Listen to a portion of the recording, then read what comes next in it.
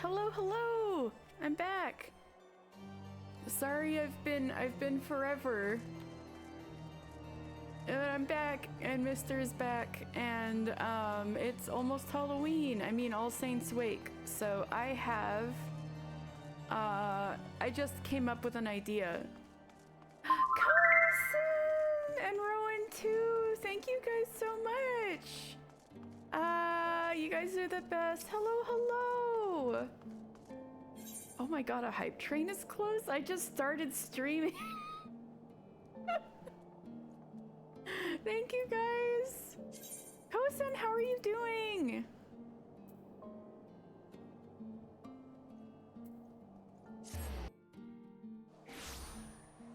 Oh my god, so I just came up with an idea of like a Halloween costume for Mister, so I didn't have enough time to like prepare it ahead of time, so I'm just gonna get it done right now. But it's probably gonna involve me dumping some money. Let's see how this goes. Oh! Congratulations! I hope your new baby is nice and healthy. Congratulations, and I'm glad school's going good too.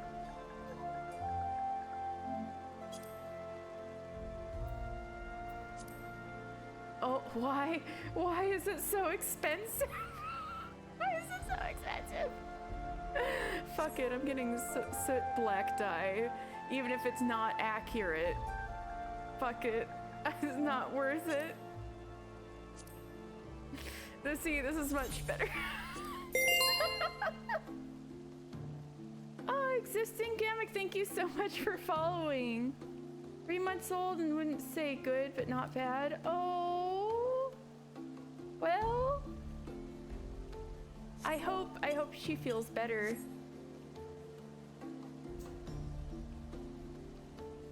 Oh, you guys get to use your moderation muscles right away today.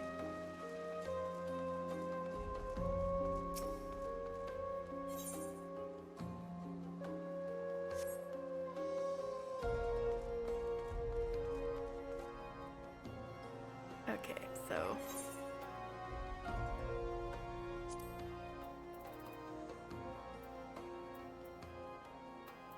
I wonder if this will work just for the glamour. Let's I can't dye like that. Okay. So I just need to dye this, I guess. What? Aw, man, do I need to go into an inn in order to dye pieces? That's kind of silly. Oh well.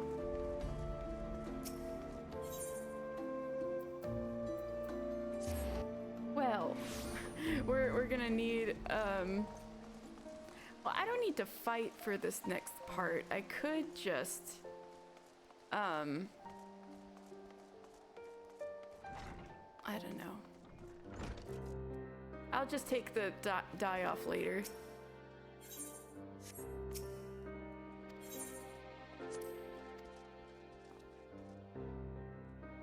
Have you guys guessed by now what Mister's Halloween costume is?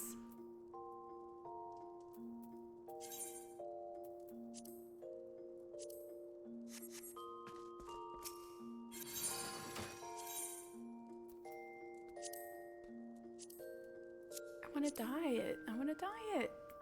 Let me dye. I can't dye it. It's not dyeable.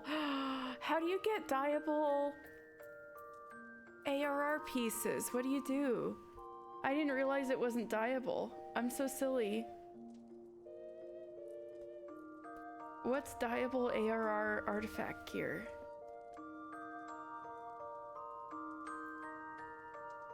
It's the crafted item.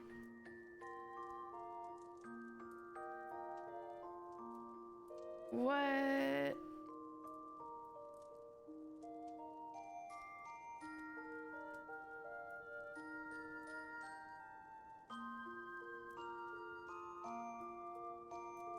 You need to augment it.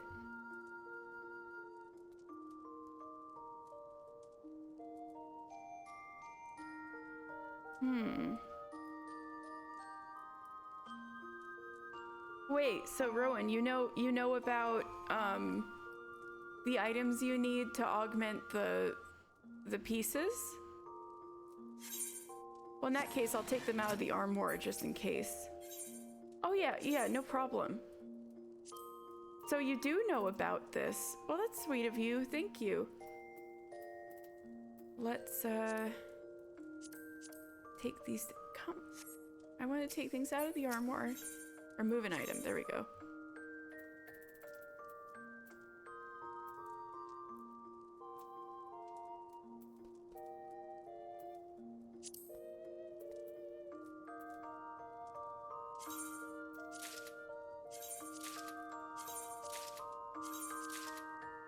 Okay, 4 pieces, because I'm not going to do the headpiece.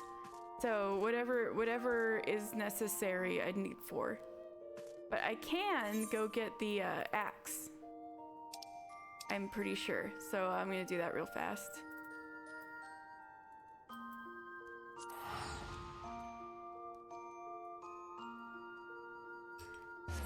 Well, I haven't gotten Stormblood yet.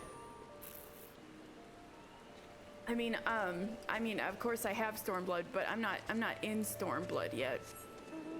I'm still in Heavensward Hell. And I am probably going to be in Heavensward Hell for the rest of the year. Oh, wait!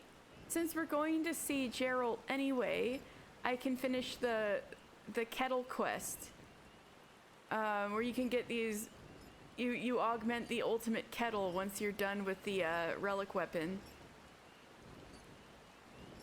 Oh, Idleshire, you mean? Wait, you can just buy the thing that you need to augment ARR artifact armor? Oh, there's so much esoteric stuff in Idleshire. But to augment it,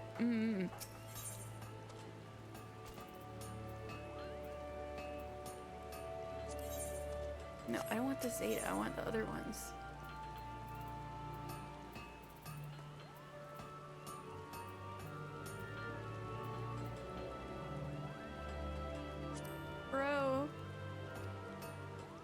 Bro, please just give me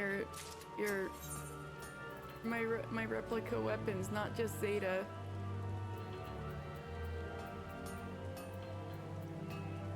Wait, what do I do?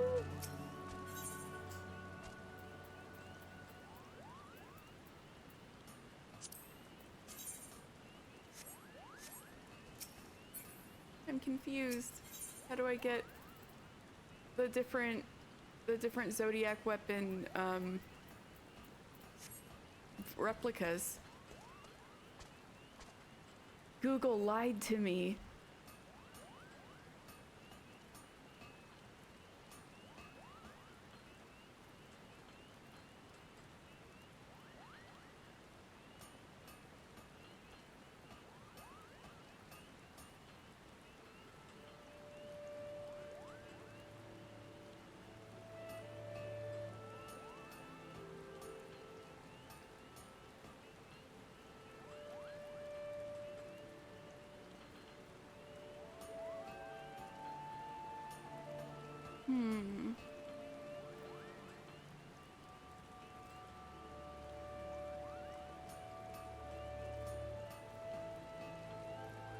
I didn't think getting this costume together would be so hard.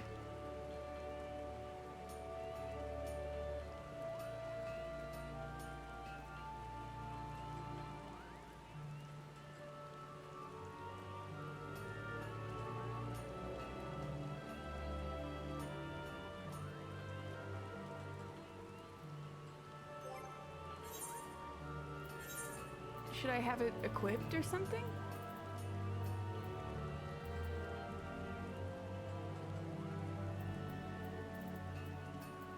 Oh. Where is it? Do I have it in... I should have it. Did I put it... Maybe I have to have it on me. I thought I would have. Maybe I put it away or something. What is going on?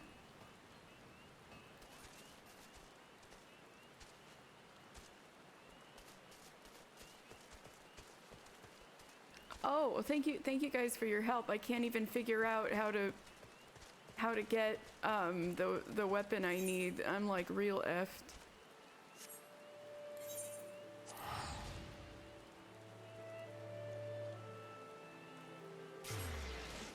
Let me see if I can find my Zeta weapon.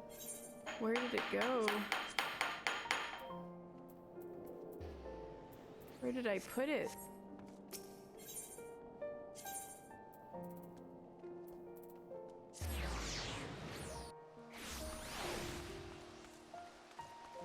Man, I really should have come up with something ahead of time. Or delayed stream start until I had this figured out. Sorry, guys.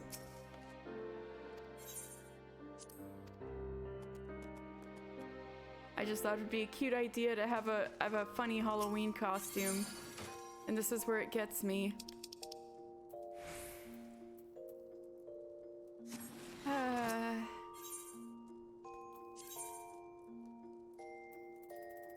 Where did I put it then?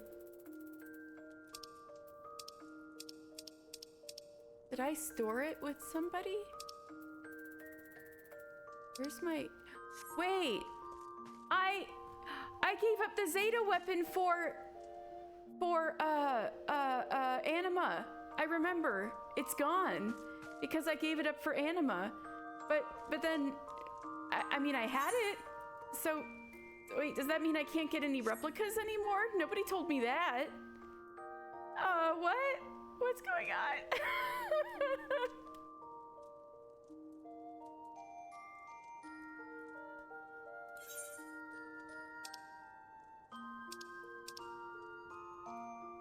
Wait, should I get the Zeta replica first and then I can get the other replicas? Is that how it works? I don't get it. Geralt, why don't you make this easy? Geralt, why does everything have to be so hard?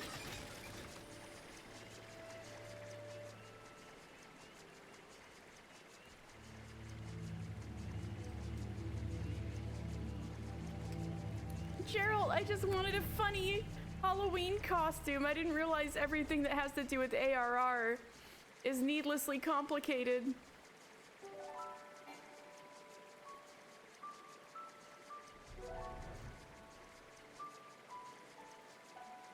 Geralt, I swear to God.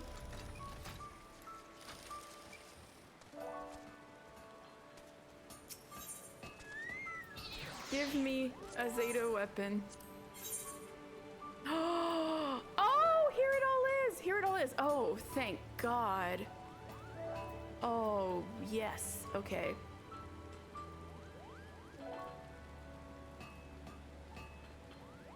Okay, this is it. This is it. I was confused. Here we go. Here we go. Yes. We are back in business, boys.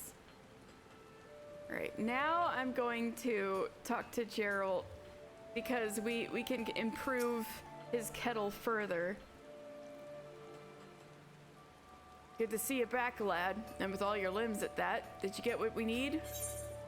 Yes, I have the Inferno fragment, the Vortex fragment, and the Crag fragment that I did all solo. Be proud of me. Listen, I know risking your neck fetching pointless shite for folk is your specialty. So true. But this means a lot. Seriously, you're more than just another adventurer. You're a mate. But enough of the sentimental bollocks. We've got a kettle to make. That's the nicest thing Geralt's ever said to me. Galzan, what's up? We're making the ultimate kettle.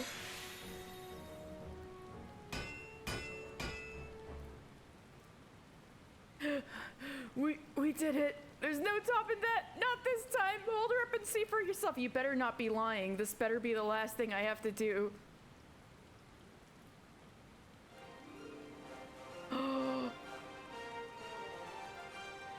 Look at them back to back. Let's go.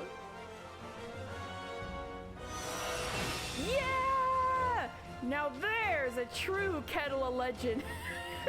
And the finest piece of pottery Orzia will ever see. Ultimate Kettle Nexus. By the gods, what an exquisite glow! Armed with such a kettle, I am quite certain one could prepare a full lawless mulled tea in a count of 10. No, 5, perhaps, mayhap even less. They're so happy. Good for them. Good for you, weird old guys. I'm glad this makes you happy. Thank you, both of you. When my client sees this little beauty, word's bound to travel fast. Folk the realm will be crying out for me wares just like back in the good old days. I have no doubt the road to your former glory is now clear before you, which only leaves the not-so-small matter of my Star Forger title. I trust you have not forgotten our agreement. Nay, I've not forgotten. I plan to win that title from you fair and square. Oh, boys. Excuse me, Master Geralt. I couldn't help but notice the kettle you've been working on, and seeing that you had just finished, I took it upon myself to look over the order. I'm sorry to report that it was due for delivery some time ago and that, well, the order was canceled.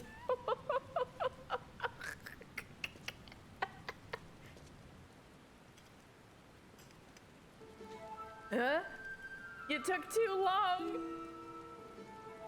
Geralt, how could you forget? When was this order placed?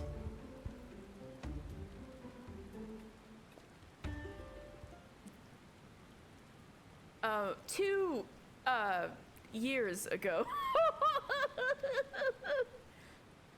Oh my god, Geralt, such a mood right now. What? But we did all that work! I did all that bloody work! No, this can't be happening! Where am I gonna find 100 million gil to pay off me bleeding notes? Pardon? You mean to say you were doing this for money all along? And there I was thinking I'd at last discovered a modicum of decency in the gutter that serves for your soul. I should have known better. Gelzan, sometimes a dude needs to make a buck. Hold on a minute, it's all coming back to me now.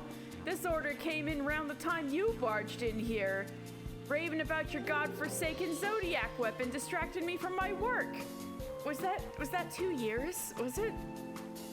This is all your fault, you swiving, scabiar, shite-eating streak of piss, and you had the balls to ask for that bleeding title back? Bollocks to that, I'm keeping it for good. Over my dead body. Right when I thought the boys were getting along, damn. Over my dead body, you ale-sodden little has-been. It seems whatever affliction claimed your hair has taken your brain as well. The title of Star Forger is mine by rights, and I will have it back, one way or another. Have at thee. Oh no, they're actually fighting. Oh my god! Oh, Master Geralt. Well, it appears that our client no longer requires this kettle, and it would be a waste to let it sit and collect dust here in Hurstmill. Might you be willing to take it, as a small token of appreciation for all you've done to help Master Geralt? I'm sure he'd like you to have it. Quite sure. After taking a closer look at it, I believe I can replicate the kettle should you ever require another, though I doubt it will be as fine as Master Geralt's. You need only ask. Oh yeah, I remember reading that Drake is actually like super talented, but he like doesn't realize it or talks himself down. And there I have it. I have the ultimate kettle nexus, a true kettle of legend that shines with such brilliance that it is said even gods would beg for a sip of its contents. It can boil water for a premium blend of tea in a count of 5. That thing can heat up.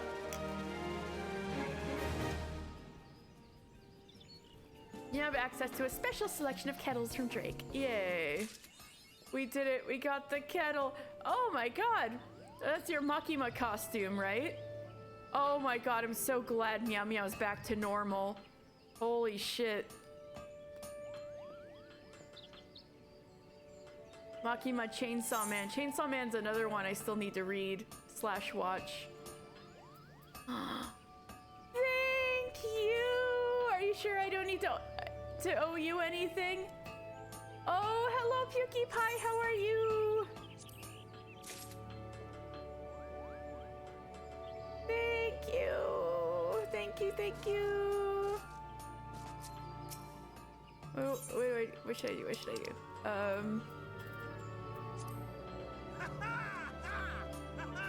There we go. Oh, I'm glad you're alive, if not suffering.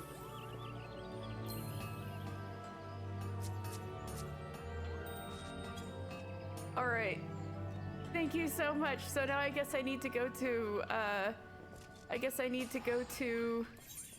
am assuming, Mordona?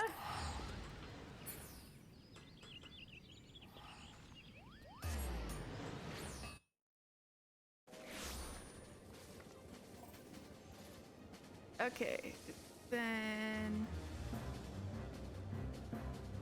let's see. Augmented.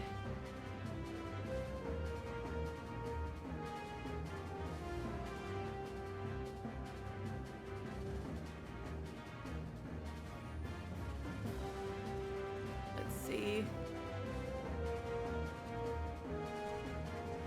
Yes. Trade them with gear inside the building in Mordona.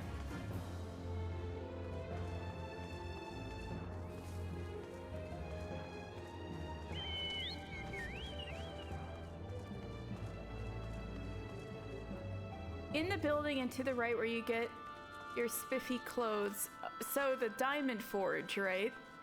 Since this is Lore Sunday, you're saying I need to go to the Diamond Forge, right?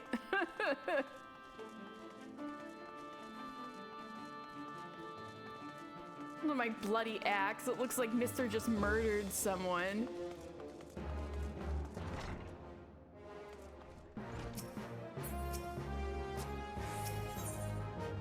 Yeah!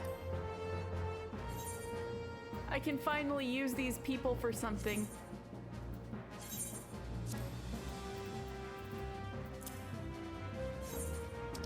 Thank you, good. Thank you so much, Rowan. Thank you. Thank you. Thank you, thank you. I didn't even know this was a thing. Thank you.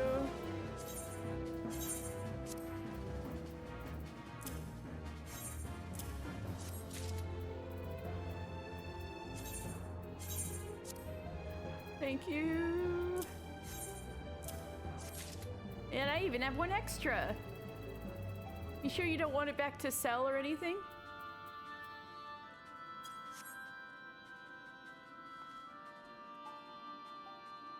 You did this for every single ARR job? You have a community list on Tradecraft for it? Holy shit. He doesn't need the hat. It's for a Halloween costume, okay?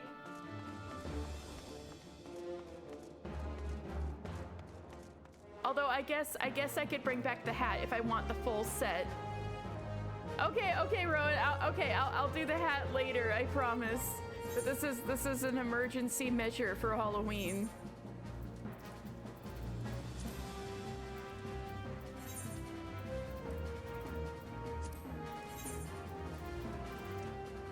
He looks exactly the same right now.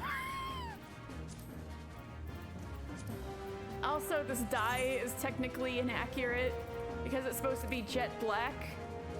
But hey, I don't have that kind of money. I would need 2 million gil if I were actually to dye all of this jet black. So we just have to deal with soot black.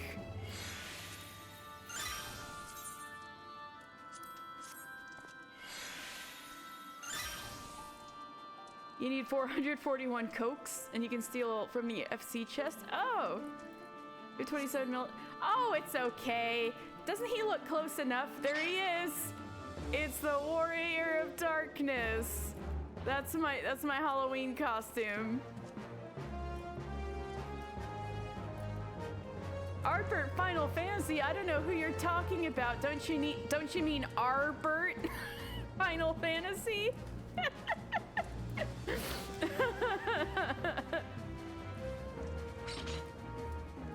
I know he looks even more exactly like a spoiler in Shadowbringers. Peak cosplay, thank you. he looks like a certain point in Shadowbringers when Arbert gets shaved. I won't say anything more spoilery than that. All right, so let's see what we got here. Nidhogg's Rage.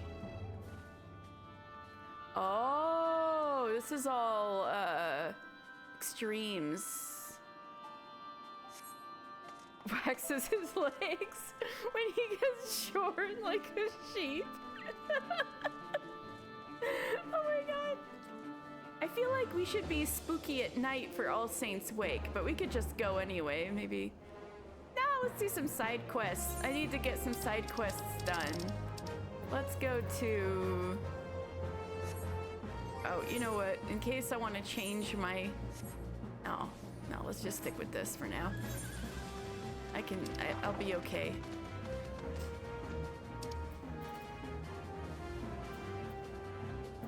I think we can start hacking away at some side quests in the Churning Mists. Hairless like a dolphin, more aerodynamic that way.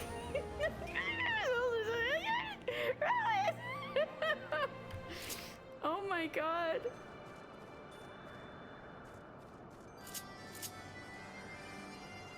Okay, let's do some quests from these Moogles. Oh, they're up top. Or that one's up top, I think. All right, Margaret, what's up? Margaret is gazing at these wilting flowers with a concerned expression. There's a lot of fish involved here. Oh no, this won't do. This won't do at all, Kupo. If we don't water these flowers soon, there'll be nothing left but dried husks. Thanks to a mean old Hropkin doing God's know what in the spring, we can't get anywhere near the precious water. Say, you look like you've done your fair share of dragon slaying. You could say that. Why don't you get rid of that hulking Hropkin for us and fill this ewer with water from the flowers? For the flowers, Kupo. Our little garden is depending on you. Okay. Show that mean old Hropkin that it can't just sit wherever it pleases. Oh, and don't forget to bring back the water, Kupo. You want me to bully a poor lizard? The things I do for random people.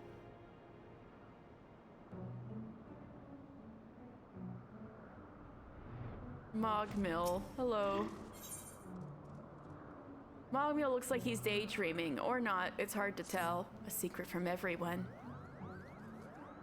The shiny sundries made by the landlords are all in vogue across Mogholm, Kupo. But Moogles can't work metal themselves, so everyone goes searching for shiny objects at Tharalum Kush. So, again, the landlords were the people, mainly Elizin, who preceded the Ishgardians, the ones who lived with the dragons in peace here, Shiva's people. And so, looks like they were all into old metal artifacts, so that's why they were searching in these old places. But I know a secret place, the House of Letters, Kupo. So many shiny objects are just waiting for someone adventurous to go pick them up. And they do call you an adventurer, so what do you say? If I had 5 sparkling objects, that should be enough to make the other Moogles jealous. Oh my goodness. These guys may be frivolous, but also look at them frolic. That is some beautiful frolicking. Incredible. Also, what a beautiful day in the Churning Mists.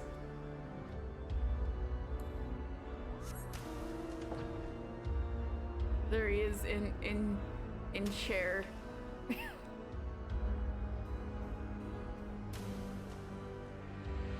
If I was a Moogle frolicking, I would spin like a dainty little ballerina.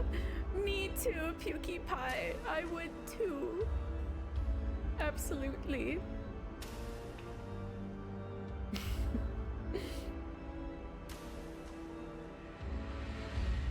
wanted to sing that song about like twirling like a ballerina, but I forgot what the lyrics were. Uh-oh. There's the Hropkin. Wait, I need to get Karage-kun up in here.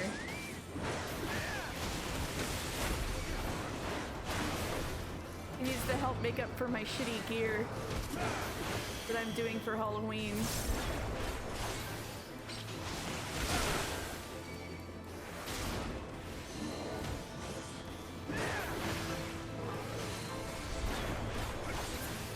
All right.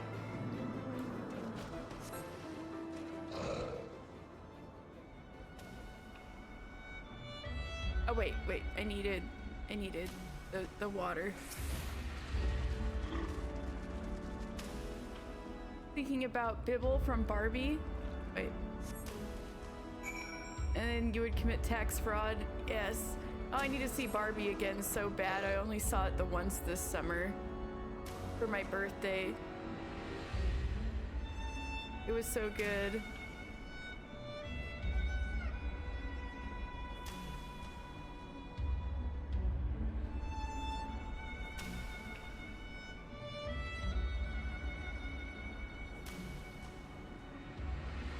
So if I recall, the House of Letters used to be a monastery back in the day.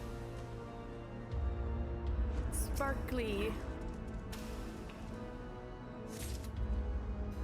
spillikins. Now it's time to Google what a spillikin is. Also, there's a muley moogle right here. Oh no! I was just enjoying a leisurely stroll and I dropped my favorite ring. I saw one of those British-looking Strictay pick it up. Pretty please, could you get it back for me, Kupo? This is the kind of thing I do for everybody. So I just need to beat up the Strictay until one drops.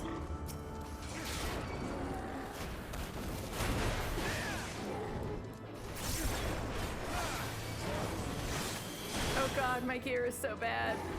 My gear is so bad.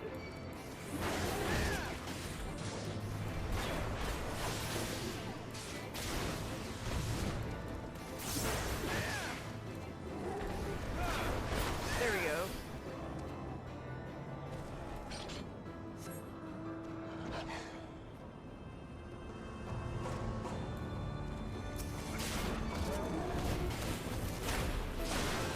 I could change jobs and make this super quick, but also I need to commit to the bit. We need to have a costume for All Saints Wake.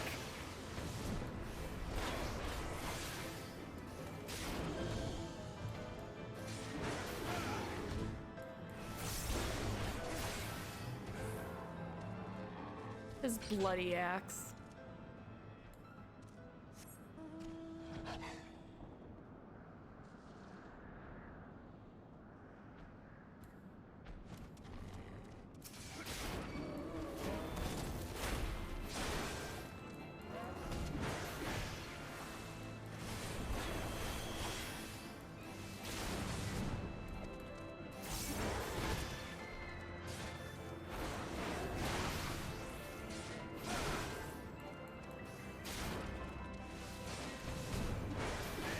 Oh wait, you know what would be funny? If I did just a little bit of MSQ, because I think the next part is gonna have a lot to do with this guy, and I can see how good my Halloween costume is by having both of them in the same scene, Mr. and the person he's cosplaying. I can see how good the costume is. And if Jet Black dye really is worth it. Do it. Okay. Once I finish these two quests, I'll go do some MSQ.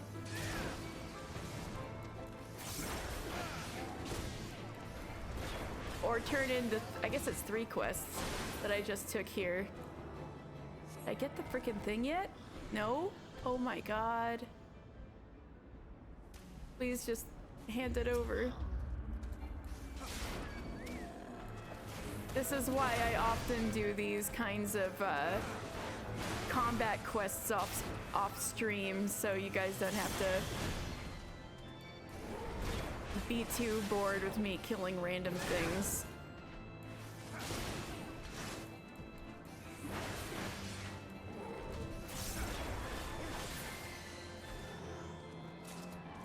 Oh, I got it. I got the ring. All right, sweet.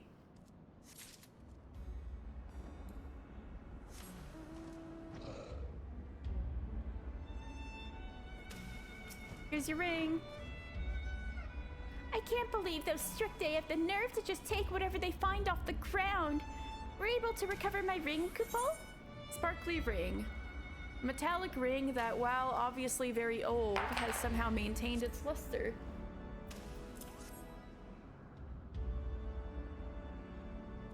It's my ring! I knew you'd be able to get it back from those mean old Strictay. I'd never be able to forgive myself had I lost this ring. It cost me my life savings of 42 Kupo nuts. 42 whole Kupo nuts.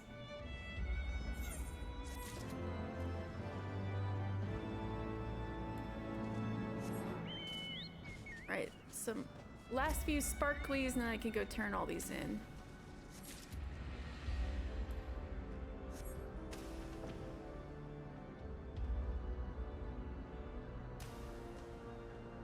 Sparklies. Oh, sparklies. There's one in like a random ass place. Oh, hey. A lookout point.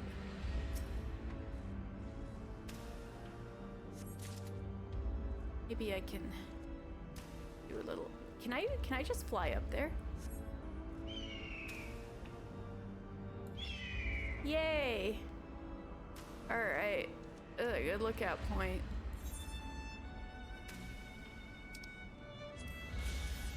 The House of Letters. The 1,000-year-old ruins of a tower said to have been built by the hand of man and dragon in the days before the war. Even now, as it lies crumbling in ruin, one can still make out the letters engraved in its walls, which have led Mughals to give it the name by which it is now commonly known. Letters in the walls.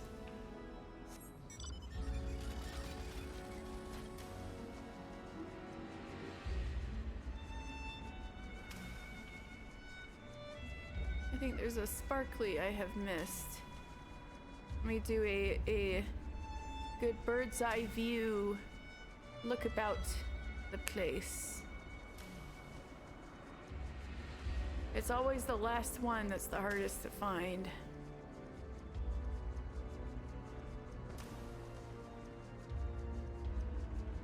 There you are.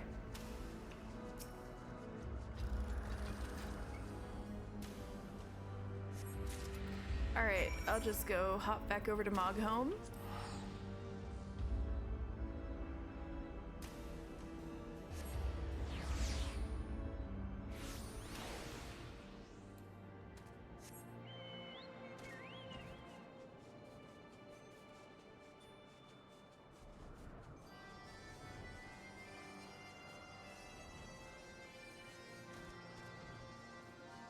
Right, here's your water. I beat up that lizard for you. You better be grateful. Oh, I can see the flowers wilting before my very eyes, Kupo. Did you manage to bring the water? Full ewer. Finally, the flowers are saved. There didn't used to be so many dragons stamping about those springs, but recently we've been seeing more and more. I don't know where they came from, but I'm sure they're only here to make our lives a pain in the pom-pom, Kupo. Maybe they just wanted a little bath. You know, maybe they just wanted to sip some water.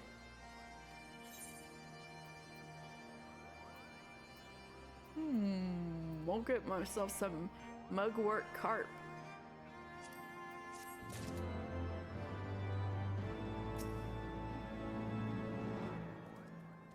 I have one of the most important and difficult jobs in Moghome, watering the flowers, Kupo. You can't put too much and you can't put too little. Truly, it is an art form. And one more. Hey, Guard Stormer. What do you think your children have done with the place? Do you like it?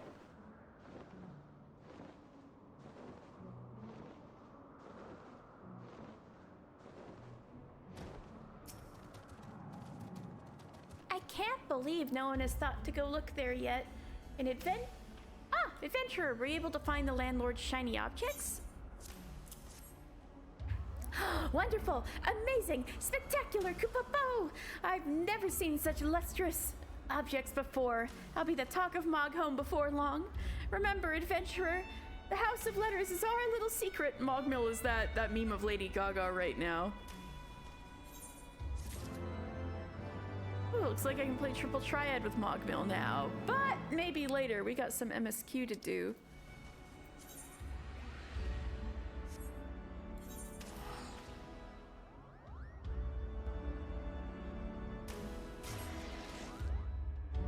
It's gonna be so funny to see these two in the same scene.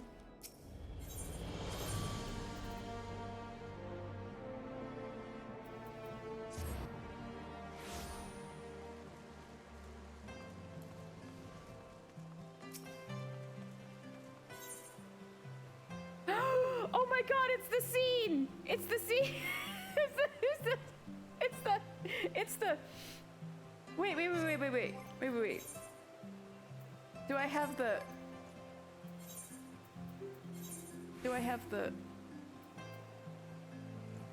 Yes, I do. Okay. I gotta give him a fancy little outfit.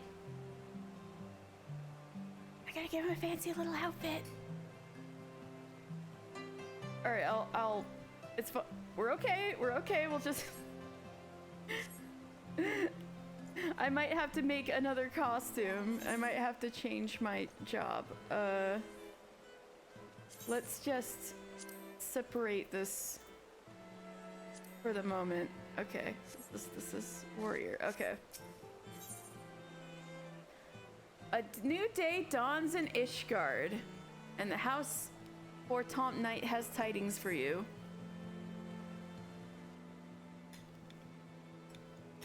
Master Final Fantasy, you are come at a most excellent time.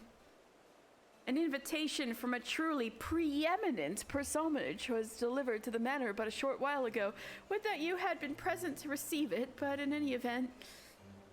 Sir Emeric de Borel, Lord Speaker of the House of Lords, Lord Commander of the Temple Knights, and Viscount of House Borel, cordially invites Master Final Fantasy to dine with him at his estate. Date night. Also, look at how many titles Emeric's got nowadays. You seem surprised. The messenger assured me that his lord had broached the subject with you at an earlier date. He did say we should grab a drink or something. He did say something along those lines, but considering how busy he got, I didn't think he was serious. When the arrangements for the peace conference were still being finalized, of course the intervening moons afforded little opportunity for leisure, but with the happy advent of peace, 'tis plain the Lord Commander sees no further cause to delay. Right on. Emeric's a man who knows what he wants. I think. Maybe. What say you? I would, but I haven't the foggiest what to wear. What do you... No, I'll say, I should be glad to accept.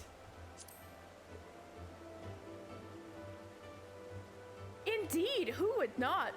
You will forgive me if I seem envious.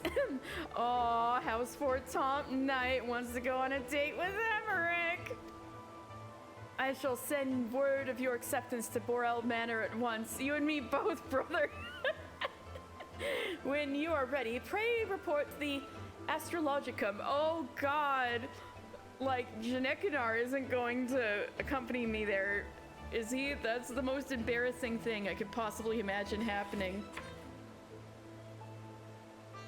When you are ready, pray report to the Astrologicum. They will have someone to escort you the rest of the way.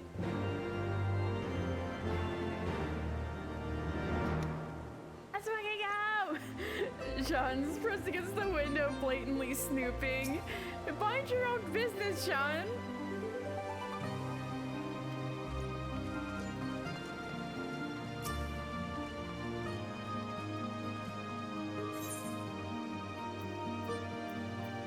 wait. I need to get a fancy outfit. My fancy outfit. Okay. First of all, let me go to drinking. Or maybe I should have Bard. I think that might look good with the outfit as it stands.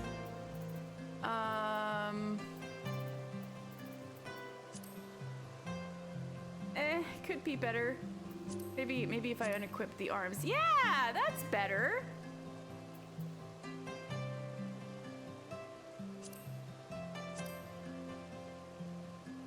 Yeah, that's not so bad. Although his hands look cold. Wear something slutty. But he gave me, I got the Alpine coat. Or no, I got this from the Four Tomses, but I gotta use my gift, you know? We need to get him some gloves. Some nice gloves. I don't know if I have any on me. It's a little much. That's a little informal. That's pretty okay. Maybe the Dommelskin gloves. Yeah, maybe the Dommelskin gloves. Where did I just put them? Not those. Right? Those ones. Okay, that's not so bad. Okay. And then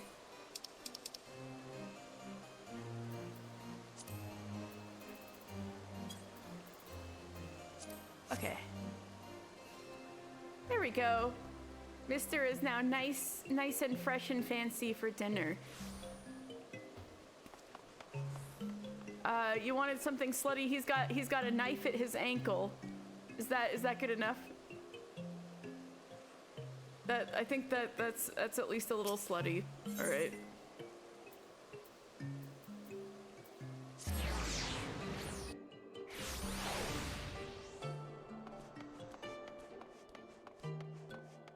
I have to dress nice for dinner. The tiny curved knife, yes. Just in case somebody tries to interrupt. Not actually talk to Shanakinar. All right, let's go this way. Whee! This is a nice coat. I should wear this more often. House Borel Steward. So, I don't think we actually went. I don't think I actually read Emmerich's profile before. So, So Borel is not the name of his father's house. He was adopted. So let's go into this. Emmerich de Borel. Sir Emmerich de Borel is the Lord Commander of the Temple Knights, and as rumors suggest, the bastard son of Archbishop Thornton VII. Owing to his father's influence, he was adopted at birth by an aged Viscount of House Borel, whose wife was barren. Though they treated him as their own flesh and blood, rumors of his status as a bastard and his father's true identity eventually found their way to him. And so, after being inducted into the Temple Knights, Sir Emmerich hoped that he might one day be granted an audience with the Archbishop to learn the whole truth. Little did he know that would be a lot more fraught than he thought it would be. The 32-year-old Sir Emmerich political views, as well as his distaste for petty power struggles, are largely the result of his upbringing, particularly his keen awareness of the limitations placed upon an individual for the circumstances of their birth. Ooh.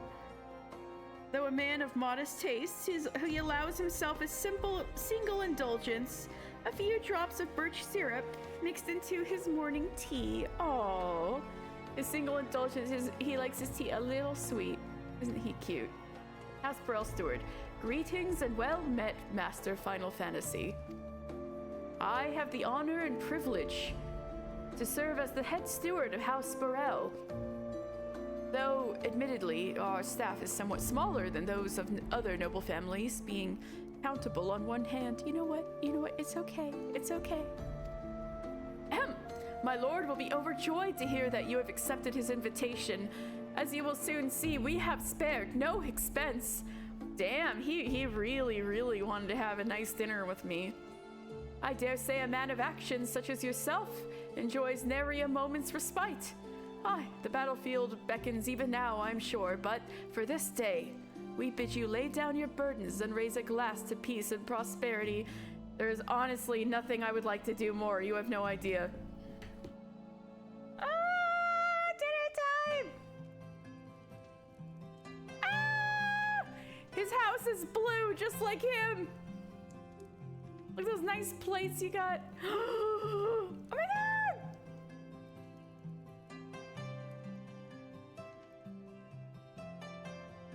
I think the gloves were a good idea. Or no, maybe, oh no, maybe he should have been barehanded. I thought I'd just be nice.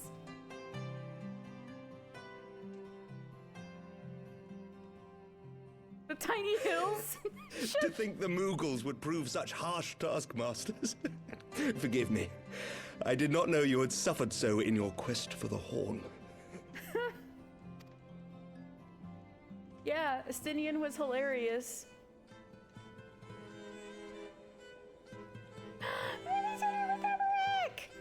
Ah!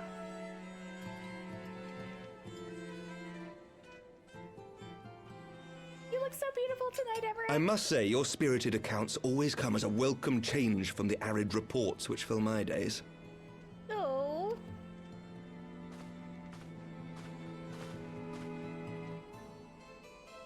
Oh, actually, I would like some wine. Or I guess I have had enough. Alright. Look, Mister looks so happy.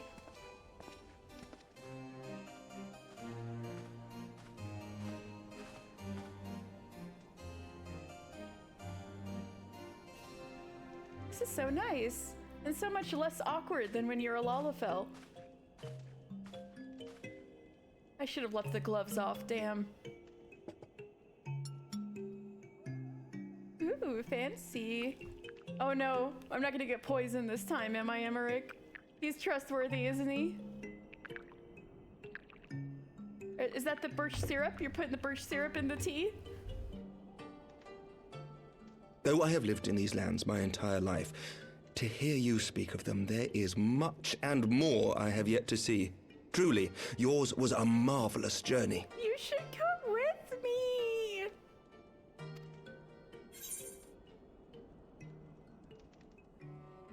Why not join me on the next?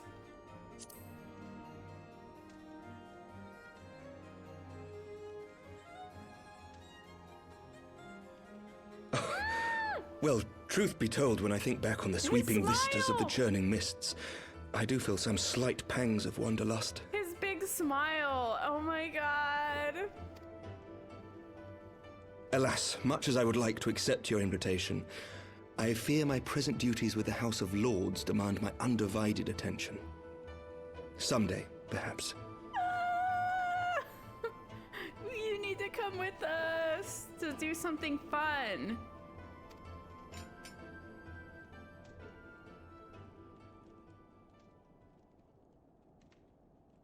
By your deeds, you have helped us to lay the foundation for lasting reform.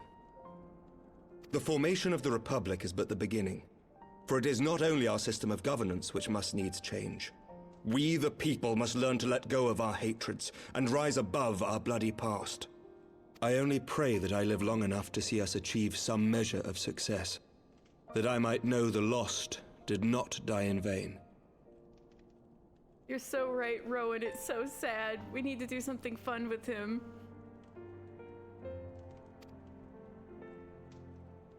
I can still see you there on the steps of faith, striding fearlessly towards the worm.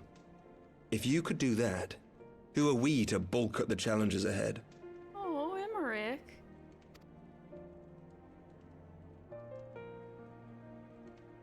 I'm inspiring you guys? The question of how best to strengthen ties with the other great nations of Eorzea has been debated at length in the Lords and Commons of late. As you may imagine, maintaining stability during this period of historic upheaval is our paramount concern. Nevertheless, we are greatly indebted to the Alliance for their support during the Grand Melee, and it would be remiss of us not to repay their faith in kind.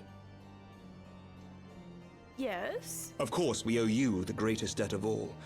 And it is my hope that in extending our support to you and the Scions, we might also express our gratitude to our neighbors, nay, our fellow Eorzeans, whom we pray you will continue to protect.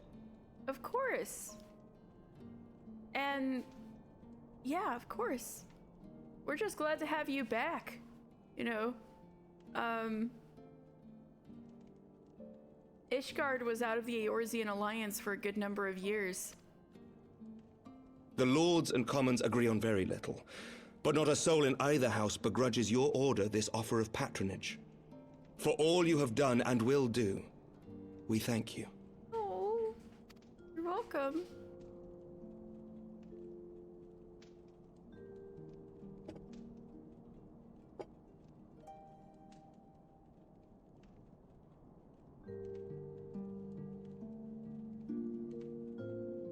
Oh, Mister looks so happy, and so does Emmerich. Ooh, the animations. Aww. May I ask a personal question? Yes, anything. Now that the dust has settled, what will you do?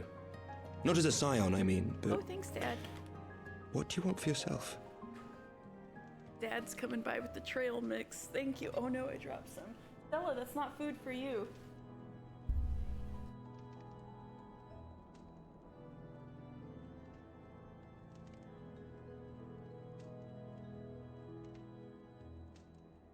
What do you want for yourself? That's what the weird little guy in my Dark Knight Soul Crystal was trying to ask me.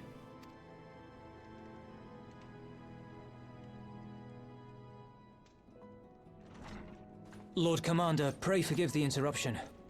God damn it, right when things were getting good. We can't even have a full dinner without somebody interrupting us. News from House Fulton? An urgent message for the Warrior of Light. I was instructed to deliver it without delay. God damn it. I can't even have one nice little dinner with Emmerich. Master Thancred returned to the manor a short time ago bearing an injured maiden. Wait, what? Master Leveilleur and Mistress Tataru are tending to her wounds, but they like not her chances. Respectfully, my lord, they have requested the Warrior of Light's immediate presence. Damn, what timing. I guess I do have to leave for this.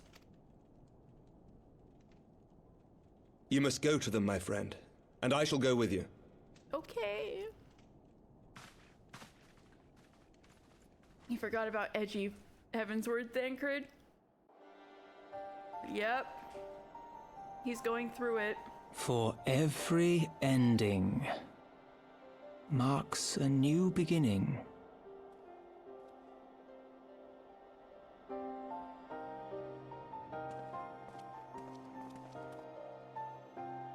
From tragedy and sacrifice, we rise to greet a new dawn, as did he.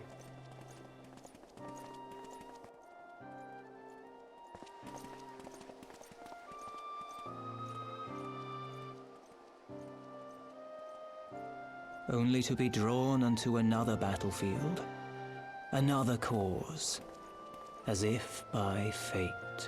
Seriously.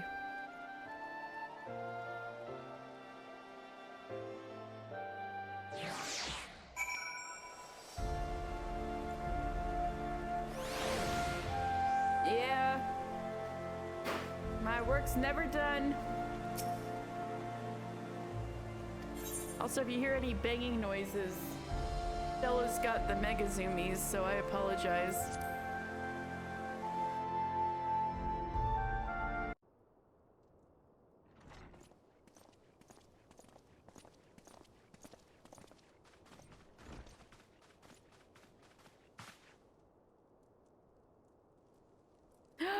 Alize? Yes. Alize? I haven't seen you since the Binding Coils of Bahamut. Is that... Like half a year ago. Alize, Alphinaud's twin sister. She ran afoul of the Warriors of Darkness. Oh shit, there's one standing in the room right now. I had been tracking them since oh, wait, the ceremony he at doesn't have his Fulton's costume on, Nest. sorry. Little did I know I was not the only one. Evidently, she had learned of their activities and attempted to shadow them on her own. Poorly. Oh, Alize's got to learn on her sneaking skills. She's got to learn to be less sus. I rescued her in the Twelfth Wood, and Shadow together them? we fled north. Sneaking emoji. But though I made every effort to cover our tracks, they caught up with us on the Ishgardian border. And in the ensuing struggle, Alize took an arrow to the shoulder. She could even It was be only after we had made good our escape that I realized it was poisoned. bringing them shadows.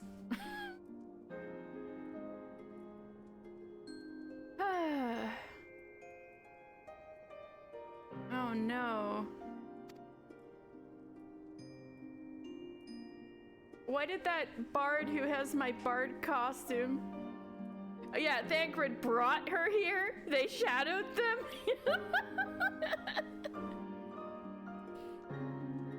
The poison. Why did that cat girl had to poison the arrow? What's wrong with you, cat girl?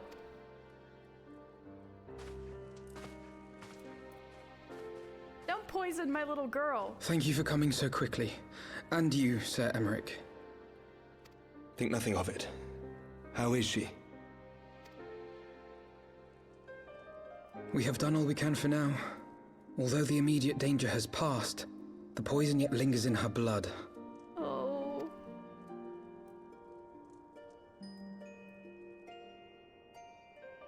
We came to Eorzea together, hoping to bring salvation to the realm our grandfather gave his life to protect. But when confronted with the bitter realities of its politics and its petty powermongers, she was driven to anger and to doubt.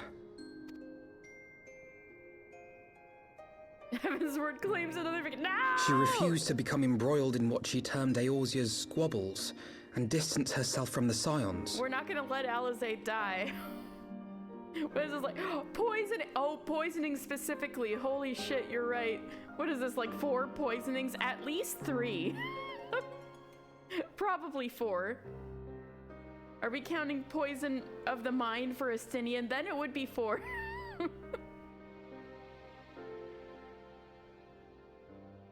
You're counting Raubon in the jail with the poison gas. Okay, then 5. If I count the drugging of even though it wasn't actually poison, I still count the drugging of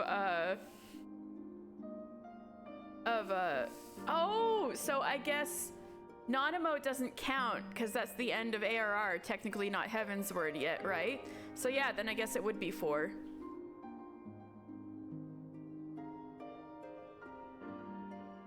Oh, you think that counts as the beginning of Heavensward? Then it's 5.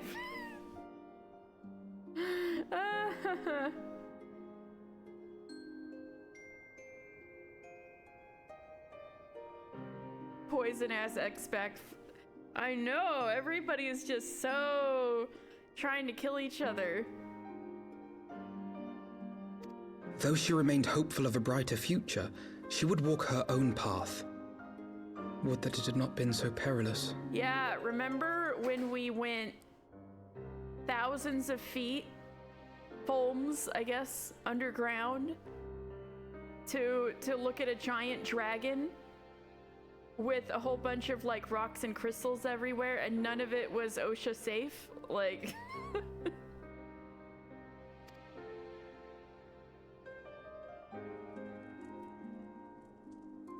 For all our differences, she's as dedicated as any Scion to the salvation of Eorzea. But more than that, she is my sister. not a single handrail to be seen. Also, of course, Alphino, she's your sister. Actually, that should come first. Really? To be reunited with her, only to lose her forever. Gods, even to speak the words. Rowan, shit! Also, Alphino. Alphino is just fresh off of like losing Zale and I guess and Orshifon counts too. And and he almost thought Estinian was dead. So like, now he's like gonna lose his twin sister. But it sounds like you guys have her mostly saved. Oh, poor baby. Take heart, Master Alphino. She will be attended by our most skilled Chirurgeons. Damn, this really is Emmerich's best looking patch. They really lit him in these cutscenes. Alphino's terrible, horrible, no good, very bad week for sure. Is it all still a week? I guess it could be. You still lovingly modeled it in your own way. Shit. He's. Hey! Don't say that about my man. My spoiler man. Don't say that about my spoiler. No! Yeah, he may be stinky, but that's part of his appeal. At least he's not dead. Like, I can think of some lovingly modeled people who are just straight up fucking dead. Like, Izael, they put so much effort into her.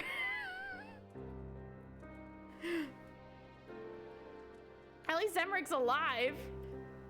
He's like a cowboy in an old western where they just never quite get all the grime off. Yes, and what about it? No, I'm just kidding.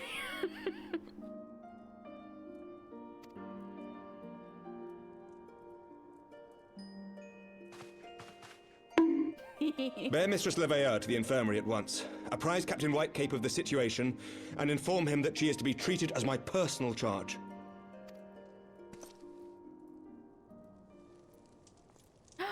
He's waking up. Alphino, is the Warrior of Light... is he with you? Don't go. There is something I must say. Alisaie! Alisaie's first lines with her new voice actress. Oh my god, this is the voice actress's, like, first patch. First full patch.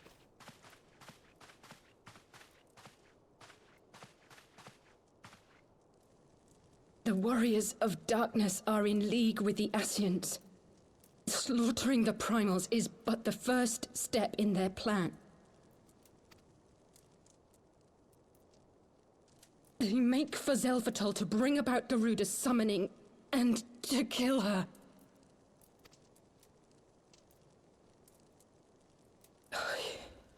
You must stop them. Alisaie! I shall inform the others at once.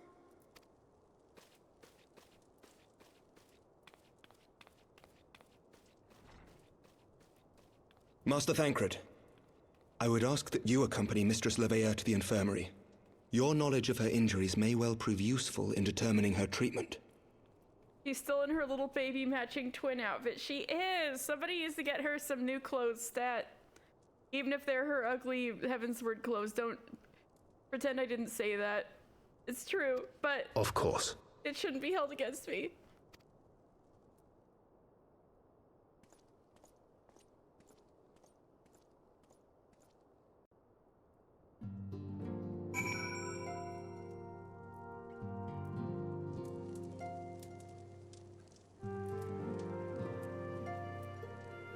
See? Oh my god, I'm so glad it's not just me. Oh my god, Mr. looks so fancy. He's having such an Ishgardian moment. Look at him in these surroundings. Aw, yeah. Aw, yeah, Ishgard moment. Anyway.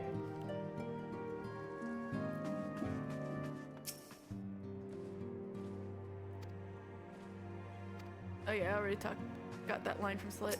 Yeah, Count Edmund, isn't this crazy? Thank you for helping us. However much we may change and grow apart, some bonds are unbreakable. So true. He just needs to be racist about something, he'll be full Ishgardian. Oh my god. Emmerich's right there. Why would you say that when Emmerich's right there?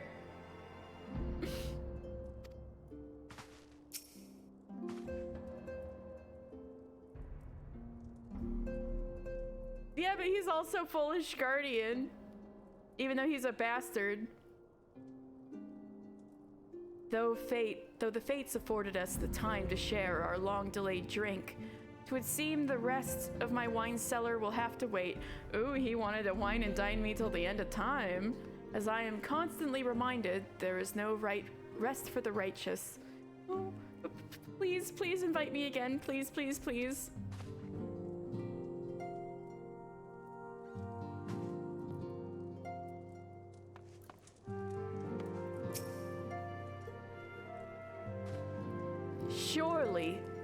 Surely they won't let her. Yes, I know. We must trust in Captain Whitecape and his Chirurgeons. Did they not bring Estinian back from the very brink of death? Alphinaud's been going through it lately, man. I am uncomfortably reminded of how he mocked me for praying at his bedside for days on end. He admitted that he was just pulling your leg. Don't worry. What say you, my friend? Shall we turn our attention to a matter whose conclusion we have yet the power to influence? God, what a mood. Heavenly eggnog. You know what? 'Tis the fucking season. Let's get some heavenly eggnog.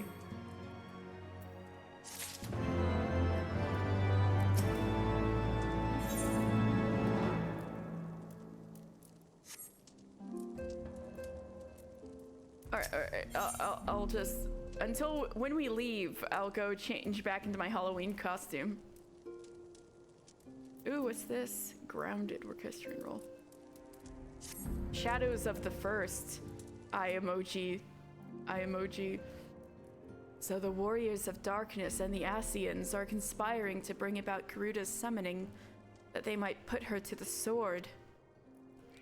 Then when we first encountered them in Lothast Nath, when they were confronting Ravana, gods, has this been their aim all along? What do you intend to do, Master Alphinaud? There is much and more I do not understand, but I know this. A primal summoning cannot be ignored. Alisaie risked her life to uncover this plot, and we squander her gift at our peril. Mister, will you accompany me to Xelphatol and help me stop the Ixal's ritual? Yeah.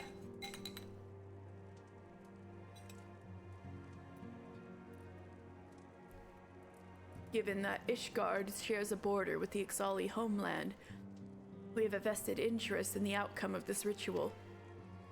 We have been willing to suffer the Beastmen's intrusions into Curthan lands to a point. Yeah, because they've been too distracted by the dragons. They didn't give a shit about anybody else. The summoning of a primal is an escalation we cannot abide. You shall have our fastest airship, Master Alphinaud. The mountains of Xelphatol are not easily traversed, and this endeavor demands all haste. The gesture is most appreciated, Sir Emmerich, but I fear an aerial approach is destined to fail. This is their homeland, after all, and Ixali dirigibles are not to be underestimated. No, experience tells me the only conceivable approach is by land. I believe it would be wiser to cross into Xelphatol by way of the mountain pass east of Camp Dragonhead. In that case, I shall send instructions for a contingent of the camp's knights to be placed at your disposal. They will secure you safe passage through the mountains and escort you thence to Xelphatol. Though my men are unqualified to confront a primal, they are more than capable of contending with the Ixal. We should be glad of their assistance, Lord Edmund. Polite little lad bow. In the event Mistress Alisaie regains consciousness, we shall share with you any further additional information she may provide. May the Fury watch over and keep you safe. You too, Emmerich. Thank you for dinner. Then let us be off. We can procure any additional supplies we require in Camp Dragonhead. I should probably check in with those guys anyway.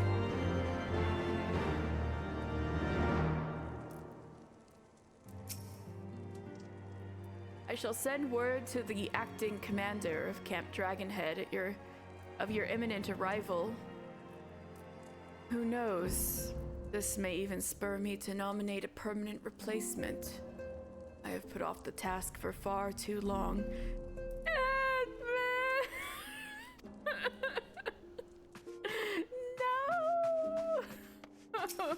That's so sad. Oh my god. Okay. Okay.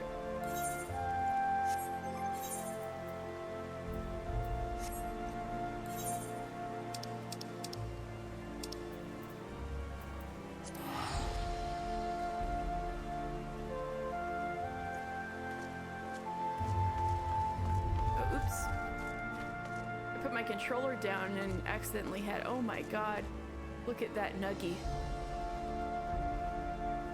Okay, let's try this again.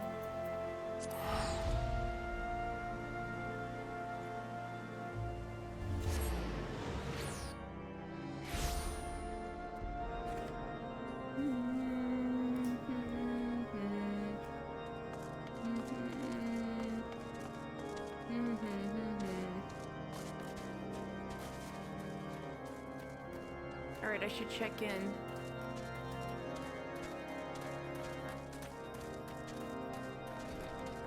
Here we are. No, wait, wrong door. Although maybe she has updated quotes. Let's see. I don't recall a shield being part of Lord Orshafon's memorial, but when I visited it the other day, there it was. A fitting addition, sure to inspire others to carry on in his stead, for the sake of House Fortemps and Camp Dragonhead. We will visit Orshafon's memorial, but I have something specific in mind for that.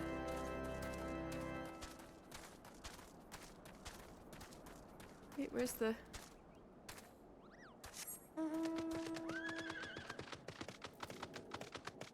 Hey, I'm riding a unicorn in House Fortemps Fortress. It's fitting. God. How are you doing, Corintio? Yours is Elka, ever a welcome-faced friend. If you are weary from your journey, pray rest a while by the warmth of our hearth. That's something Orshafon would have said. Destilla also picked the worst times to just deep clean. In between her toes, loud as hell, or is it just jelly? What do you mean? Like, lick really loudly between her toes? And what, did you just hear her meow or something? I wasn't sure if that picked up.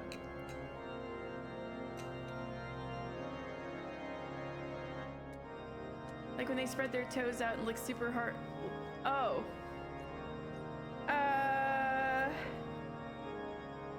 She's not overly loud about licking, I guess. I know what you're saying, but I never thought it was like mega super loud compared to her begging for food. But maybe Jelly is just a really loud licker. What do you do here? As a proud knight pledged to House Fortemps, I shall continue to serve in the memory of my dear departed lord. So shall we all. Though he had a peculiar air about him at times, he was beloved of every man, woman, and child in Camp Dragonhead. His death came as a terrible shock, and for a time, many of us knew not how to carry on. But it would not do for us to remain disconsolate. Nay, Lord Orshafon would want us to look to the future, with hope in our hearts and a smile on our lips. And how's Yael doing? After speaking to the others, we have decided to leave the intercessory vacant for the time being. You are more than welcome to make use of it as you see fit. I dismissed it as mere jest at first, but I suspect Lord Orshafon was quite serious when he suggested calling it the Falling Snows. Also, they also continue to do squats shirtless in Orshafon's memory. His memory is going on strong here.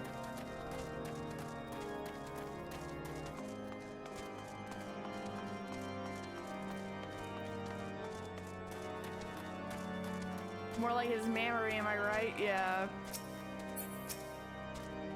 Have you everything you require then? Excellent. The entrance to the pass is north of Natalan and due east of Camp Dragonhead.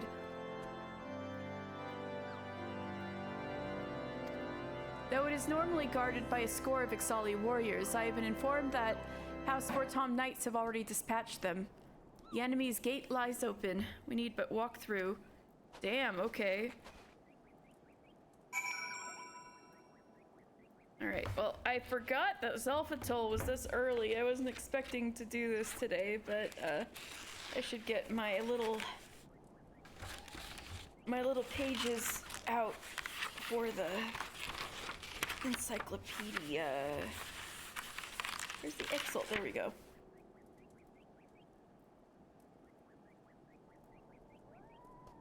So yeah, the wind-blasted canyons of Zelfatol is the domain of the Ixal. And let me see if there's anything else. Oh yeah, roosting in Zelfatol appears to have wrought a change in the Ixal's physiology, and over the span of 5 centuries the chicks born to the tribe exhibited fewer and fewer feathers, until eventually vestigial clumps around the elbow were all that remained to be seen. Although, Xylitol, yeah, although you could wonder if maybe the genetic instability of being chimeras from Azys Law had anything to do with it.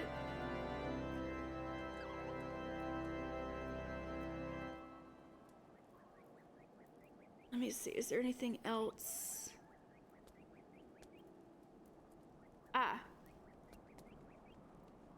Oh, they actually say that in here. All right. So, they actually do have a little blurb in here about their origins, in Azys Law. Though the tribe itself does not understand the truth of its origins, the first Ixal were in fact a chimeric creation of the Allagans known as Ixalion. Developed for deployment as an airborne division, these laboratory inventions were indoctrinated to unfailingly obey the instructions of specific individuals in order to ensure an unbroken chain of military command. The present rigid social structure of the Ixal is presumably an echo of this genetic design, with approximately 1/10 of the population occupying the command class, the Skysent, a 5th comprising the middle class, the Galeborn, and the remainder forming the laborer class, the Wind-Risen. Even generations removed from their race's inception, it is extremely common for descendants of the superior commander bloodlines to hold positions of leadership within a flock.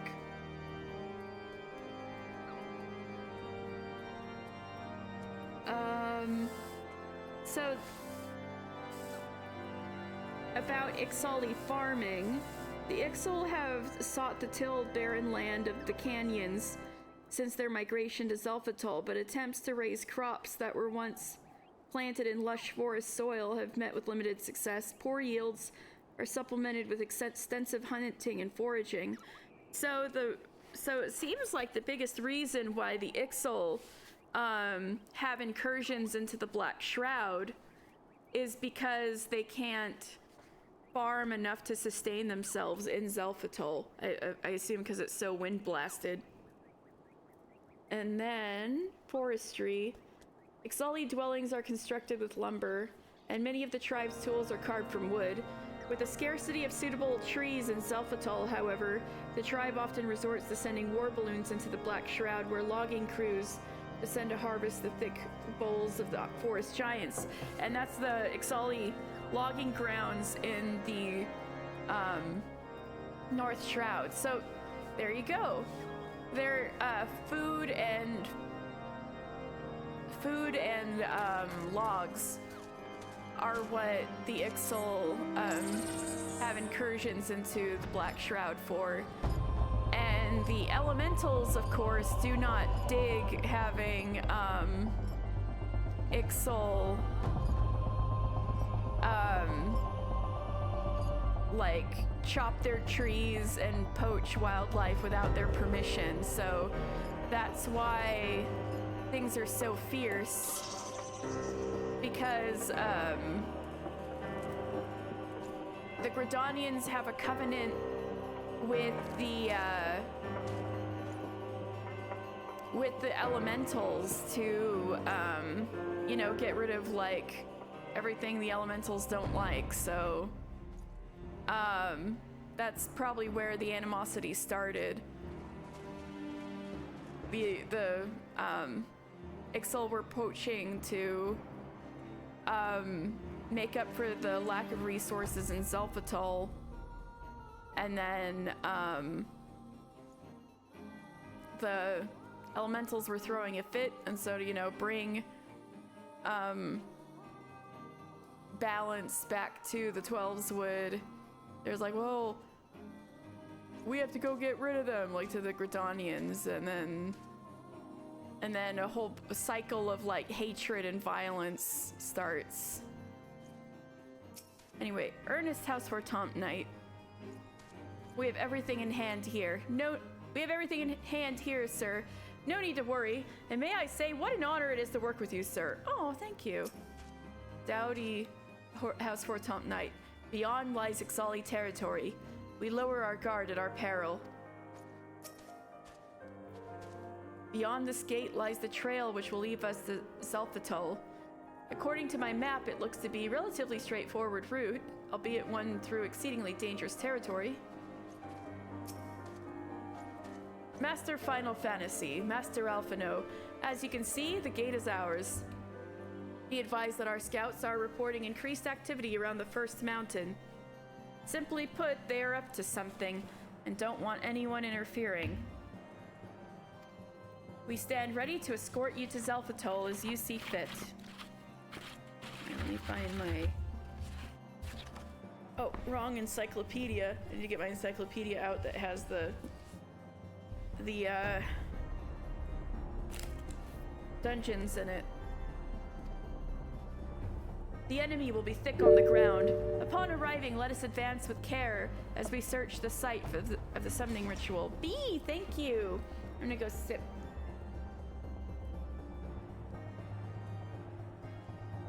Ha! Alright, I've hydrated. Thank you very much. Oh, sweet. I happened to open a good page. Alright, I got the Zelphatol page out.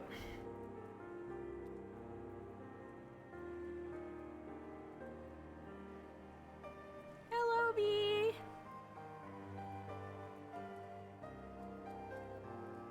The enemy will be thick on the ground. Upon arriving, let us advance with care as we search for the site of a summoning ritual. If the gods are good, we should only have to contend with the Ixal, but if they are not, we may be forced to do battle with the Warriors of Darkness. Zelphatol, now accessible. Well, for this, I'm going to be a dragoon, but then I'm gonna switch back to my Halloween costume as soon as I can. Come, my friend, let us make for Zelphatol. Alright, what do we got? Who do we got? We got that guy. The house... Yeah, the Ernest House for Tomp Knight. He's coming with us. With his cute little haircut, the one right there. And, this guy, the Steadfast guy, is coming with us too. Oh! So, I guess, the Dowdy House for Tomp Knight might be the second DPS. Yeah, because she's got a bow. So she would be like an archer. Okay, cool.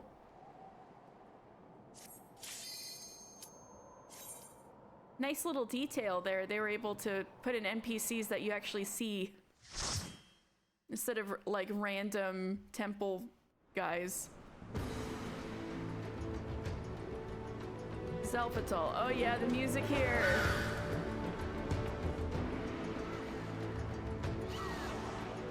Where those little slugs go? They're running so fast.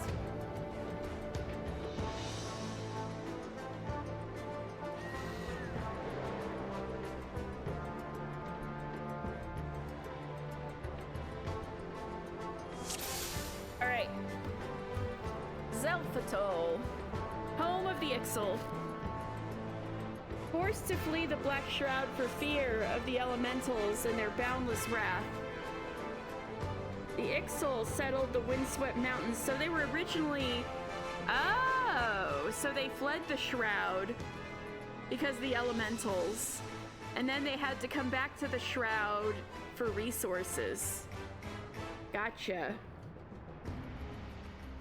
Forced to flee the Black Shroud for fear of the elementals and their boundless wrath, the Ixal settled the windswept mountains of Xelphatol more than 550 years ago.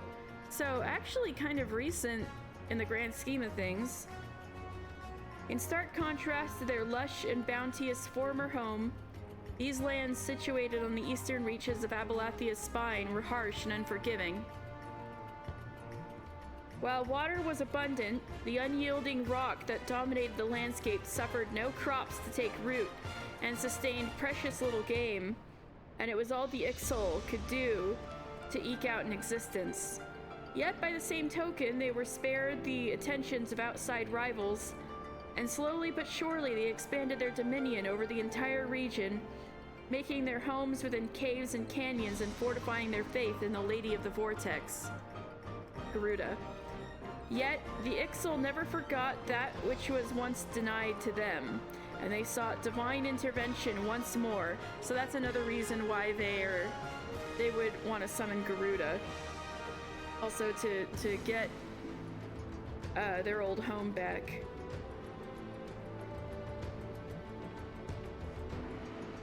To summon Garuda and beseech her to strike down their enemies. Sensing the winds rising, the Scions of the Seventh Dawn sent forth the Warrior of Light, who traversed a Kurthan mountain pass on his way into the heart of enemy territory to quell the gathering storm. Alright.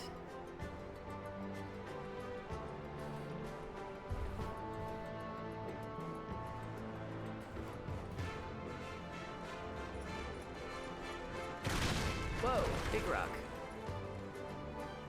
Falling rocks to add to the danger.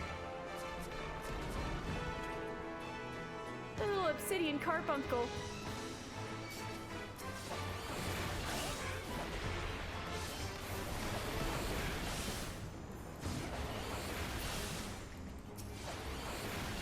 Whoop, rock. Oh, I think the rock actually hit the slug. Let's go.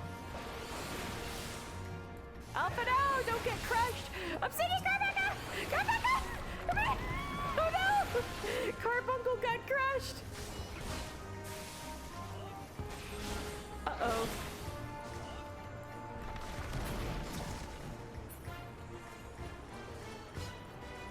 I think Carbuncle's okay.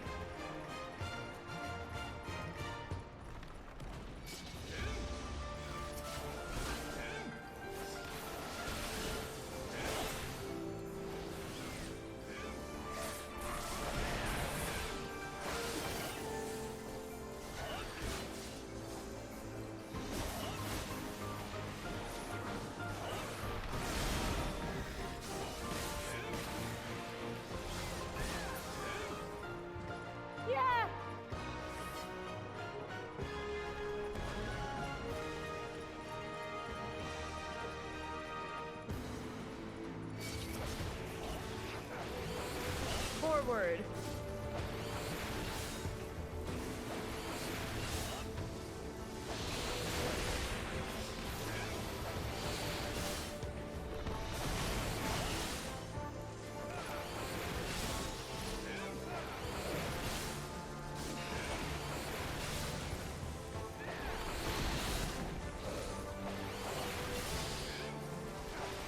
Actually, I'll leave the DPS to them for a second because I need to open up the other encyclopedia, but I'm desperately running out of desk space. Okay, let's just go. And then I'll go open up the right page.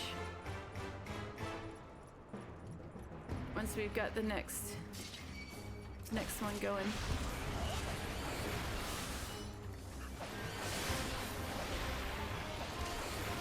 Okay, I'm gonna leave the DPS to my bro my broskies for a second, and then I'm gonna get back on the Ixal page.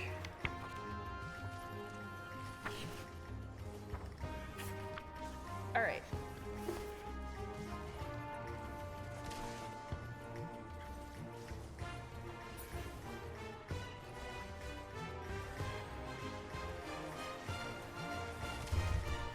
Okay.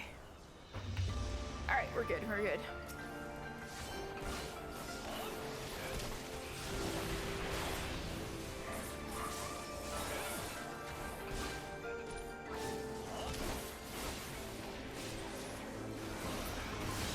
All right. So this symbol of the Ixal is called the Eternal Winds.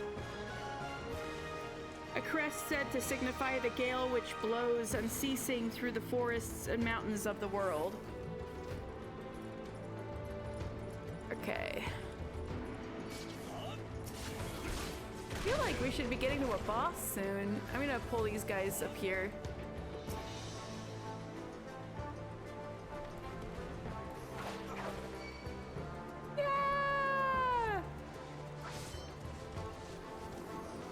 I don't want to die.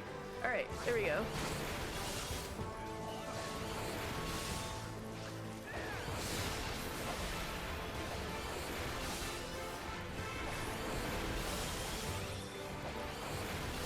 Fold like the silver fuller.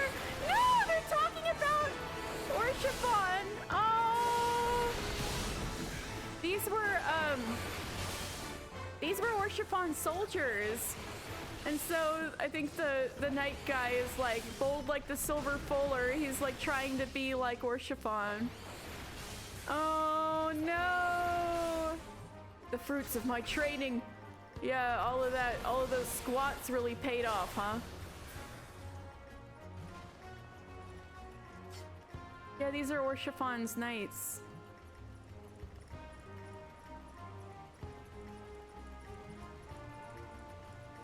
It's over if we're crushed. We can't lower our guard even in battle. Alright, so Nuzal Huelok. Is that a balloon on his back? Be on guard for attacks from above. So Nuzal Huelok. Oh. So we can get into Ixal naming conventions a bit. The four names of Ixal are decided by adding a consonant to a base word, a term determined by gender and the direction the wind is blowing at the time of hatching. For example, the term for a male who is hatched during an easterly wind is Ozol, to which the consonant L might be added to create Lozol. It is a common belief among the Ixal that an individual's temperament and personality are strongly influenced by his or her birth wind. Oh, I guess like the people who think your personality is determined by your blood type and stuff like that. Ixal surnames represent their position in the tribe's social hierarchy. And there are 16 bloodlines and that belong to certain social classes. So Nuzal Huelok, this means he was born during a northerly wind, and apparently Ixal born during a northerly wind are figure that they're going to turn out cruel, which I mean seems to be turning out so far considering he's the first boss in here. And then Huelok is solidly in the middle class, part of the Galeborn. The middle class of the Ixal said to be the first to ride upon the winds, about 20%.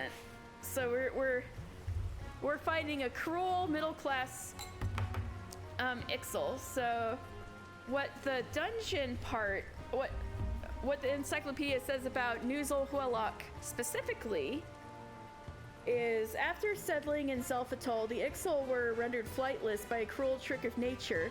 But they eventually soared the skies once more by means of balloons, borne by smaller crafts. Some, such as Nuzal Huelok, are able to fly solo. All right, let's fight a flying solo Ixal. the cage. Fly from the sacred place, featherless ones will. Forward.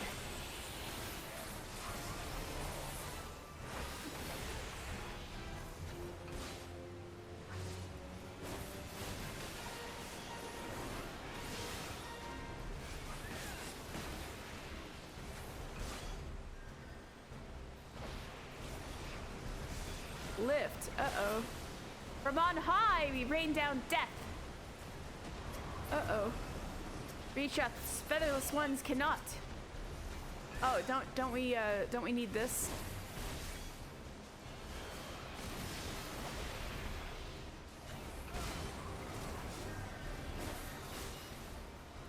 Okay, now we need to go on the wind, right?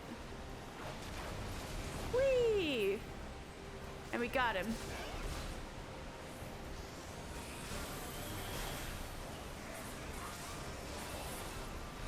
Oh, the air stone is gonna lift him aloft. So yeah, we went over the lore on air stones before. Therefore manipulating wind ether and getting aloft. That was part of the whole thing about, did I really seal aggro there for a bit? Damn. That's the whole thing about the Duzul Qualan that the ship the Yokotl 9 were making, was that it used a ceruleum engine instead of windstones. I'll make you bleed. Fly free, we will. His tactics were unique, to say the least. Stella! Get down! Ow! Ow! Okay.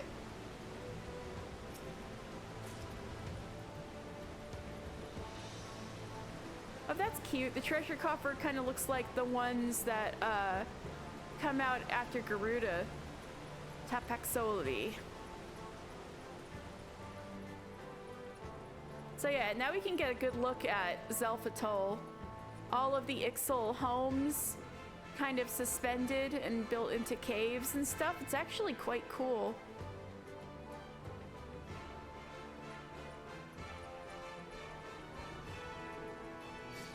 Wah! Featherless! Featherless! Step to the featherless! An impressive feat, I must allow. They fortified the very cave. An impressive feat, I must allow.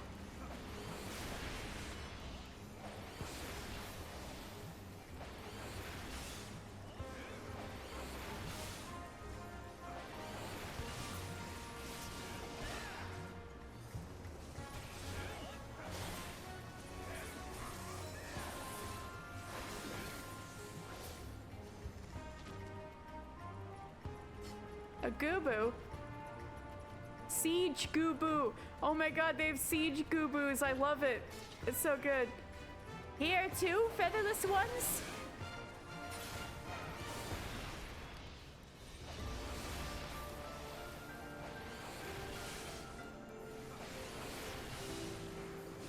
I got out of the way of that sneeze.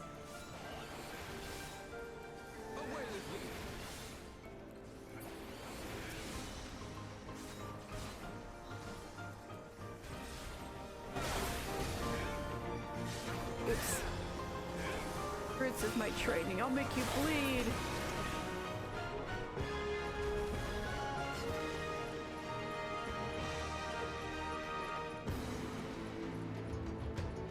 Ooh, so cool. And yeah, you can see all the lumber they use for all of their scaffolding and homes. But those trees don't grow here. That's why they got the logging grounds. Uh-oh.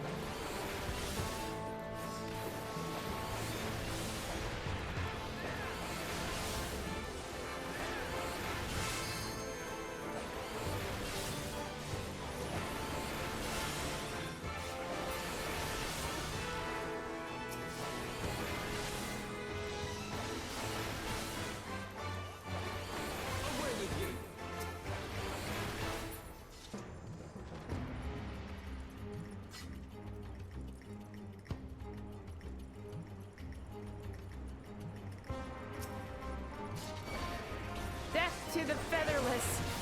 Here too, featherless ones?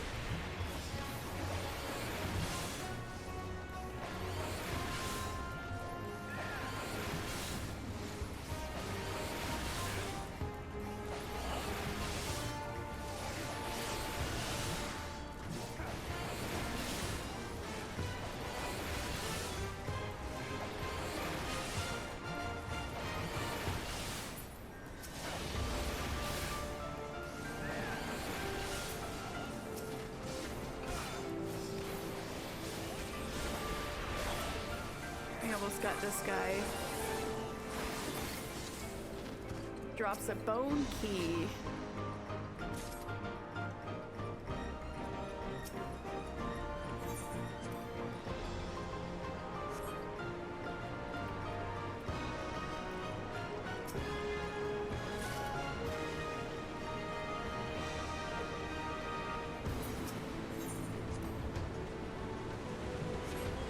No, Alpha, no! I know they're just gonna reappear up here.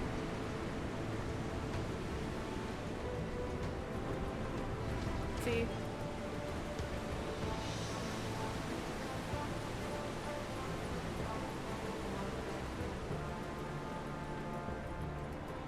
Damn, the mobs are really long in this one.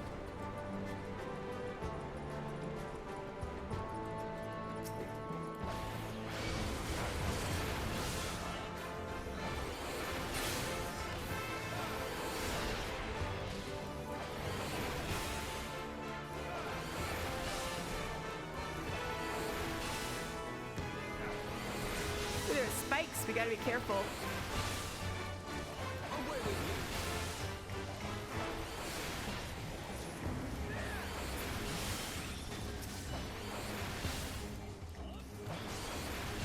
Hold like the silver fuller.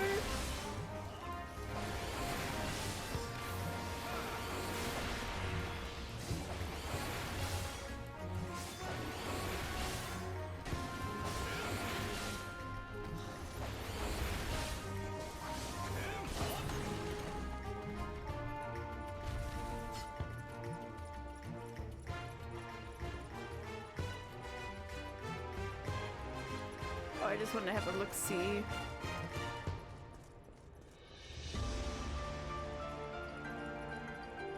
Alright. So here we got Dolo T Keylok.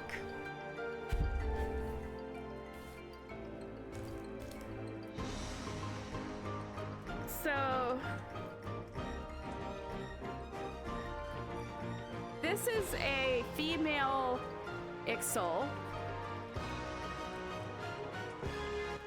So Oloti, or Otoli, sorry, not Oloti, Otoli, Dotoli Keylok. So Otoli is a female Ixal that was born during an easterly wind, and Ixal born during an easterly wind are thought to have hopeful personalities. And Keylok is also a middle class Ixal clan.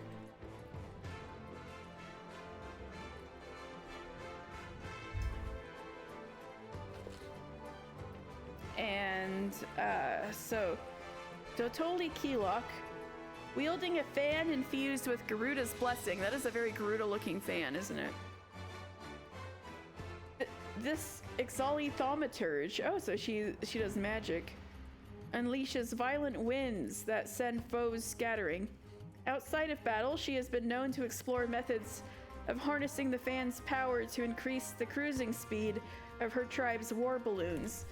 Oh, wow, she's very industrious. Too bad we have to kill her. What does she mean to rouse the...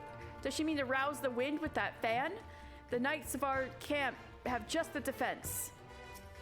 Oh, do they? Oh, this is cool. Sacred winds, come forth.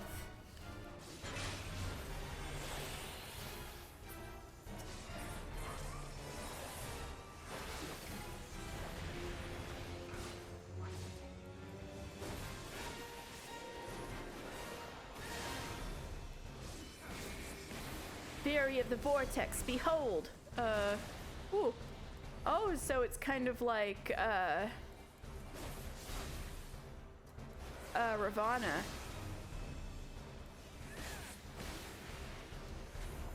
Away with you!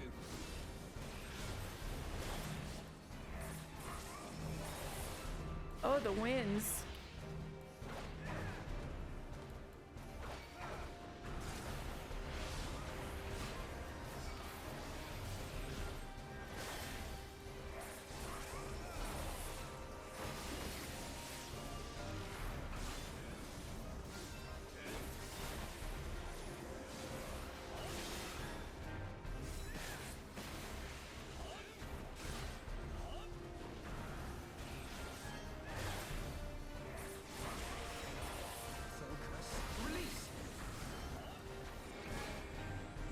Oh, so we want to get knocked back into here. Yeah.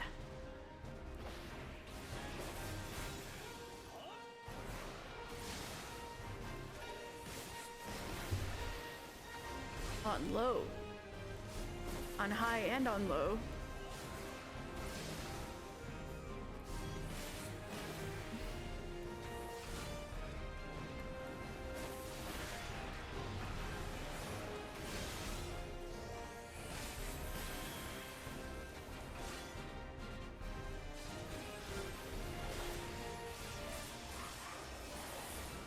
I guess I could have limit broke. I guess I still can. Why not? Woo! All one with the wind we become. Her attacks were a veritable storm. I dare say she was one of the Galeborn. Alphino's been reading his Ixal lore. She is one of the Galeborn, which is the middle class in Ixal society. Alphino is absolutely right. He's been doing his reading. What a good, smart little boy.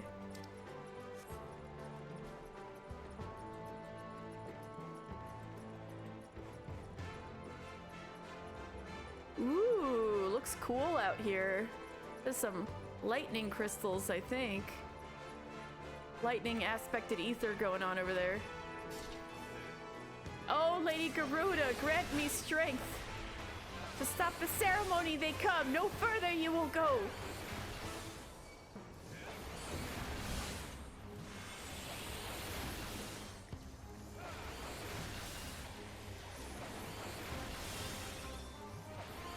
Away with you!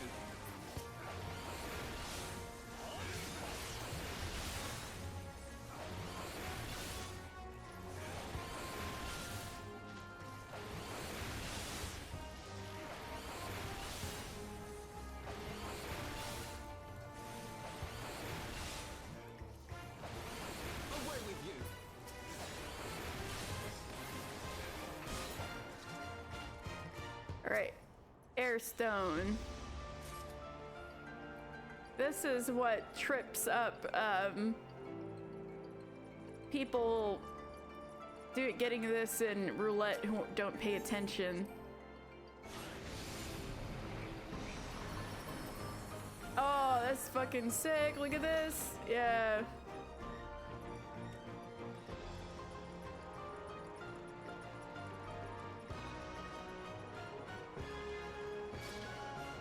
Oh, Lady Garuda, to me grant strength.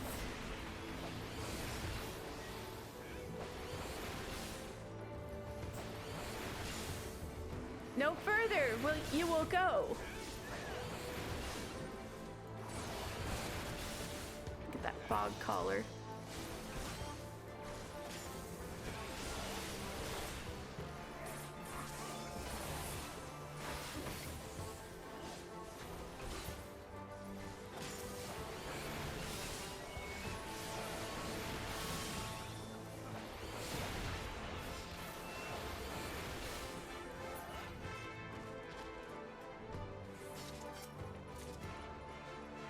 We got another airstone to pick up.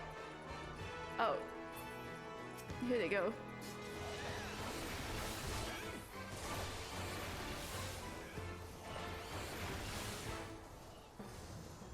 Oh no, I'm thirsty, but I need 2 hands to fight. Oh no, wait, I'm a DPS. I can just let them do DPS as I take a sip. Haha. Good things about duty support. You can take a break if you're a DPS. Ha. Okay. Sorry. All right.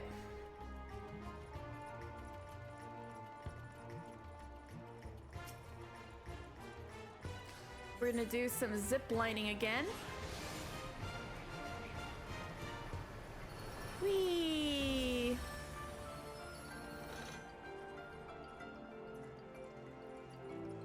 We're well and truly in the sky now. I can't be back on solid ground soon enough. Oh, somebody's afraid. Ooh, look at this. Abalathia's spine peeking up through the clouds.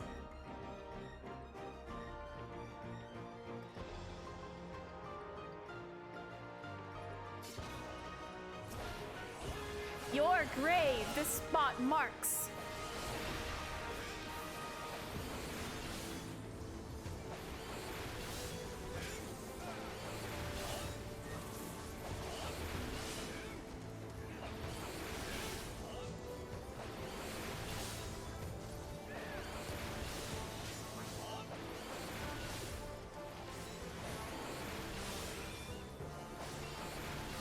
Oh, I could have probably interrupted that. Oh well.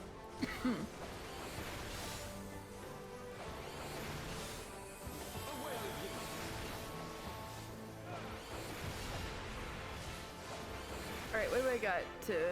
Leg sweep. Oh, I was too late. Oh, I stunned. Hey, it did work. Okay.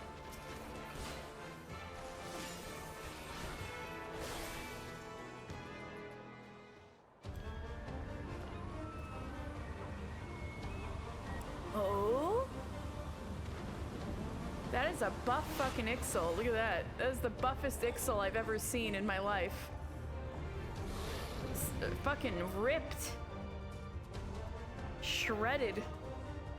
A shredded Ixal. Anyway, this is Tozol Huatotl.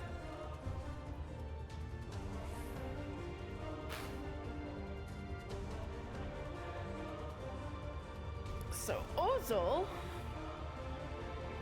is a male Ixal who was born during an easterly wind. So like Otoli, also they're thought to be hopeful children.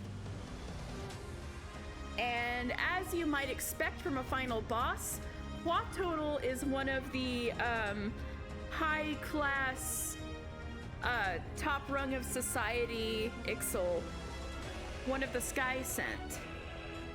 Legends claim that the matriarchs of these 4 bloodlines, Nomotl, Pahuatl, Zilotl, and Huatotl, like this guy, are descended from 4 sisters believed to be heralds of the heavens. And only about 10% of the Ixal population come from... Yeah, big stinky bird, big deal, about to get whipped. You know what? You're so right, Pukie Pie. And maybe the encyclopedia will say something about how this bird got so shredded.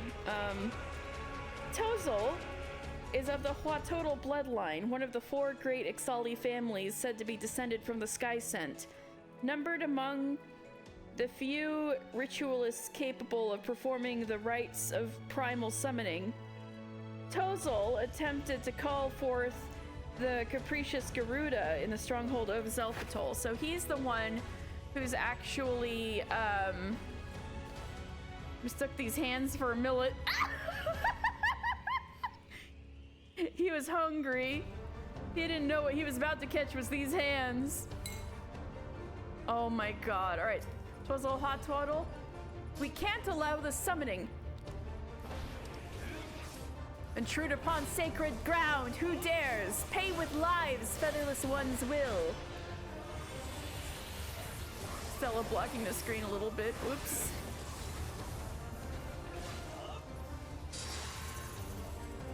For the eyes, go! For the eyes! Wah!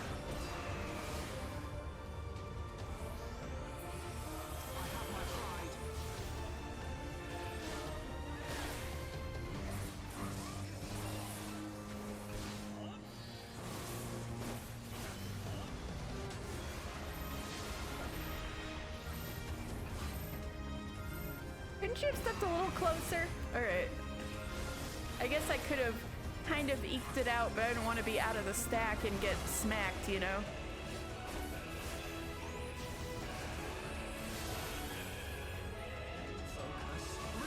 Upon sliver of her glory, we now call. Wah! Wah! Whoa, look at that. Oh shit, there's Garuda. For the eyes, go for the eyes. Wah! Garuda? Garuda's here. She's here. She's kind of small. Maybe they didn't have enough crystals. Or maybe they had to, he had to hurry it up.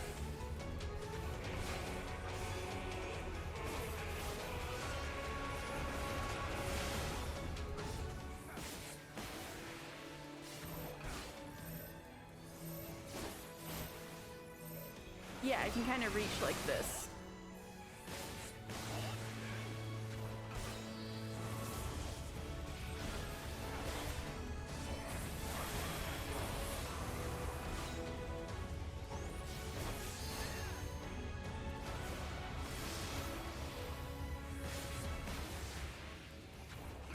From wrath of mighty Garuba, reprieve there is not. Why?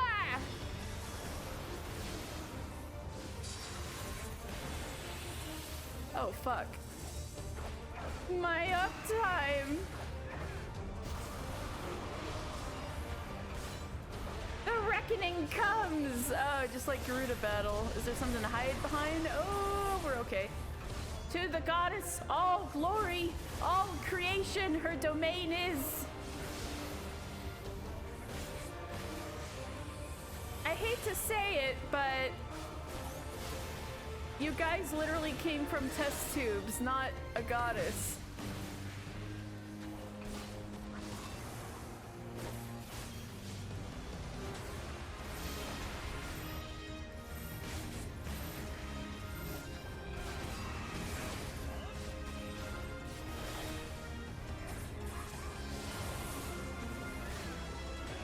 Maybe the first one had really bad eyesight. They like imprinted onto Amon and was like, "Mommy." Oh my god. Not even adopted, just a fucking test tube. It is me, my son.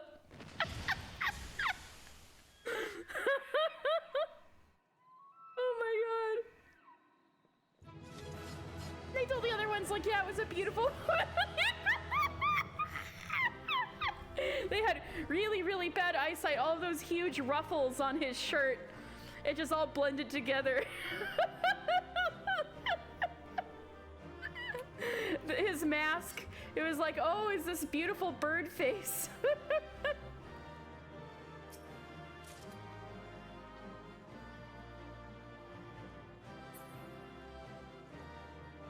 The Ixal fought to the very last. I mean, yeah, Alphino, what did you expect?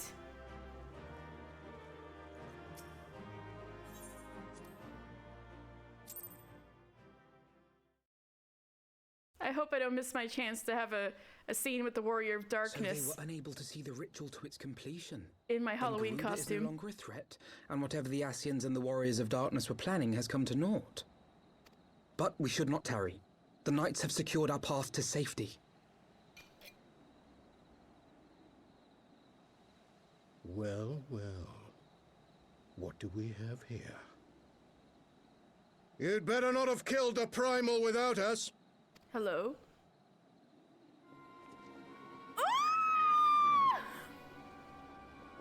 Oh no, my Halloween costume! Oh, it is a little different. It does need to be jet black. Fuck. Because the kind of skirt part is kind of gray rather than beige. Wait, I know you. Still walking, I see. I could have sworn my aim was true. Oh no. Mistaking Alisaie for Alphino, or Alphino for Alisaie. Also, why did you have to shoot a poison arrow at her? Just what is your game? Leading us the long way so these fools could step in and claim our prize? If she was here, she'd fillet her for that. True. Also, I'm just so... playing this the second time is so... If you were spoiled by the internet, this would be like the worst disguise ever.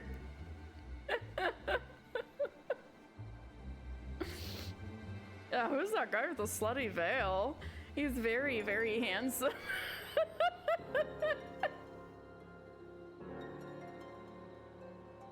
Knight of Darkness. Ranger of Darkness. Now. Let's not make hasty accusations. By the look of things, the ritual was proceeding as planned.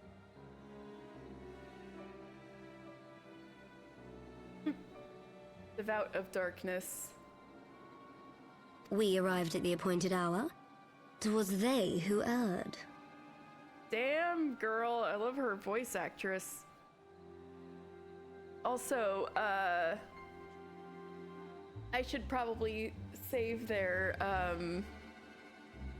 the little blurbs in the encyclopedia for next time. Also, if you haven't noticed, all of this, what everybody is wearing is just the ARR artifact armor dyed jet black, because they're the Warriors of Darkness. It is hopeless. We cannot face them all. Do mine ears deceive? A boy! So that's the way of it. Twins! You had me worried for a moment there. Girl, why did you shoot Alizé with a poisoned arrow? Did the Ascians give them those? You know what? Probably. Know that I will Elizabeth had 'em happily make all it quicker dressed for up. you. If you just stand still. No, well, you know what? Elidibus gave them the black dye. I think they already had these outfits, but he was like, here's something for your Warrior of Darkness getup. The same one who put the spikes on their cloaks. Oh my god. Girl, please. Please don't. Ooh, he's Enough, stopping her. Jerumal. Jerumal. We wouldn't want to upset the man in white with any unnecessary bloodshed now, would we? Okay, you know what? Since they said her name out loud, I'll go get Stella. Move. Are you sure it isn't redacted, the theater guy? Wow. Jerumal, not Renda. Oh no, who's that? Yeah, Rowan, because they all have fake Eorzean names. That's what I'm about to go over, are their fake Eorzean names. Yeah, they all came to Eorzea and they came up with fake names, like in a language class. Yeah. And then him on the left, he's the worst because his Eorzean name is Arbert, like F for effort. Okay, let me see if I can find. Oh wait, I'm in the wrong encyclopedia. No wonder. All right. Did Elidibus help them pick out? He probably told them what the naming conventions were, and then they had to like figure it out maybe, because they are vaguely like their actual names. So they just kind of like fudged their real names a little bit to make Eorzean names. Okay, so Jerumal, the bard right here. Unlike the other Warriors of Darkness, Jerumal ultimately fell in with Arbert purely by coincidence, their bond one of convenience.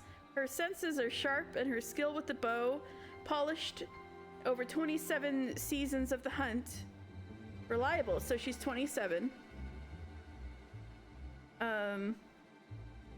Otherwise, she is a truly sanguine spirit whose eccentricities often dictate the group's mood, for better or worse. She feels the weight of the... Oh, wait, I shouldn't say that part yet.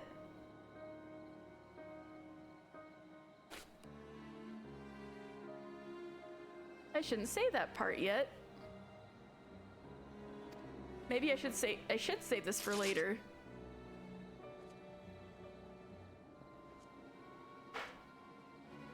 You've been awfully busy since we were kind enough to spare your lives. Anyway, this is Arbert, the guy who I'm dressing up for Halloween.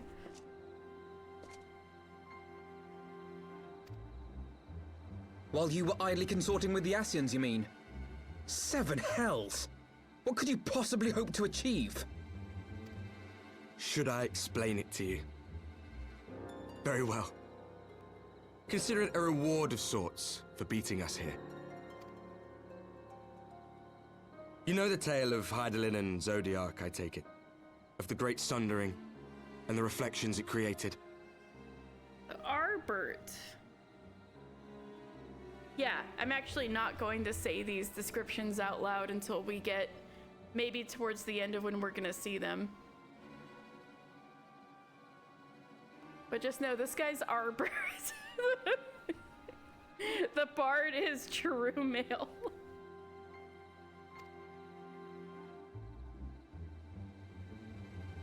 Across 10 and 3 they were divided. Reflections of the source, each possessed of shards of light and dark. Just so. One of those reflections, the one nearest to the source, is our home. And we were the heroes blessed with her light. The one nearest to the source that isn't the 13th. Warriors of Light? Then how did you get this way? But not all worlds hold light and dark in equal measure. In ours, the power of light was greater by far. So the Ascians, who once threatened our home, were no match. And they fell before us, one after another, till none were left. Victory, we thought. Oh no. And then came the light. A flood of pure, blinding radiance, annihilating shadow and color and life itself.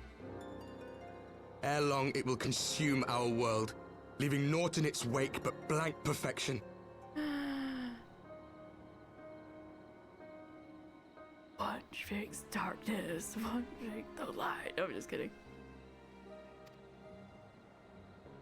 One brings shadow, that cannot be. One brings Do you light. honestly expect us to believe such a story?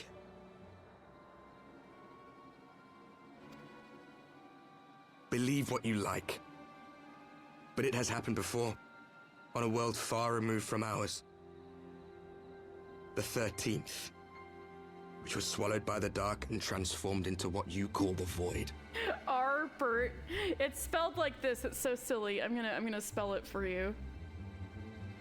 It's so silly. It's so silly.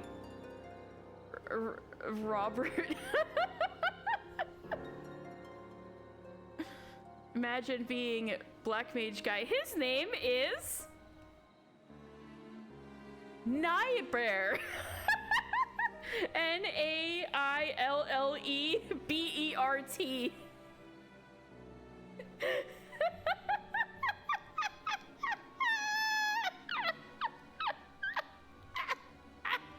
Same Rowan, same.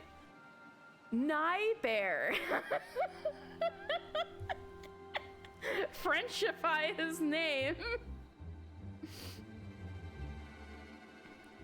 The Lullafell girlie is La Mimi, a very good Plainsfolk Lullafell name.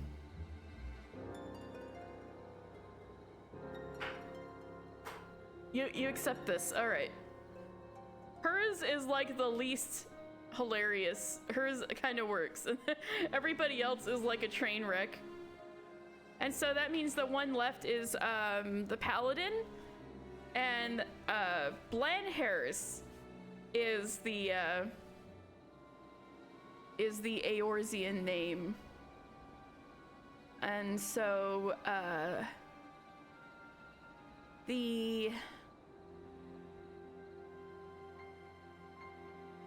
forgot to get my Rugadin dictionary up. Let's just look up now what Blanhairs means. The Paladin's fake ass name. Blan is darkness? The fakest name ever? Hairs is heart of darkness, dark heart. That's the name he picked. Hey, Elidibus must have helped him with that one. I swear to God. These are the worst fake names ever.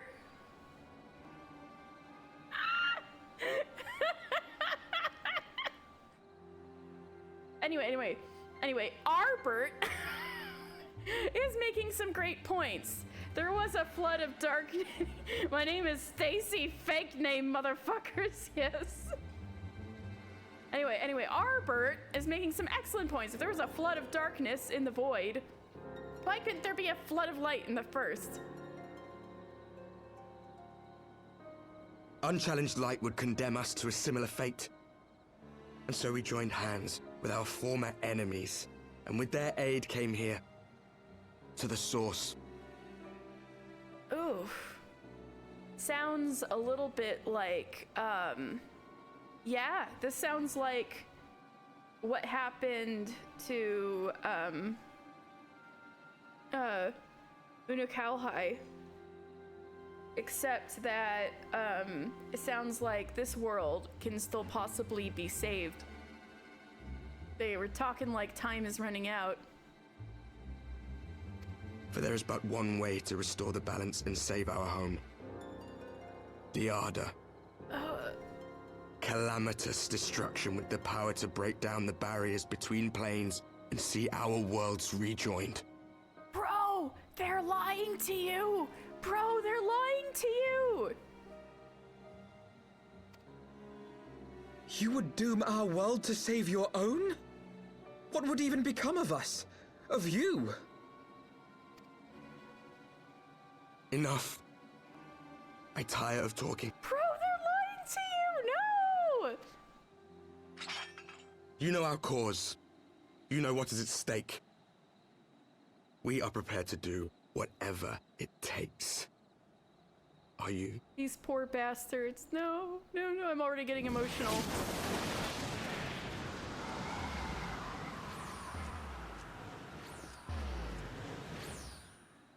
Nice weird smoke screen. Anyway, hi, buddy.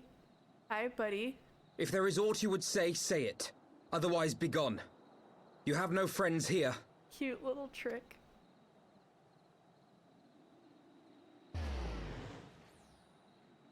Bitch knows he would get recognized as soon as he opens his mouth.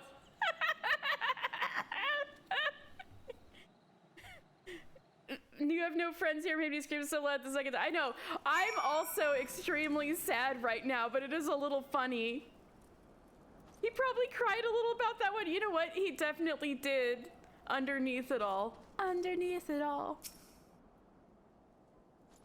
Well fought indeed. Lord Edmund will be pleased to learn that everything went according to plan. Yeah, I'm extremely feeling many emotions right now, but at last I can breathe easy. As accustomed as we are to fighting the Ixal, it isn't every day that we charge into their stronghold. All quiet here, sir. Nary a peep from the Birdman. Let's, get in our Halloween costume. No, it's close enough. It's close enough.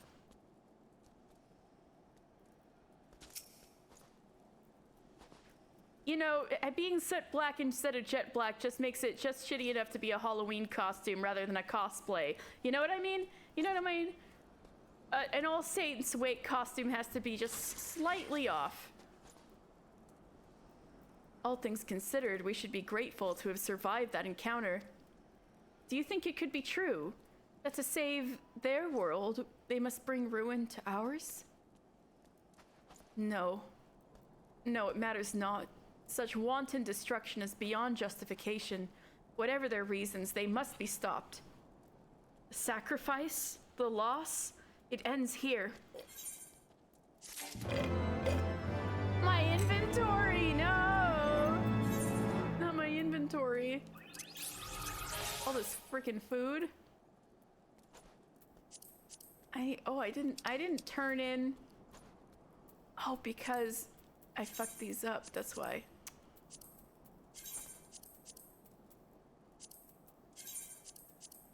Okay, that's better. Alphino would like nothing more than to get out of the snow. Aren't you glad you're not in your old outfit, Alphino? The one that Alisaie is currently wearing, except, you know, flipped in Photoshop? Forgive me, this is neither the time nor place for idle introspection. The knights can apprise Lord Edmund of our success, and we, the Lord Commander, his little toesies are so cold.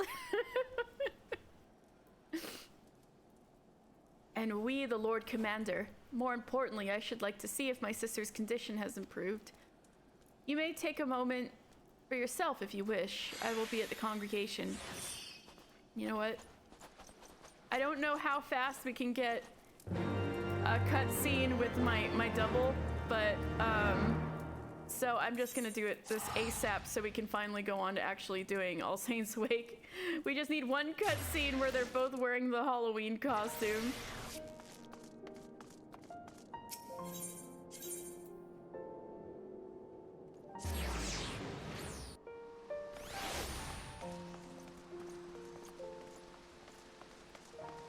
Hello! Ah, there you are. Shall we make our report? For a second I was like, Thancred? But no, it's just a player.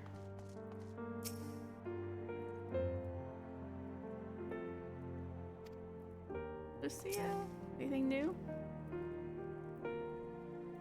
Okay, it's the same as usual. It brings me joy to see you safely return to us.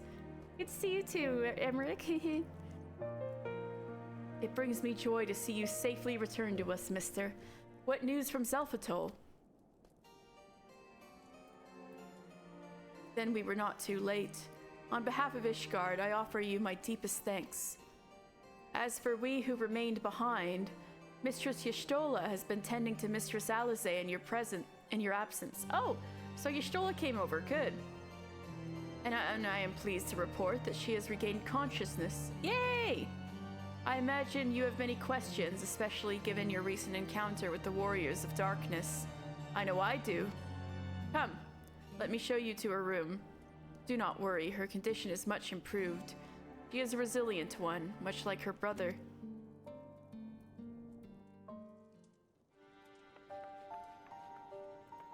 Oh, she's changed clothes.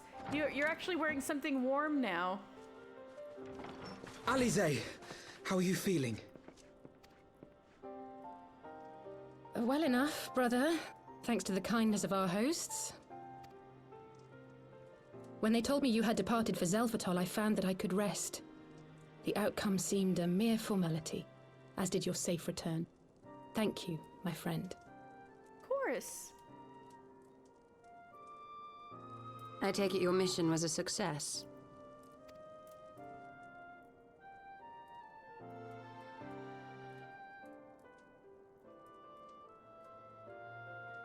As if we needed any further confirmation that they are in league with the Ascians. But to save another world? I think not. Oh, ouch! Ow! I too thought his story fanciful at first. But it is possible there may be a kernel of truth in all of this. At the very least, none of his claims contradict the word's account. Me and Rowan losing it over here.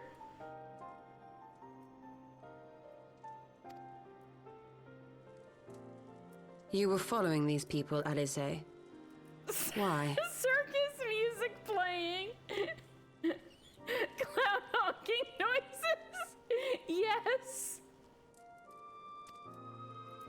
During my travels, I had oft enjoyed tales of the Scions and their exploits. But after a time, I began to hear whispers of a gifted and theretofore unknown band of adventurers. Also, during her travels, she met a certain Sharoon Tia, and I have heard from him about you, Alisaie. You learned some stuff from him, huh? You got to do some plumbing. All right, I hope the plumbing goes okay.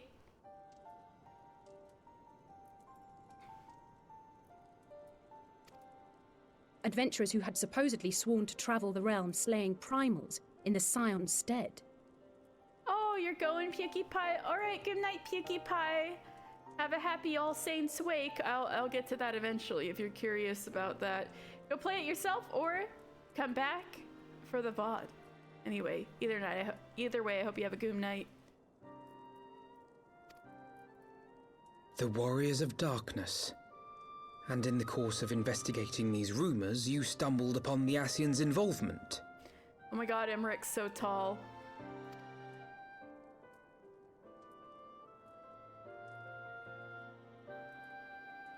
Yes, exactly. And he's not even like a max height Elzen. Forgive me, but if these Warriors of Darkness mean to bring about another calamity, to what end do they hunt primals? To prompt an escalation. To deepen the beast tribe's feelings of helplessness and despair, and thereby drive them to summon ever more powerful gods.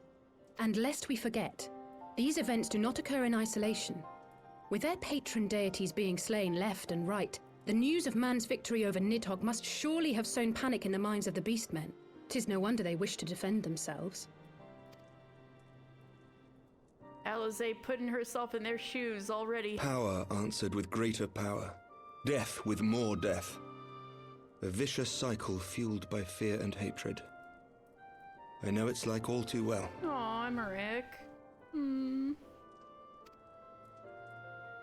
Indeed. The Ascians sow discord and desperation, and the Warriors of Darkness reap the harvest. And so it continues. Yet that is not the extent of their ambitions. The Ascian himself observed that once the powerless realize that the old gods have failed them, they will have little recourse but to look to a new one. Oh. We cannot let that happen. Mr. already confused me already by being in this costume. It should come as no surprise, but Alisaie and I have uncovered evidence that the Ascians have been manipulating certain parties to ensure that a constant stream of crystals flows into the hands of the beast tribes. If we sever these supply lines, we should at least be able to slow the escalation. Agreed. Kral and I shall journey to Xelphatol and learn what we can of the Ixal's source. Then I, for my part, pledge to lead a similar investigation into the origin of the Nath supply. Sir Emmerich? As a member of the Eorzean Alliance, Ishgard is honor-bound to play an active role in maintaining the security of the realm. You might also say that I have some personal motivation, given the Ascians' dealings with my father. Oh, Emmerich. You go on this field trip. Go talk to some bugs. However, I make no secret of the fact that my knowledge of primal beings is scant at best. As such, I should be most grateful if one of your order were to assist me. Recognizing his limitations, he's always so humble. Allow me, Sir Emmerich. Ooh. I have dealt with the Nath before. True.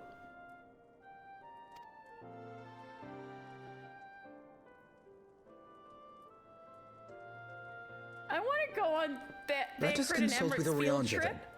Given his dedication to the study of primal beings, I should be surprised if he could not tell us something of value. Even if it's awkward as shit, I want to go on that field trip. wait. Yes! Yes, let us go consult with Urianger. Wait. Alisaie's face in the background is already like... Allow me to accompany you, brother. And before you think to refuse, know that I am not the girl I once was. I shall not be a burden. You have my word. Alisaie's making moves. We saw that cutscene where she was like peeking at Urianger around a corner. But Alisaie, you...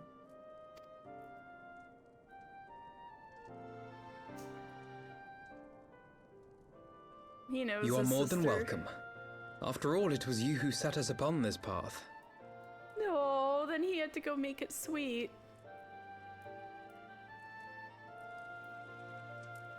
Wait a minute. I'm afraid I can't allow you to leave just yet. Not until you try on the new outfit I prepared for you. Yes! Weaver Tataru, let's go.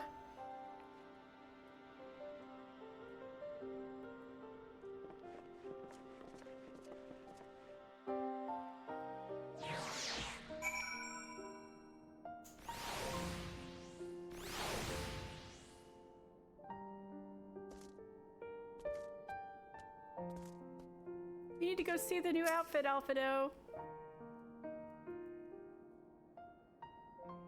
Tataru's forays into this will improve over time, even though she already did a pretty bang-up job on Y'shtolas. To think that the three of us plumbed the depths of the... Ooh, coil acknowledgement, coil acknowledgement. Let's go. To think that the three of us plumbed the depths of the coils and confronted Bahamut himself. Had I not been there, I would struggle to believe it. Shortly after we parted ways, I heard she had taken to the road on her own, apparently on a journey of self-discovery. Precisely where to, I never learned, though I suspect that was by design. And although she did learn some red magic. So she enjoyed hearing tales of our exploits, did she?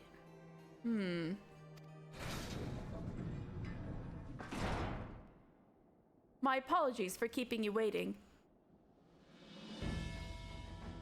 Her outfit.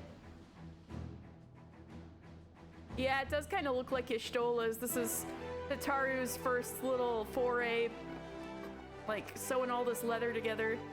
Right then, shall we be off? Tataru never ceases to impress. Though for a moment I feared she might furnish you with an identical outfit.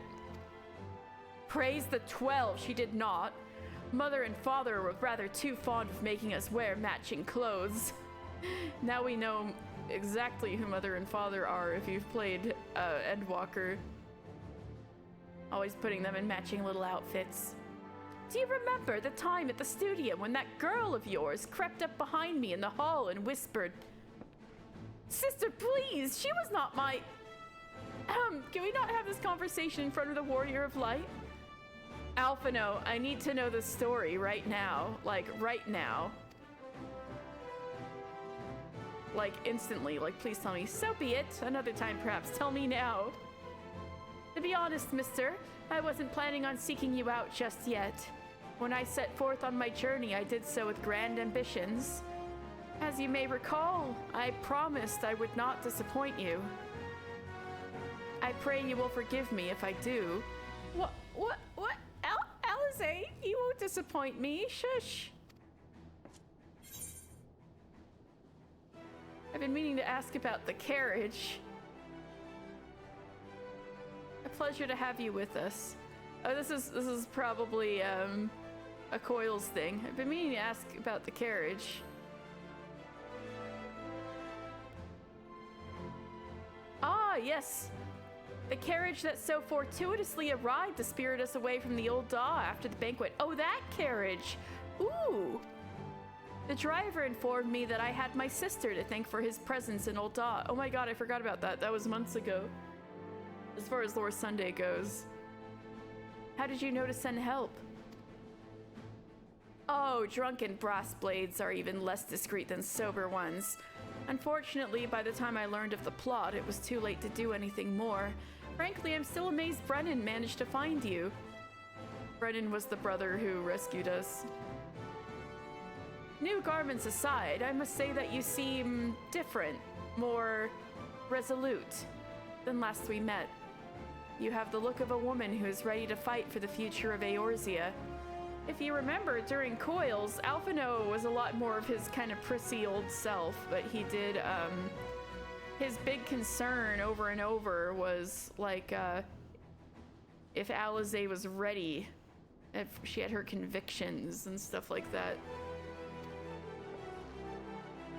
To the extent of my abilities, perhaps, but I have no delusions of grandeur. Nor will I pretend to have found myself or any such thing. I'm here today because I would regret it if I weren't. That is all. Fair enough. Let's depart for the Waking Sands then and see if Urianger can be of assistance. Alisaie keeping her information close to her chest.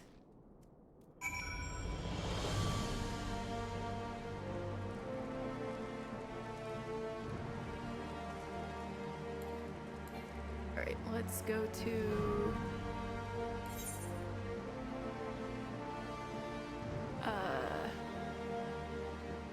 guess we're going to Waking Sands.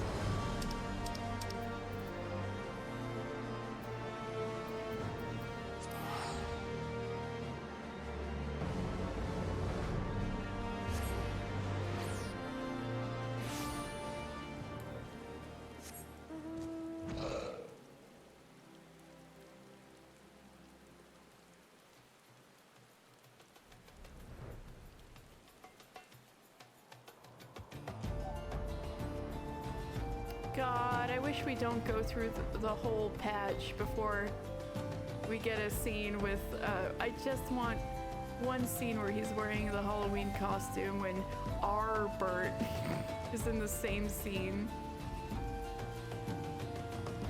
But I have a feeling the next time they see each other is when all the shit is going down, and I didn't necessarily wanted to cover that in this episode. Ugh. Maybe I'll save that for next time. Oh yes, how's Urianger doing?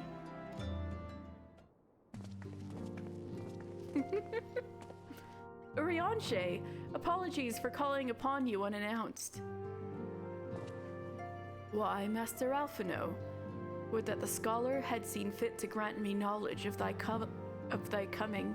What bringeth thee and thine here this day? The scholar being Thaliak, the patron god of Charlian, where they're all from. The warriors of darkness have returned. Pray allow us to explain. This is so fucking funny. They have the whole explanation thing. Oh, he's thinking deeply. I, too, have heard tales in recent days of primal beings rising up, only to be cast down by forces unknown. Alas, as thou didst observe, this serveth but to spur the beast tribes to pursue their goals with redoubled fervor. We have two objectives at this time: to identify and remove the source of the beast tribe's crystals, and to take direct action to prevent any further summoning rituals from reaching completion. The second is easier said than done, of course.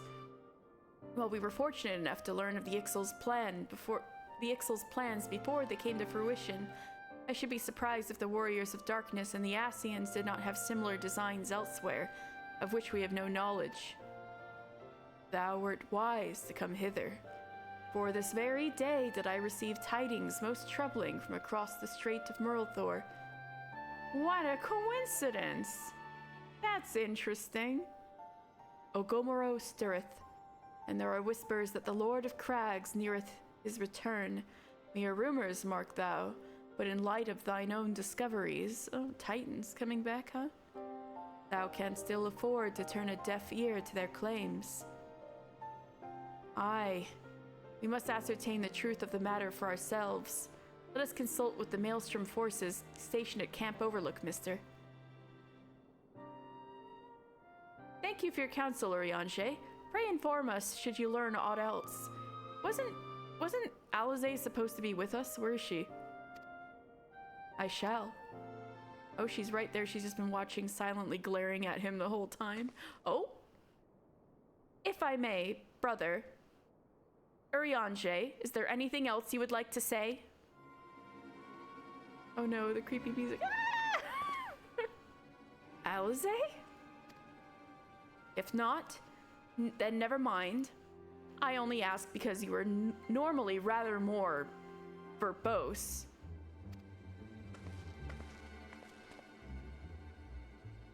Nothing to add? Very well. Ere we depart, I wish to make a request. The Warriors of Darkness spoke of how the Ardor had the power to break down the barriers between planes, that our worlds might be rejoined. I would ask that you research this for us. being nowhere near as well read as you, I'm sure I wouldn't know where to begin. That said, I have heard tell of a promising tome, the Garan Oracles. Mayhap you could start there. Oh no, I think that's the book that that Urianger found in the Great Kubal Library when like Alisaie saw him talking to the Ascian. Glaring, glaring, glaring, glaring. By thy leave. He's so good, he's so good. Ooh! Oh god! This is painful. Camp Overlook, was it? Very well. Alphino and Mr. like, what was just going on there?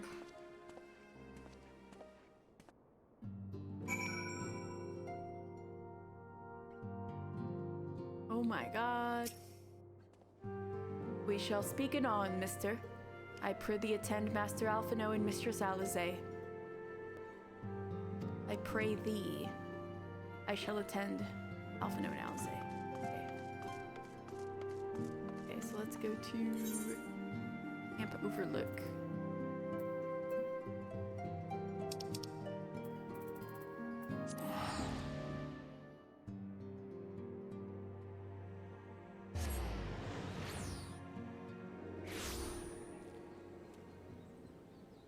Alright, I'll be right back. I'm gonna take a break.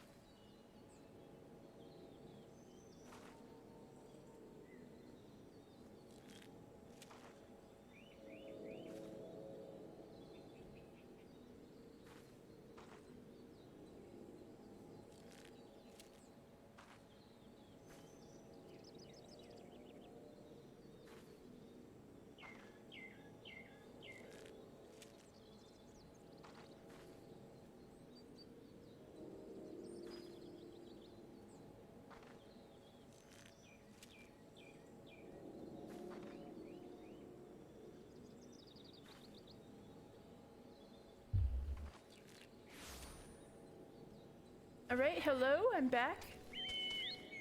Oh, I'm so sorry to hear that, Rowan. How frustrating. I hope you can get it straightened out and that you're, you know, you're not lacking anything essential in the meantime. Oh no.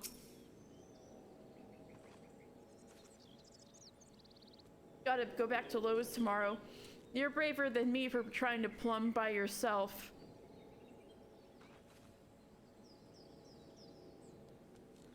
It works, you just have to shut the water valve off anytime you're not using it. Oh boy. Well, mad respect for you, manually doing this. I don't trust myself enough with toilets to seriously do this. It's a really easy fix, it's just pissing me off that you got the wrong part. Yeah. Oof. Well, I hope it goes better tomorrow. Come, let us speak with Commander Bluiden to see if there's any truth to these rumors concerning Titan's return. That had better be the sulfur. Alizé's like, Alphinaud better not have fucking farted. Alizé, I'm pretty sure it's the sulfur coming off of Orgrimmar.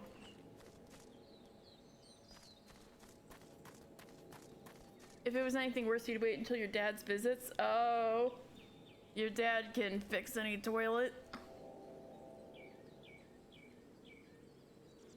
All right. Hey, how are you doing? 7 L's. At this rate, I'll have to appeal to Maelstrom Command for reinforcements.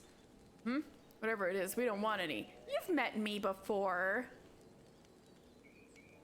Your dad can fix basically anything that can be repaired. Oh, fuck yeah. Let's go, Dad.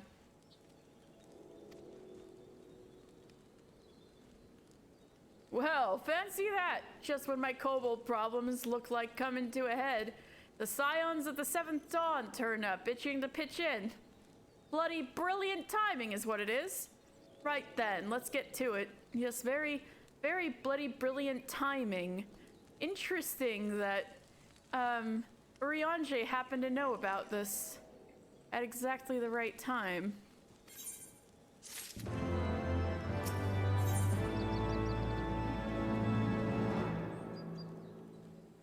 Really? Really? How much is an oarfish?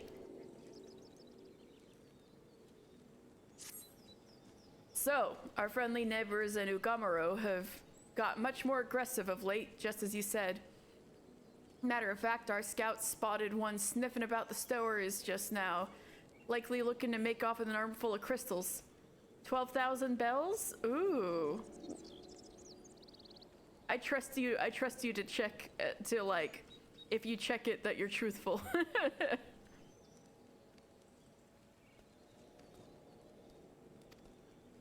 I'll be damned if I'm about to let that happen. Lend a hand and help us search the camp for the little bugger, would you? So there's a kobold around here? Well, what are you waiting for? We can't go letting thieving bloody kobolds waltz into camp and take whatever they fancy. 9,000? You gotta read on some... Rowan, it's fine. 9,000 is still a good, pretty penny though. Svigrail rules so much. Let's see how she's doing right now. What's that, honeysuckle? You got a question for me? What do you do here? You ain't ever heard of the Red Swallows? Why, we be the toughest, meanest, shite-kicking unit in the whole damn Maelstrom. Might be as we's mostly from privateer stock, but I'd trust every one of my fellow swallows to watch me back with a blade. And it don't matter none that we switched from ship deck to cliff top. As long as I get me share of action, then all's right with the world. Well, she hasn't changed at all. No new dialogue. You've spoken with the commander, then? Our Maelstrom friends seem notably more agitated than when first we arrived. Do you happen to know why that might be? A kobold in the camp, you say? That would appear to corroborate Urianger's information, yes. But to be so reckless as to infiltrate a Maelstrom camp and draw attention to their efforts is passing strange. Well, there will be time to think on this later. For the present, we must do everything in our power to prevent Titan summoning, and that means finding and questioning this kobold.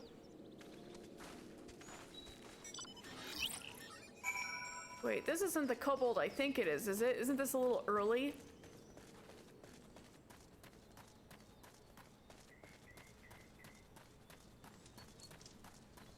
I don't remember this part very well. Right, wait, this isn't camp. I need to... Hello? Hello? Hello? Kobold! I might have to fly to get a better view. Oh, nope. Alright, let me get a better view.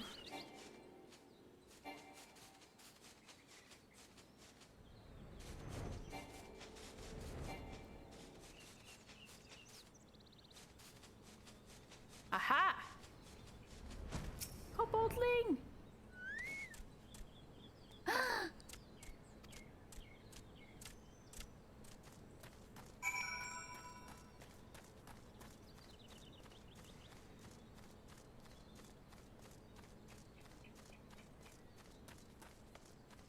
Maybe it is. I forgot this was this early.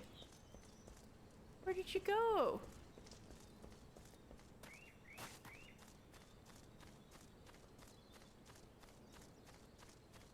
I guess you are down there? Yeah? I can't drop that. Here we go. Stay back! Away! Far back! I'm not a... Oh! It's no use! Pointless, hopeless, no use! Oh no, what's up? What's up?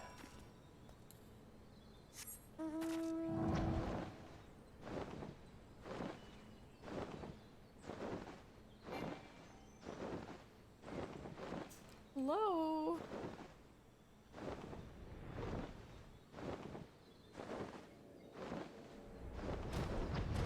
Hello? Are you up here or something?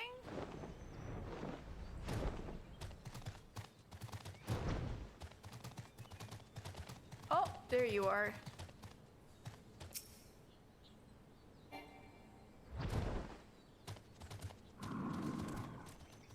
But please, don't hurt me. I only wish to talk. Yes, just talk. No, baby, you okay?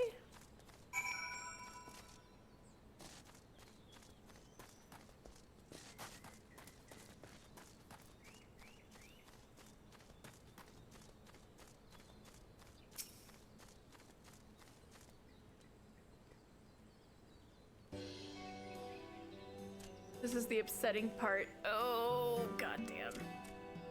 This was a stupid plan. Stupid. But if I tell no one, then everyone will... Ah! He found me again! What to do? I come in peace, only to talk. Speak, say, talk. So please do not hurt me. So this is our wily kobold infiltrator, is it? No wonder the soldiers were on edge. He could very well give one a bruised knee. Huzzah! We got him! Fine work, Scions. So, little one, thought you could sneak into my camp, could you? Plotting to steal my crystals, were you? No. I came to talk, to ask for help. But when your soldiers saw me, they drew their weapons and shouted, and I... Now, let us all take a deep breath and discuss this like civilized individuals. What is your name, child? Pikmin Gabu of the 620th Order.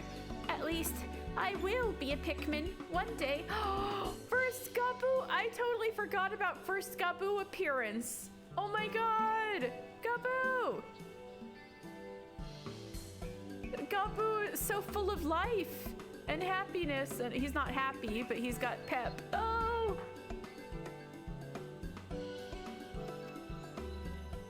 Well met, Gabu. I am Alphino, and this is my sister Alize. Mister, the man who found you, is our friend. And now that you know our names, we can be friends too. Now, Commander Bluiden here thinks you wanted to take his crystals, Gabu, but you said you came to ask for help. Why to us, and not to your own people? What happened, Gabu? Can you tell us?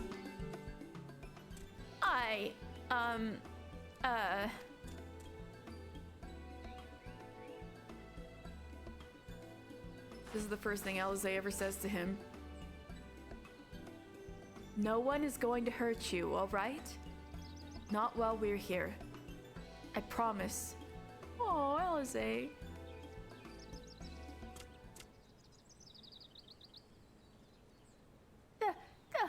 The Patriarch, he's... The Patriarch is gonna summon the Great Father again, and you have to stop him. Beat him, fight him, stop him.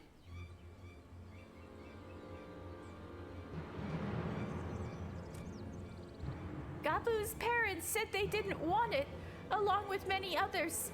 But the Patriarch wouldn't listen. He was so angry, raging, fuming, angry. He said that if they didn't have iron in their hearts, they would serve as coke for the furnace. And then the guards took my parents and the others away, and I haven't seen any of them since. Coke for the furnace? I did not want to believe it. But I have heard tales of foci fashioned from the bones of beastmen, which worshippers use in their rituals, hoping to summon more powerful incarnations of their gods. This is actually the explanation for the extreme trials in ARR.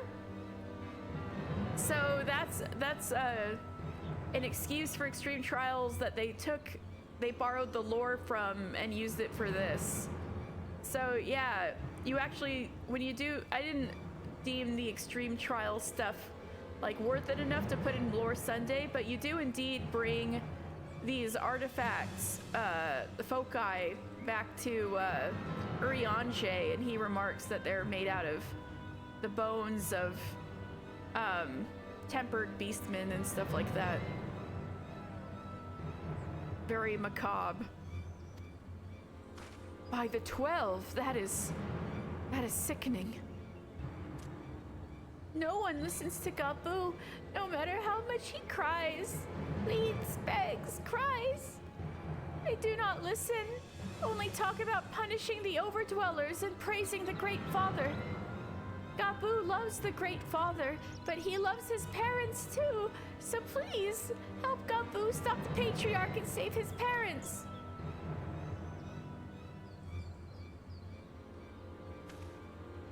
Commander, advise Maelstrom Command that Titan summoning is imminent. Should the worst come to the worst, we will require their support. Time being of the essence, we three will attempt to infiltrate the Kobold stronghold, secure their crystals, and free the prisoners. Well, if you're sure, you'll forgive me if I don't seem optimistic. We'll make ready, just in case.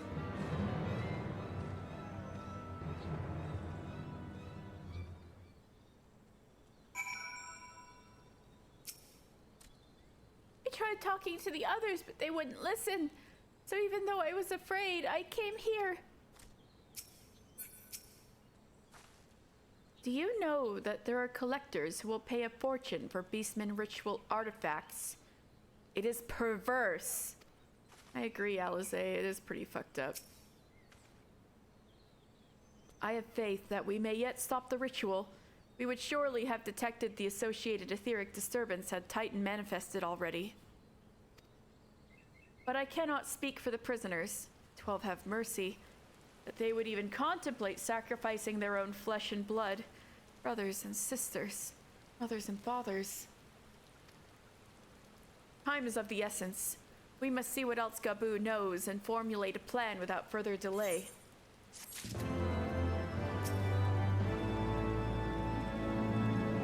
Let us pray that we still have time to save Gabu's parents. What sort of twisted monster would consider a ritual focus a work of art, knowing full well how it was made? And we call them beastmen. Yes, Alizé, get your radical heart going. The beast that mourned at the heart of the mountain. I heard Great Father Titan loves crystals, cherishes, covets, loves them, and if we gather enough, he will return. That's why the patriarch told everyone to go forth and gather them. So I was thinking... Oh, thank you. Dad gave me a cheese stick. So I was thinking, if we take all the crystals away, maybe the Great Father won't come? Very good, Gabu. I was just thinking the same thing. Do you know where these crystals are stored? I know! Oh, several spots, each defended by a different order. Gabu wanted to steal them, but he was too afraid to go alone. Yes, too afraid to go alone. But together, we can take them away and hide them. Come. Gabu will lead you to the first cache. Okay.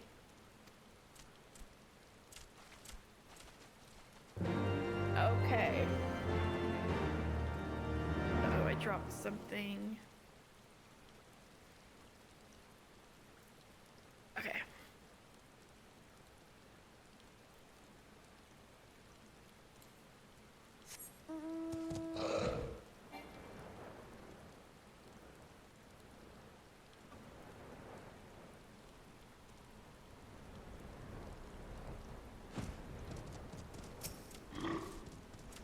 That hardly seemed fair. Then again, they only have themselves to blame. Oh, you already cleared them out by the time I got here? You got your little codex out? Pray see to the crystals. Alizé and I will stand guard for any errant patrols. Quickly!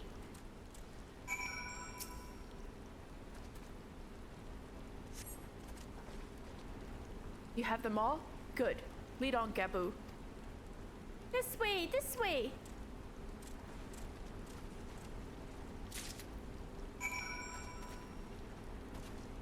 Oops.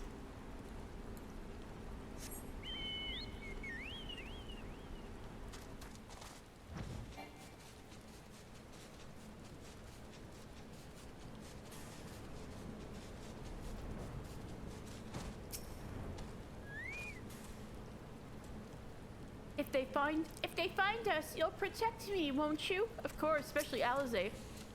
So Alizé has her book out now. The twin tomes that Louisoix gave the twins right before he set off from Sharlayan to Eorzea, never to return. As shown in the Coils of Bahamut, the two tomes actually link together.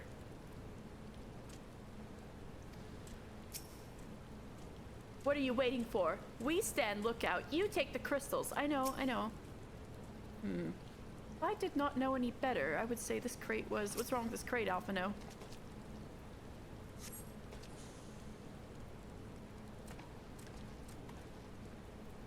Time is short. If you have the crystals, we should move on to the next cache. Did you hear me, brother? Brother! Aye. It's just that... Yes? I am quite certain that the crate once bore Ishgardian seals. Someone took great pains to remove all traces, but enough remains to make out the pattern. See for yourself. I struggle to imagine kobolds traveling to Kurthus to obtain crystals, much less bothering to conceal their origins. Somebody's been dealing them. I suspect these crystals were smuggled into Vilbren by another party. Most likely a pawn of the Ascians, as Thancred speculated. Oops, sorry. I don't understand. Who are the Ascians? Do they worship Great Father Titan too? No. But it is because of them that he's being summoned. Ah, never you mind about that. As Alizé said, we do not have a lot of time. Can you lead us to the next cache, Gabu? Yes, of course. Gabu knows the way. The next one is the last and is very large. Very big, very huge, very large. I have so much dread right now, you guys.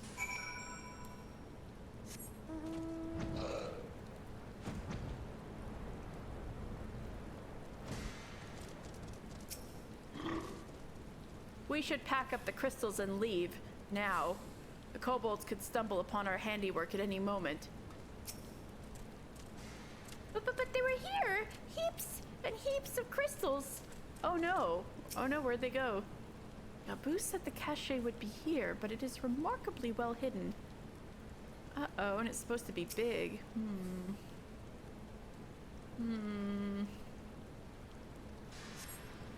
So you cast about for a time. You see no sign of the crystals.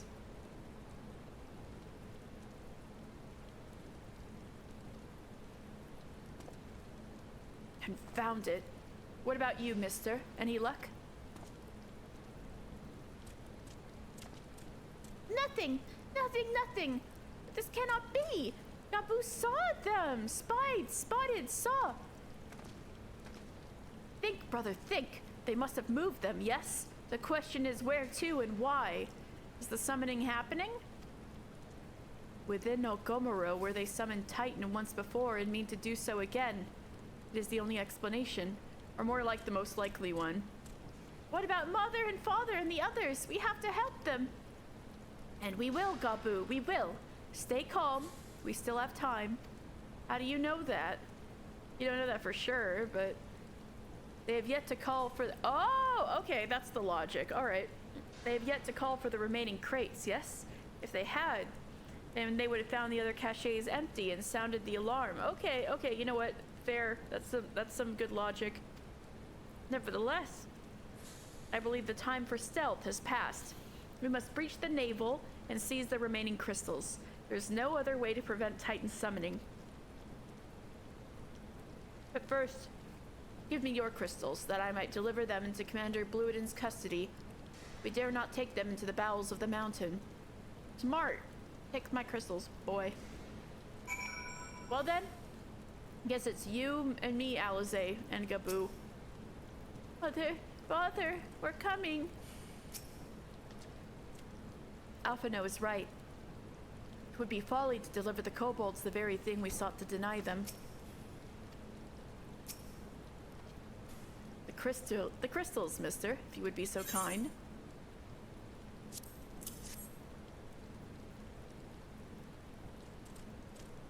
Thank you. I shall deliver them to Camp Overlook for safekeeping and brief Commander Bluiden on the situation. Pray go on ahead. As I recall, there is an aetheryte within Ogomoro mines that should deliver you to the navel. Gabu doubtless knows the way. Wait for me there. I shall rejoin you anon. Strange. I would have thought you eager to remain in the thick of the action. But if this is what you would prefer, then Godspeed, brother. This way!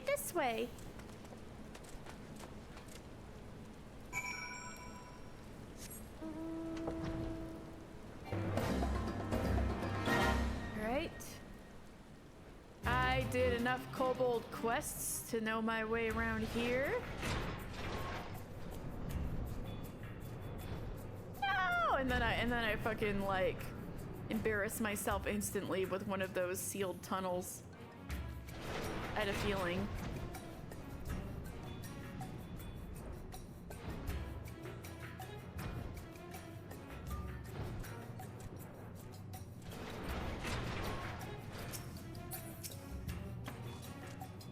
I hope the Patriarch and my parents are there. Ah, I take it this is the aetheryte we seek? Right then. As soon as Alphinaud arrives, we go. I trust you're feeling suitably heroic, mister. There's no telling what sort of resistance we'll face in there. I'll just have bad gear, that's all.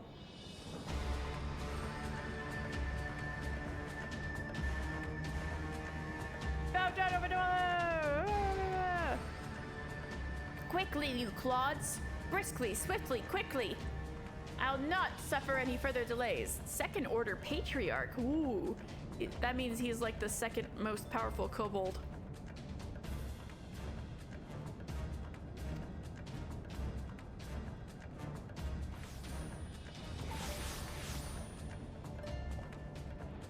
Lay down your arms and surrender. We have your crystals. There will be no summoning this day. Overdwellers, here? But how did you... Got an aetheryte the whole time. Where are my parents, Patriarch? Where are they?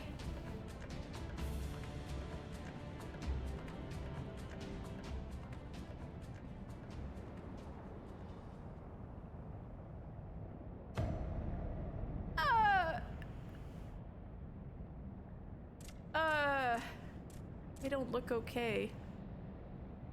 Mother? Father? Coke for the furnace! You monster! How could you?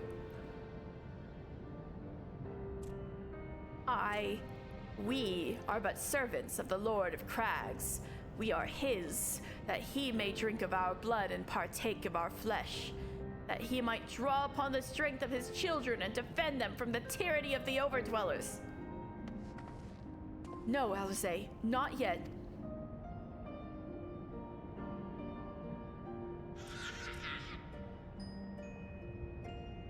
I understand, Patriarch. I do. Your fear, your anger, your hate. You would do anything to protect your people. Anything to deliver them from despair. Whatever it takes to ensure that those who threaten you can never do so again.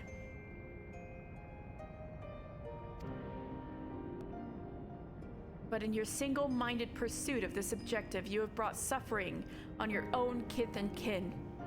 You've sacrificed the lives of the very people you sought to protect. But it need not be this way, Patriarch. Renounce this bloody course. Cease your attempts to summon your god and work with us together to build a lasting peace. Alphinaud, there is 0% chance this kobold is not already tempered. Another piece to be abandoned at the Overdwellers' convenience. Oathbreakers, all of you. Liars, betrayers, oathbreakers. You know what? No lies detected. Limsa has done nothing but, do the kobolds dirty, including on treaties they had before. So you know what, he's right. You take, and you take, and you take, and when you've had your fill, you sue for peace. You promise that this time is the last, until you grow hungry again. Fuck. The most tempered guy you know makes a great point.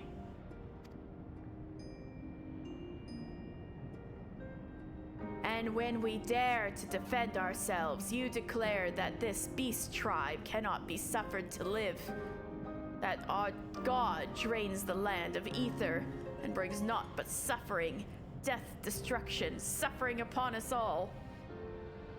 Fuck. And that part is what's is the fucked up stuff about La Hebrea's machinations. Although I guess Elidibus too in this case, but Ascian machinations.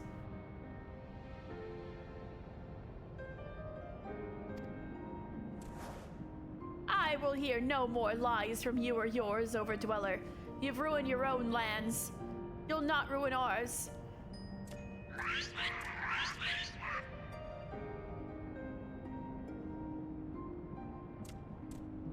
I said I'd come for you, and I did. I'm here. Here. I'm here. Say something, please. Please.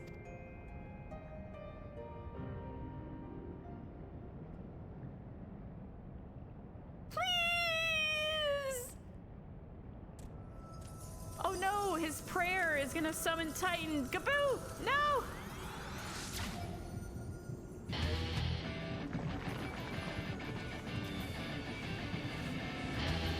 Me right now, Rowan. Wake up! Wake up! Wake up! Wake up! Wake up! Wake up! Wake up! Wake up!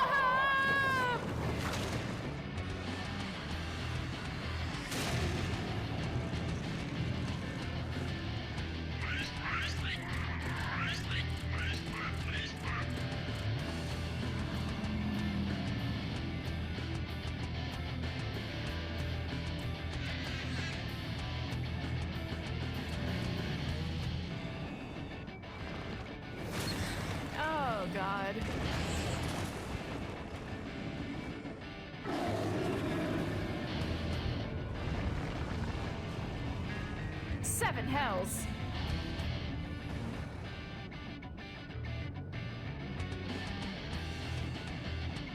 I'm here. I'm here. I'm here.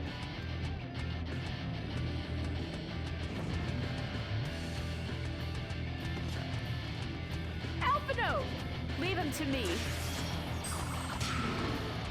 Oh, obsidian carbuncle to the face. Oh, the obsidian carbuncle's all over his face hanging on. Did you see that? We must away. Great diversion, Alphino. Brilliant. Teleporting away with Gaboo.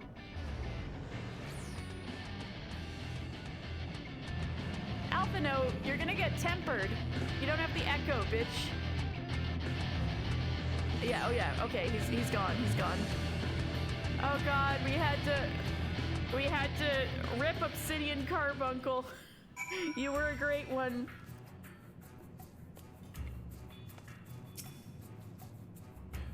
He's breathing, and I don't see any injuries, but I can't seem to wake him.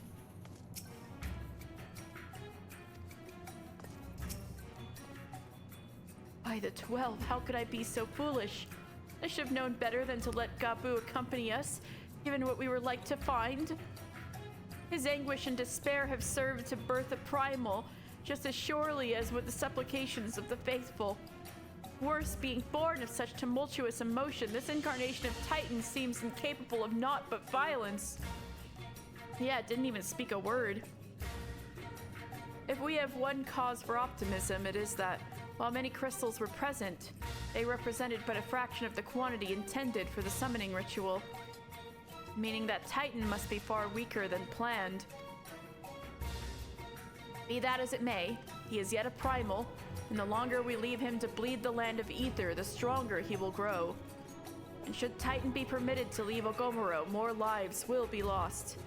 The Maelstrom will rally their troops, and the cycle will continue. Mister, you know what must be done. Will you face the Lord of Crags once more? Yep. Thank you, my friend. Alisaie and I will tend to Gaboo. When you have finished with the primal, look for us in Camp Overlook. We will be expecting you. Fight well, mister. Fight well.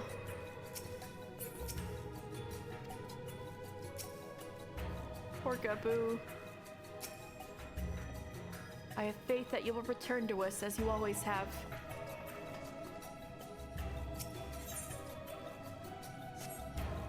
Oh, I gotta do the naval hard, huh? God damn, I don't really want to do it like this, but I guess it's level 50, so...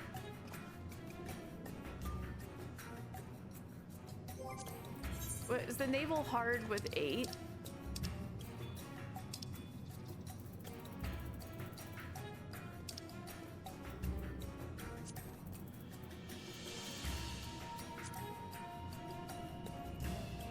Yeah. Oh, maybe I could solo it. Maybe I could solo it.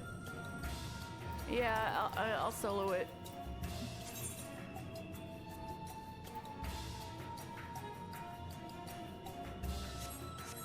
Wait, I have an idea. I'll glamour these.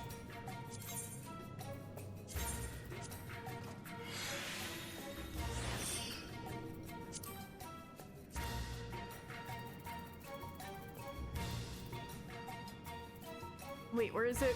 Oh yeah, no hat, right.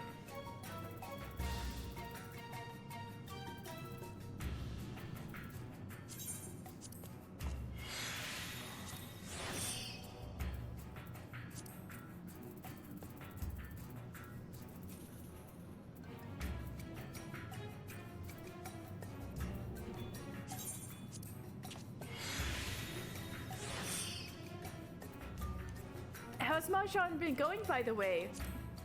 Have you been winning matches?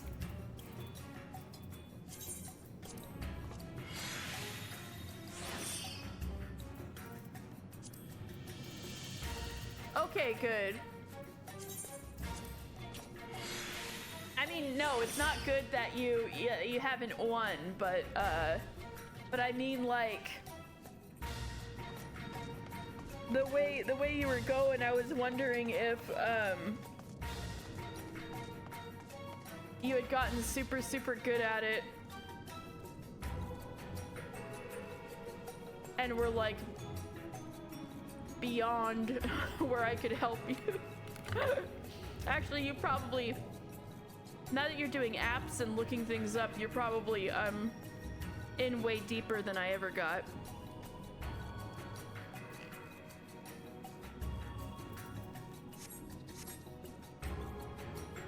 Whether you win or not.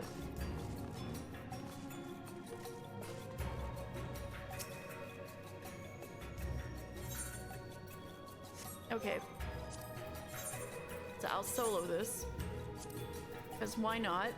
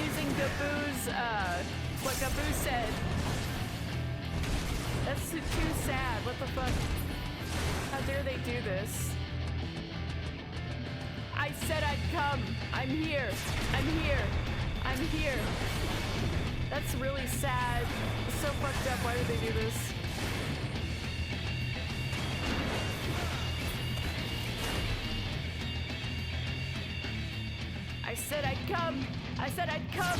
I'm here. I'm here. I'm here.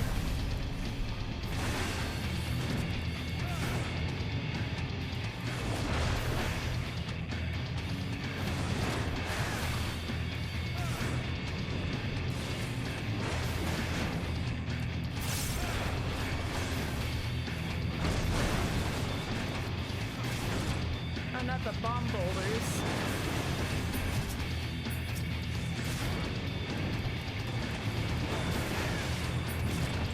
Okay, I'm a tank. I can take it.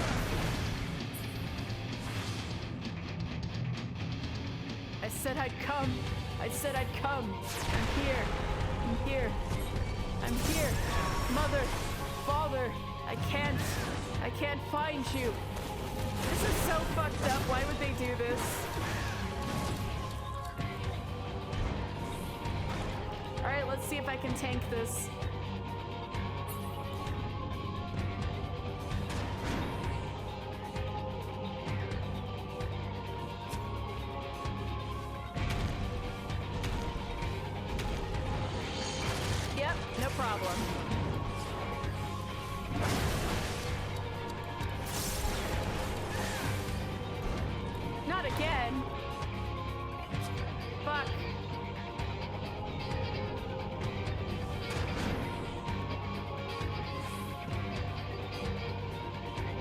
One downside about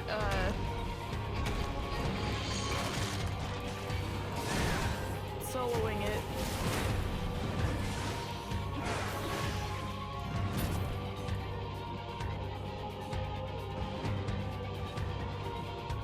Wake up! Why?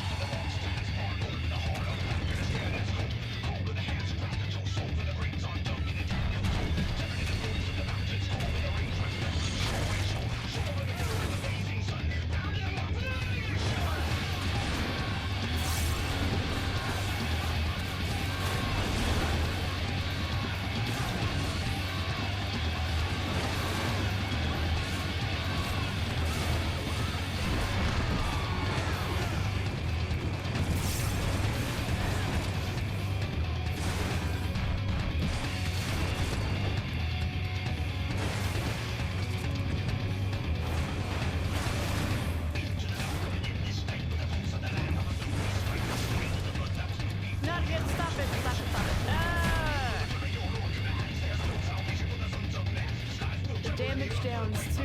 Why? Maybe this was a bad idea. I thought I'd be strong enough to, like, fuck this up, because it's not extreme, you know?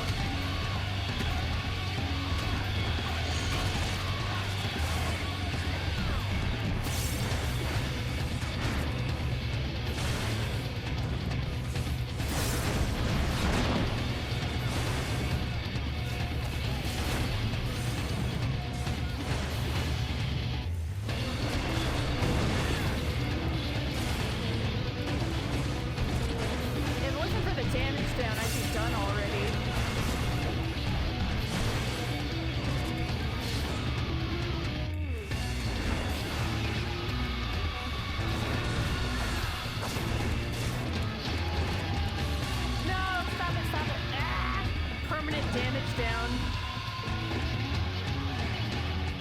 Maybe this was a bad idea.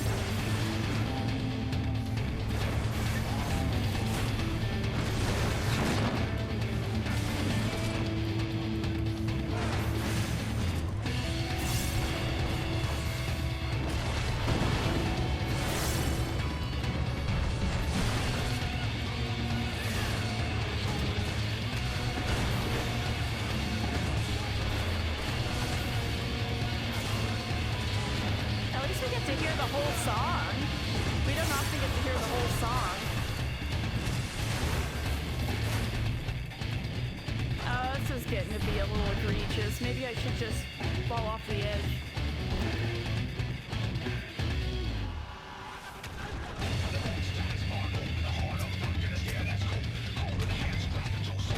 Why is this taking longer than extreme? I didn't think this would take longer than extreme. I guess extreme doesn't have a damage down or something? I don't remember.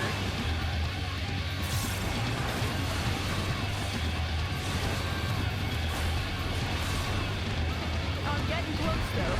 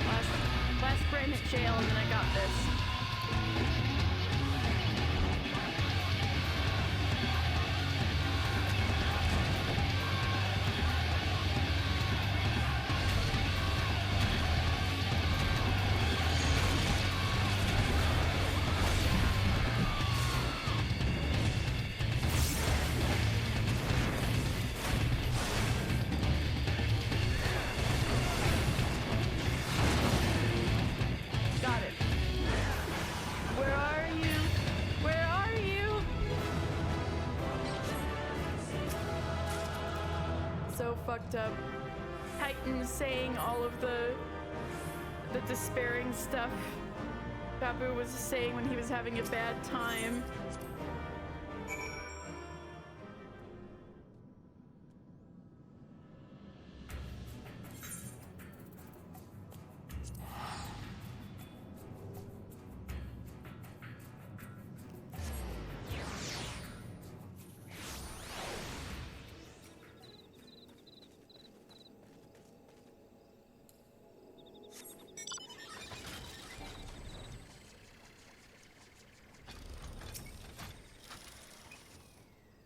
Poor Gabu.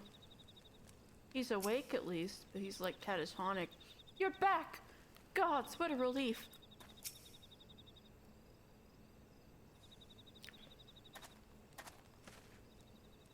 Oh, there he is. Did I not tell you that he would be returned safe and sound? The deed is done then? Titan is no more? Good. There has been enough tragedy this day.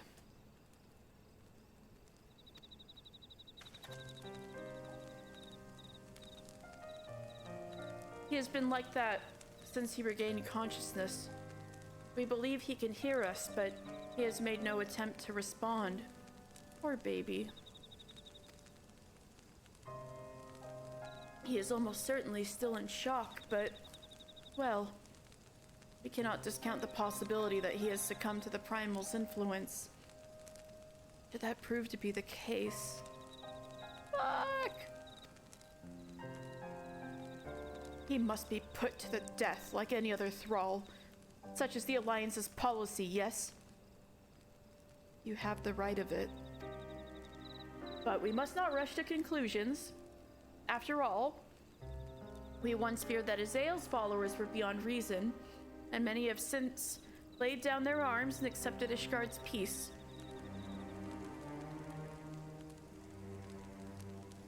And but watch, wait, and pray.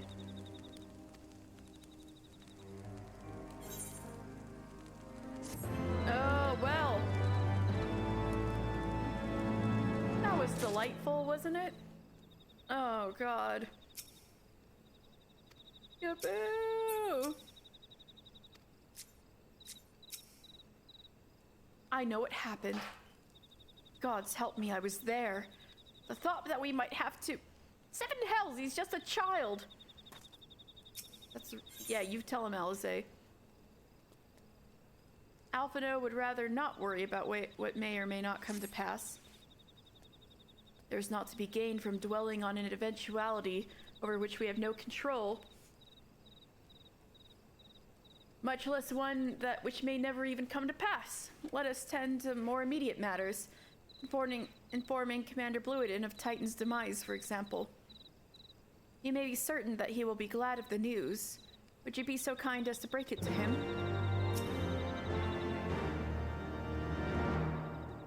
I expect the commander would enjoy hearing the tale of Titan's defeat from the man responsible, don't you?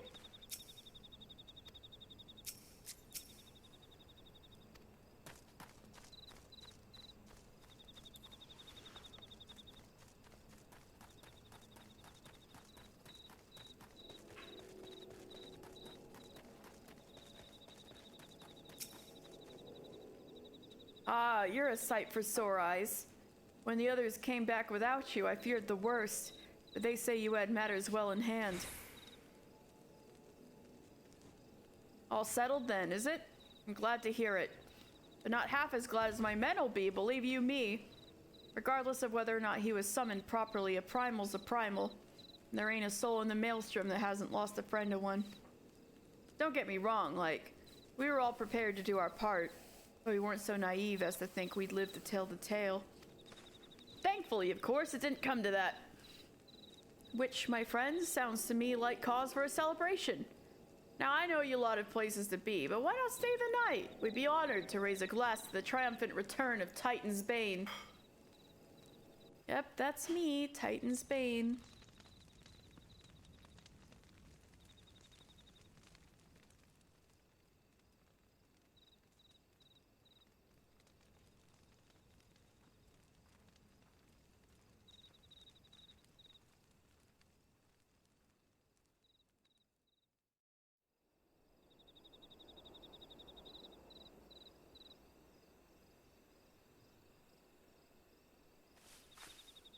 Who goes there?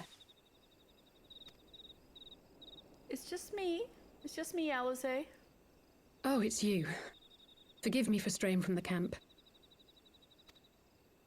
He hasn't been feeling too welcome, to say the least. I thought a change of scenery might do him good. But, alas.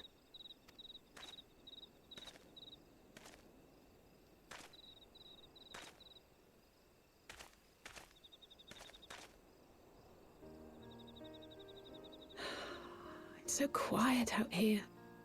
The stars spread out before us, beckoning across time and space. Dawn may banish even the darkest night. How bitterly beautiful, those words. Those were Louisoire's words, right?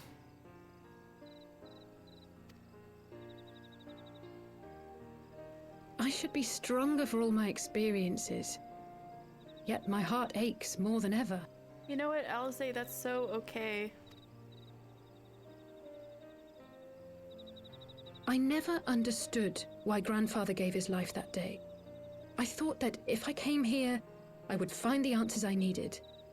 But when I finally laid eyes on the land he sacrificed everything to save, saw firsthand the bickering, the pettiness, I was disappointed. I was angry. I could not fathom how these people were more deserving of his love than his family, than me.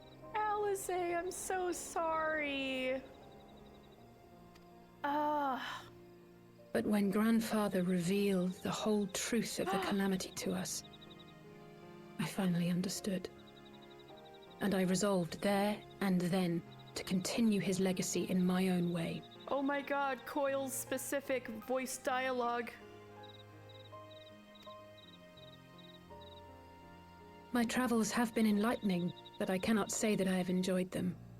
I have lost count of the many petty crises that I was helpless to resolve and of the people whose actions I could not understand.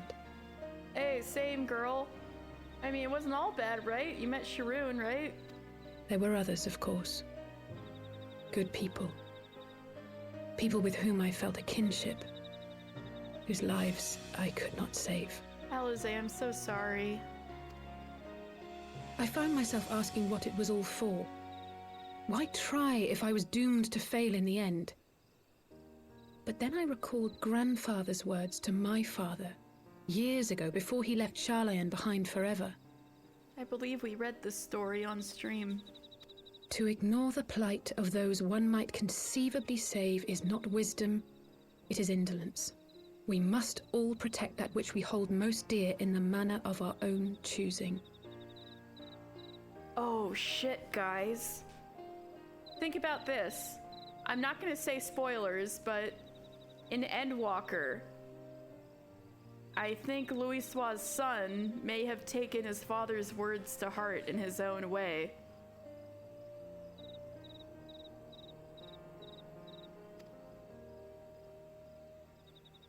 We have to try, do we not?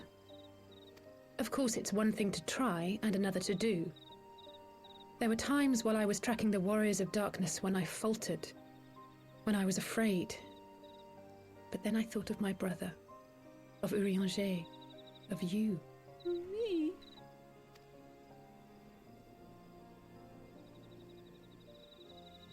Oh, pray forgive me. This conversation has been rather one-sided, hasn't it? Don't worry. Mayhap you could recount some of your adventures in I haven't heard Ishgard. from you in a while, Alize. It's perfectly fine. All right. Let me regale you of Heaven's word. I traveled far and wide with two companions, Estinian and Azael, who were under some rather unique circumstances. I had the pleasure to fight alongside Sir Emmerich. When Alphino and I at last came to the Dravinian hinterlands, I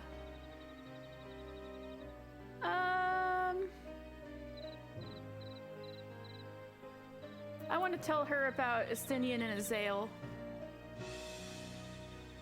I traveled far and wide with two companions, Estinian and Azael. Alphino was there too, in parentheses, who were very...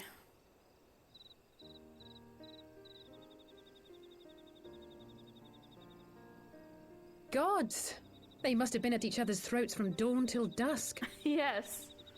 I dare say you managed to keep the peace, though. Merely being in the presence of the Warrior of Light is surely enough to shame anyone into behaving. The hopes and dreams of so many rest on your shoulders, Warrior of Light. As long as the sun rises, we can but carry on, for the sake of those we hold dear.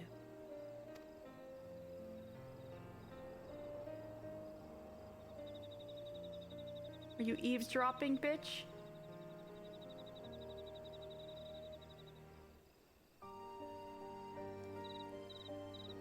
Oh, what a nice scene.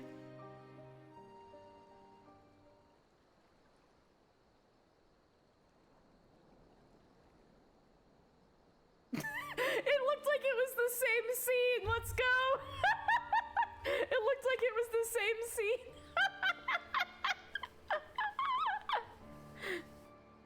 Okay. That might be the closest enough we have to To what like. end dost thou cling to the tainted gifts of the Mother? The first line? Or maybe there was one before, but Ooh. Every tool has its purpose. Even this. A crystal of light. Well, what is it? The seeds sown in Vilbrand have been plucked from the earth and left to wither. Alas, Titan's demise sufficed not to drive the kobolds to deepest desperation.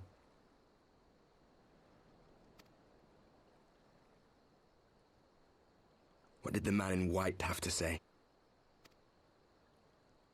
That we are to proceed as he did first set forth. Well, that's easy for him to say. It's not his bloody world on the brink of destruction, is it? Oh, God. Be thou well reminded that with an end to Ishgard's unrest, naught now remaineth to preoccupy the Scions' thoughts. And thus may they devote their every energy to thwarting thee and thine. I foresee only greater difficulties ahead. Foresee? Are you sure you don't welcome them? I'm starting to think you might hold a candle for your old friends after all. Oh. Pray do not mistake mine intent. I but look upon the path which lieth before us with due trepidation. Ooh. Oh, this is so good. Oh, God.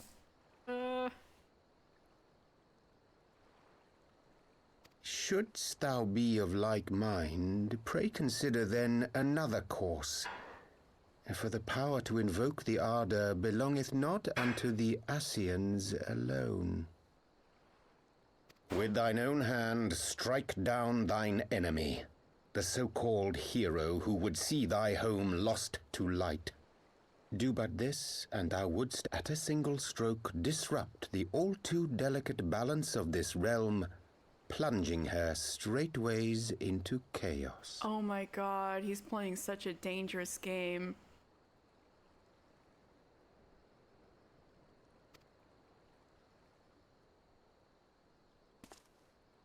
You do realize what you're suggesting, yes?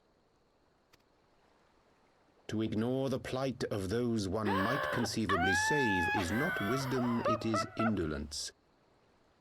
The words of my teacher, and a creed I hold close to my heart. Literally, the scene after Alisaie quotes Louis Soix. It's like, wow, if you didn't guess who this guy was before, here's the biggest, most obvious hint you could possibly get. You weren't spoiled about his face from Twitter. Oh my God.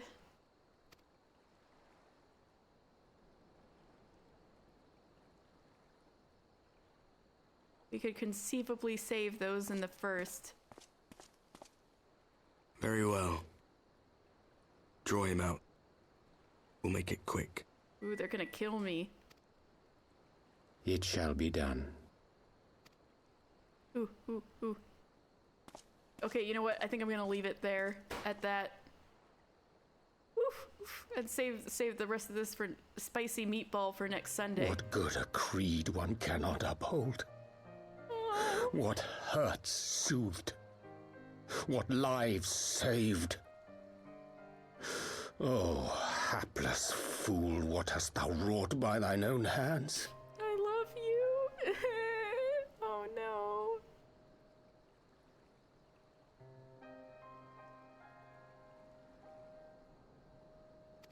Oh, baby. Minfilia, my friends, I shall not now beg your forgiveness.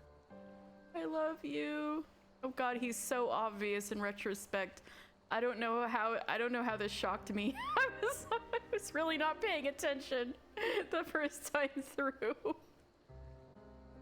Ah. Full deeply though it paineth me to walk it, I shall not stray from my chosen path.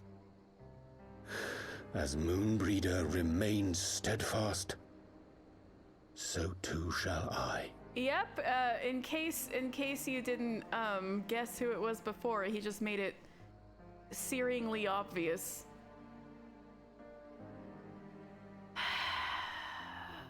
Oi.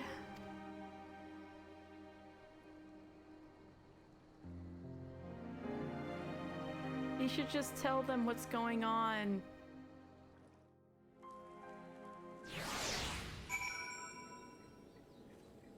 Ouch, my heart. Ow, my heart. Ow, ow.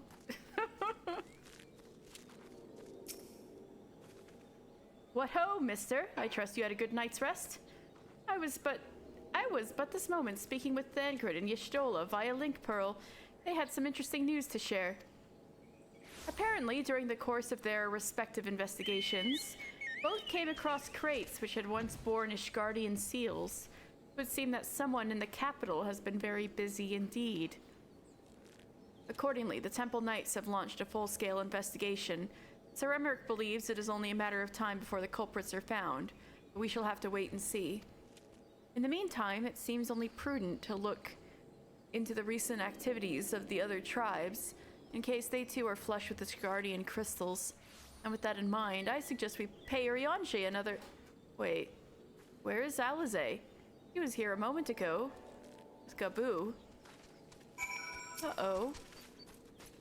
Would you be so kind as to look for my sister? She is doubtless somewhere in the camp, but, oh, well, I'm sure you'll find her. I know, I'm very good at finding people. Oh. There she is. Gabu.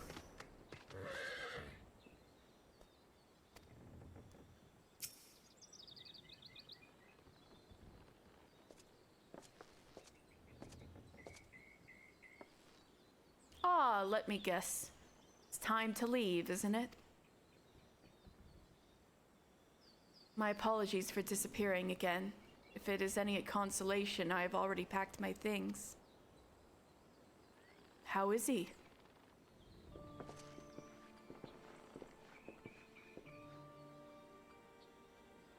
Brother, Commander Bluidin, something tells me you are not solely here out of concern for his welfare. But to answer your question, there has been no change. He will not speak or eat. I'm not sure if he slept.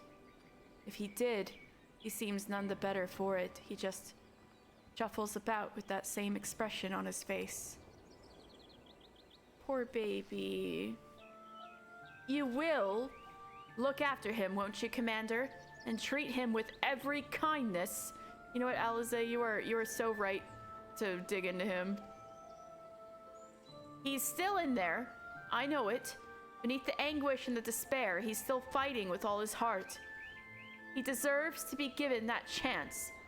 Until he comes back to us. Until we know for certain what has become of him. Aye. You needn't worry. If he hadn't risked his neck to warn us and help you secure the better part of the crystals, this could have turned out a damn sight worse than it did. We'll not soon forget that, and nor will Maelstrom Command.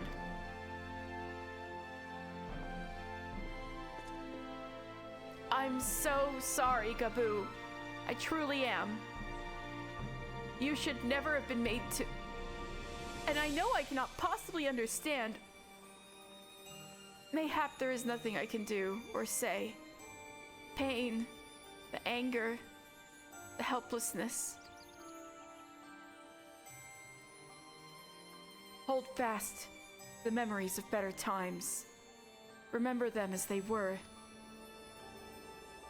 And when it hurts so much your heart feels fit to burst, let it burst. Let it burst, and then fill up again with your love for them. And never, ever forget. Come along, little one. I will remember them. And you, Alisaie. Thank you. Oh, he spoke. Oh, and then he goes back to being quiet. This is so good. These freaking Ishikawa MSQs, man. Have faith, sister. Your words have reached him. In time, he will recover. And those who orchestrated these events will be made to answer for their crimes.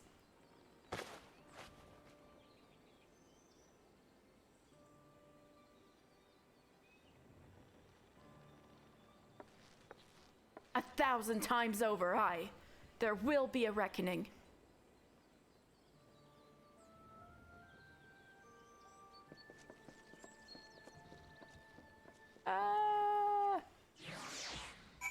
That was so good. I forgot the Gaboo thing was so early. That was so good.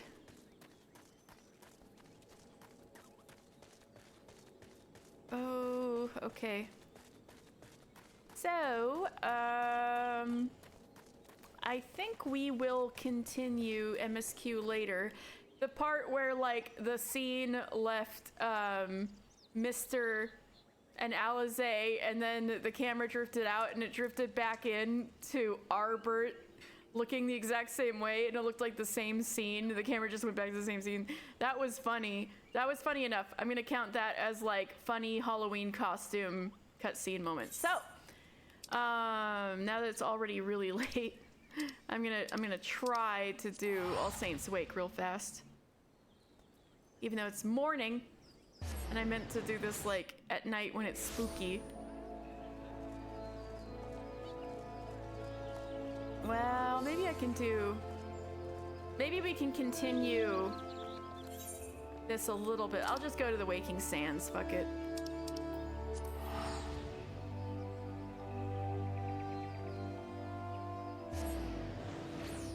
Oh, wait, I have an idea. I could,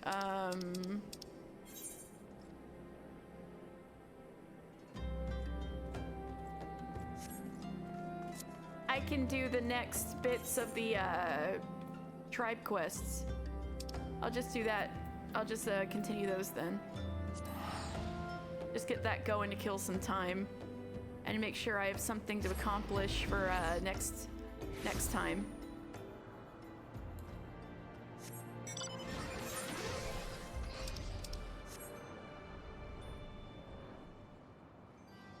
So, we're helping the Zundu tribe find a new home on this island. Linu Vali leading the charge here.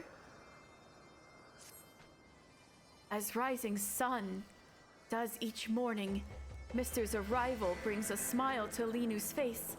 Soon I depart to old home Okundu, and Netherling's support would be most welcome. Rumors of Vanu who still live among the village's remains spread like seeds in wind. Linu thinks it may be fellow Gundu. Ooh, let's reunite some Gundu. Linu cannot leave members of tribe to mercy of Vundu. Time is of the essence. We must find the lost Vanu before they do.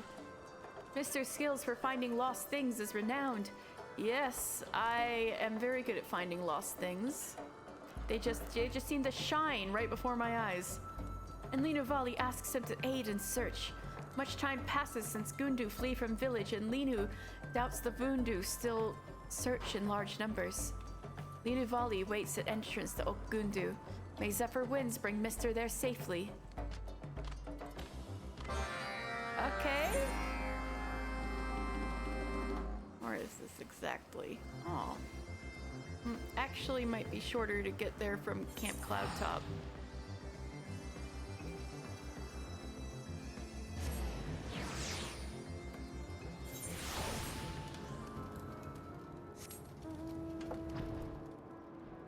Going in my flying chair.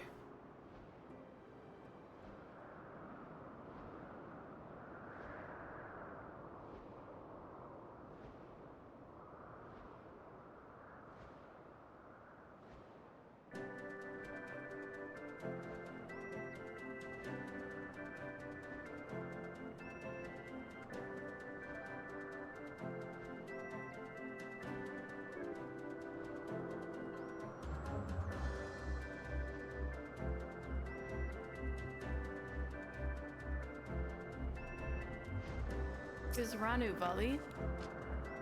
Ah, the Netherling has come. Linu Vali says much and more of prowess. Linu's intuition proves correct. As soon as she begins searching village, Ranu Vali comes running towards her with smile like nestling reunited with mother. Netherling, honor of meeting is Ranu Vali's. Vundu are not to be feared if one who lays low the white walks with us. Ranu's skill at botany is the pride of whole Gundu tribe. Even when rains run dry and sun burns hot, her crops do not wither. Linu proudly wears crown of flowers Ranu makes for her. Oh, they're her flowers. Oh, how sweet. Ranu tells of another Gundu, Inu Vanu, who leaps the island below to escape Vundu pursuers. Inu is stout and strong. Surely he is unharmed. We remain here as lookouts. Mister, search islands below for any sign of Inu Vanu. Vundu may return at any time, Mister. Make haste and search for Inu Vanu. Inu leaps down to island below, but from here Ranu sees no traces of him.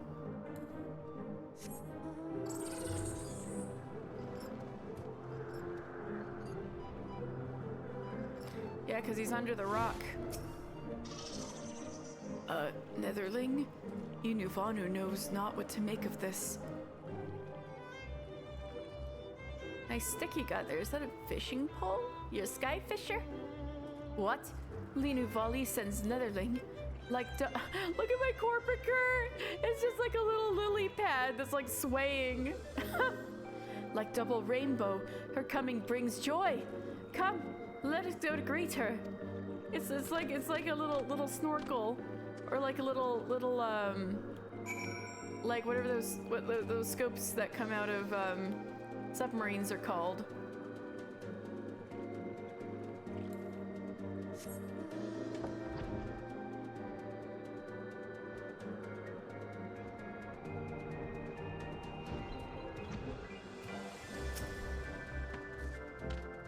Linu Vali tells much of Netherling's great feats.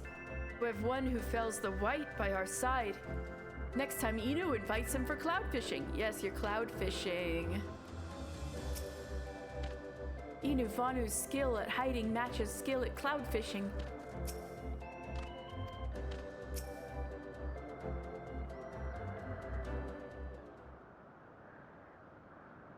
Linu Vali thanks Mister for his help. Inu Vanu is Gundu's most esteemed cloud fisher. Now tribe can feast on most succulent fish in Cloud Sea. Heck yeah, let's go. There! Even cowardly Paisa cannot hide forever. Vundu thugs. These Vanu are Gundu? Oh no! Gundu who are working for the Vundu. Uh-oh. Stormblood's happening already. Like trained Sanua, you are at the Vundu's every beck and call. Only cowards follow so blindly. Onu Vanu, chief of Vundu, evoker of the white, illuminates true path like full moon in midnight sky. But for rebellious Vanu, there is only punishment. Oh no, I hope they didn't get tempered. That would suck. Mister, wait! Now is not time for fighting. Now is time for Sundrop Dance. Oh, Sundrop Dance?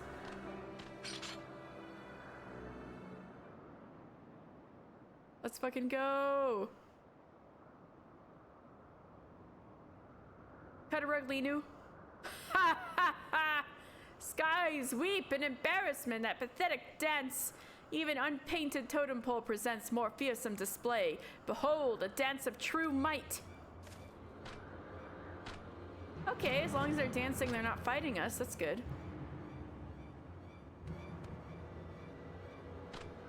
Oh, come on, guys. Come on. Linu, you didn't even try. God damn it, I didn't mean to fight you guys.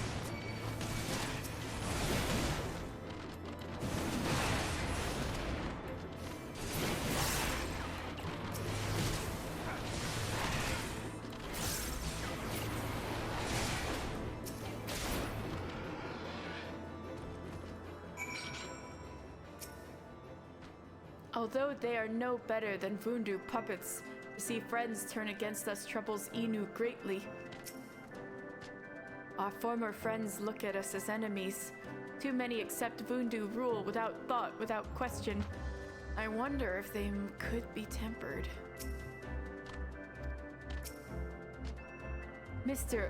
Linu owes Mr. many apologies. Once, she dances with ferocity of summer squall, but now, remembering vicious Vundu attack on village fills Linu with fear, leaving her unable to dance as before. Oh, so you just froze? I'm so sorry, girl. Linu once takes pride in Sundrop Dance, but now her pride is gone, and she feels as a newborn hatchling, shivering in the cold without its mother's body for warmth. But that we are safe is a blessing, at least. Let us return to Oksundu. Sonu Vanu will certainly be eager to meet Gondu Naki's new residents.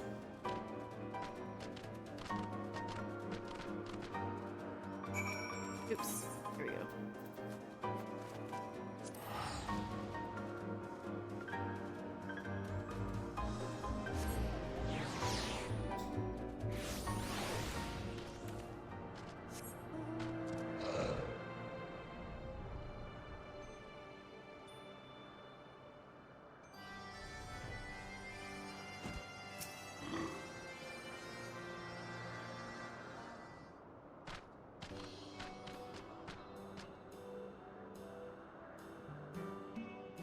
Chief Sonu, Linu Vali introduces Ranu Vali, one of Gundu's most skilled botanists, and Inu Vanu, one of our tribe's eminent cloud fishers.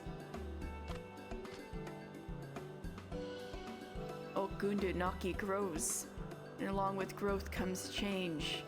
Sonu is eager to see what the future holds for your village.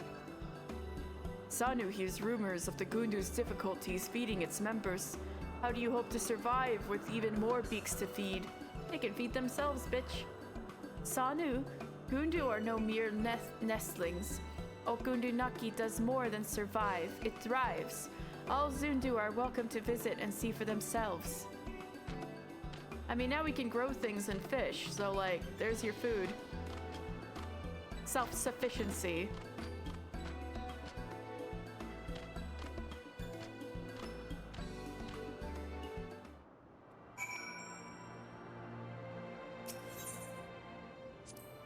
As lightning heralds coming of nourishing rains, Gundu Naki's new residents will bring sustenance to their village. The Vanu of Oksundu cry out in discontent. What to do? What to do? Just tell them to be patient.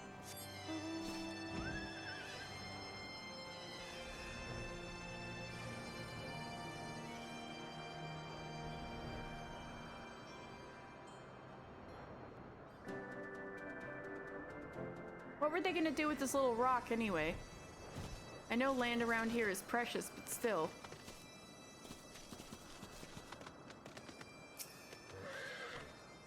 Mister, In truth, the rumors Sanu Vanu hears are not wrong. Tribe does have difficulty feeding everyone, but now we can grow and catch our own food without relying on the generosity of others. Nevertheless, there are those in Oak Zundu who say Chief Sonu gives too much and think us Gundu to be nothing but a burden. Islands in Cloud Sea are precious indeed. It is no wonder that some feel an outsider undeserving of such a gift. But like I was saying, this is like a pebble. What were they gonna do here? So, all in Okundu Naki must work tirelessly to make village prosper, both to show gratitude to Sonu and also to quell voices of doubt. Now that tribe can fend for itself, the Zundu doubtless take notice. Linu's Sundrop dance may lack vigor of past, but until the day brother returns to us, she must lead her tribe in his stead. I believe in you, girl.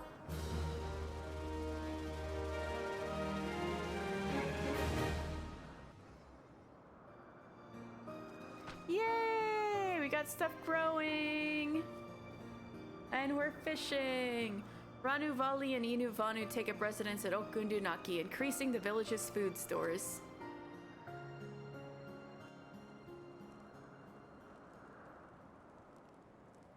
Yay!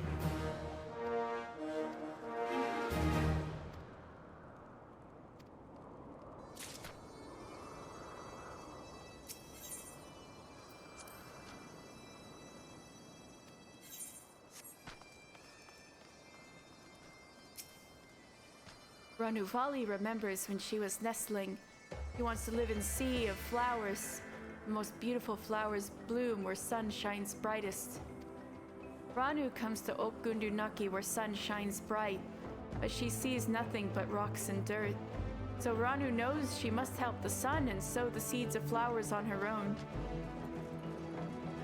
Inuvana, whoa, you're fishing up these huge things? Like giant cloud worms? Damn, son. Under Vundu rule, even if Inuvanu catches plump cloudfish, Vundu grab for themselves. Vundu only allowed to eat meager ones from bottom of fishing basket. But now Inuvanu is free to take whatever fish Zephyr winds bring to him. He dreams of great hauls, so every Gundu in the village can eat their fill. I believe in you, dude. Alright, I'm gonna go and do... Alright, so at least I can do Vanu quests. If I remember, I'm gonna try to advance the Nath quests next Lore Sunday. But let's go do Halloween. Oh, it's raining though. Bleh. Whatever. It's sufficiently spooky.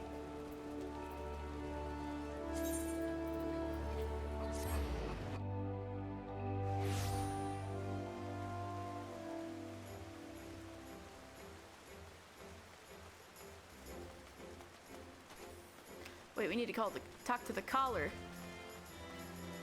Where's she in there? Oh, I gotta start here. Guild Investigator. I remember you from last year. Oh my stars, could it be? The self-same adventurer who helped us keep wickedness at bay and transformed All Saints Wake from a night of screams to a day of revelry. Yep, you were that hot guy from last year, I remember you. Thank the 12 for bringing you to us, for all the fiends of the realm knock at our door once again, and we need a dauntless soul to help us ensure they don't tear it off its hinges. The host of this year's Parade of Horrors is a woman with a pumpkin for a head. I shudder to consider whether this is some elaborate costume or... No, perhaps it's better not to know. Her strange appearance makes my skin crawl. To say nothing of her underlings. Why, one might think the Continental Circus was come again, hiding their monstrous intentions behind the guise of celebration. We can be grateful that none have yet fallen under their spell, but I fear it is only a matter of time. We must act quickly to unearth their schemes. I would begin a thorough investigation at once, but I'm afraid my surveillance duties here prevent me from moving freely. That, my friend, is why I need you.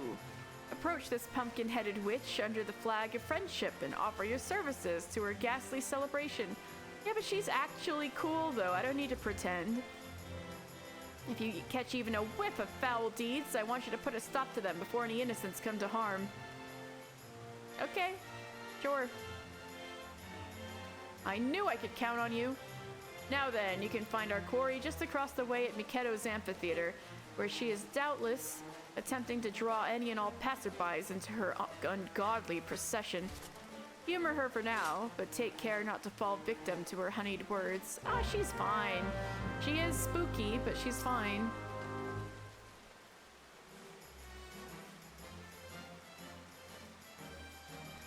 The pumpkin-headed woman can be found at Mikedo's amphitheater, where she is attempting to coax the common folk into her terrifying cadre.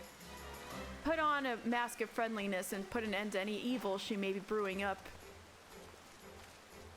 Alright, you guys love my Halloween costume? My Arbert, Warrior of Darkness Halloween costume. All Saints Wake Crier. Hello there, pumpkin!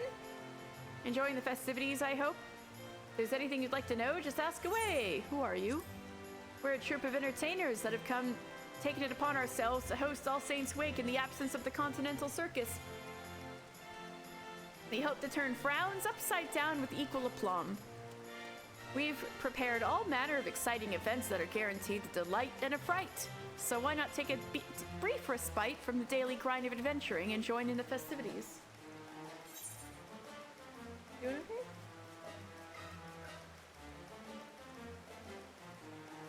Oh, okay. Yeah, we're getting to the Halloween parts. Yes. Alright, what is All Saints Wake? We did find out about All Saints Wake last year, but let's go. Legend has it that once a year, the 12 honor the saints by hosting a lavish feast in the heavens. While the saints are away, however, the realm is bereft of their divine protection, and creatures of darkness come out in droves. Fearing for their lives, the people took to shutting themselves inside their homes. Those who had no choice but to venture outside disguised themselves as fiends, in hopes that they would go unnoticed by the real ones. Frightening business, isn't it? But that's all in the past now. For these days, we have valorous adventurers like you to keep our cities safe when the saints are away. Having no more reason to be afraid, people went and turned All Saints Wake into a fun celebration. A truly detestable, delightful state of affairs. Alright, let's go find that pumpkin-headed lady. We met her last year.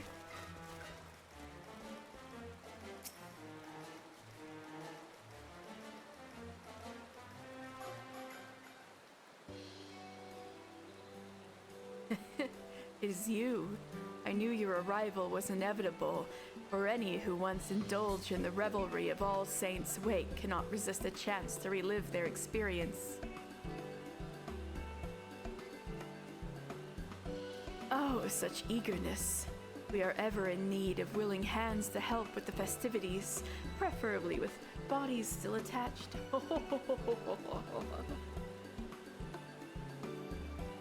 Hands with body attached. Yep, I got those. Of course, I understand you have been tasked with bringing to light any iniquity on my part.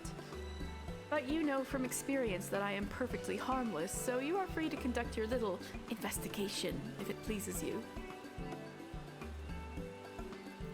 Together, I believe, we can make this All Saints Wake into one that will be remembered for moons to come. Yet before we begin, allow me to illuminate the history of this event and our intentions here.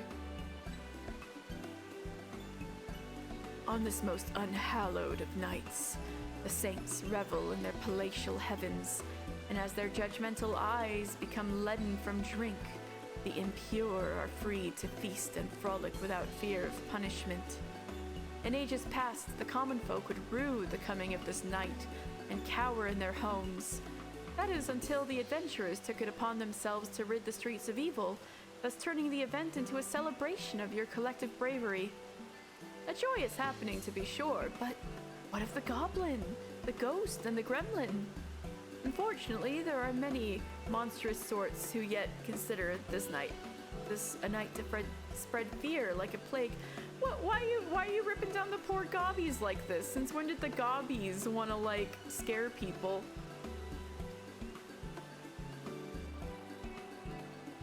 And so it struck me. What if All Saints' Wake could be an occasion for celebration among mortal and monster alike? I believe there is room for light in even the darkest of hearts. Really? Really, I like the sound of this. Which brings me to the question of your involvement. I would have you aid a minion of mine named Papa Gruff in facilitating an All Saints' Wake that will allow yours and mine to join hands in mutual merriment. Oh yeah, the clown! I know him. Perhaps you know Papa Gruff. He was once a void sense so depraved that his kin spoke of him only in hushed whispers. I don't know, his wife and son seem to speak with him with their whole chest, really. But I've since shackled, or rather, politely reasoned with him to commit devilry no more. Knowing of his formidable magic prowess, I have sent him to work under these guiding words. Frighten enough to tickle, but not scar. Fear need not be an unpleasant experience, and Papa Gruff is doing his utmost to strike that delicate balance between felicity and fright. Not with much success, as I understand. I would love to proffer him advice myself, but I believe one such as you would know better what appeals to the mortals of this city. Might you give our beleaguered Papa Gruff a few words of advice? Leave it to me. Thank you, truly. He should be putting on a performance near the Leatherworkers Guild at present, assuming he has yet to be chased from Gridania's borders. Please speak with him and give him my encouragement. Yes, ma'am.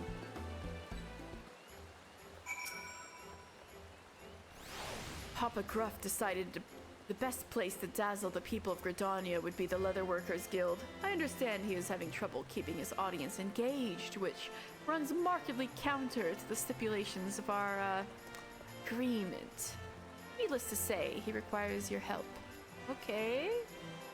Gotta teach him how to scare, but not scare their pants off. Scare to delight, not to fright. Fright in a bad way.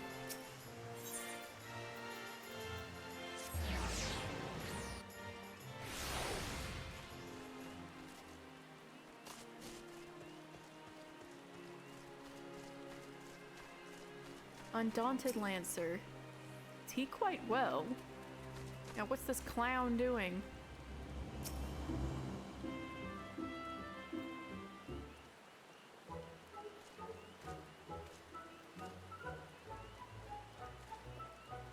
You are that meddlesome adventurer.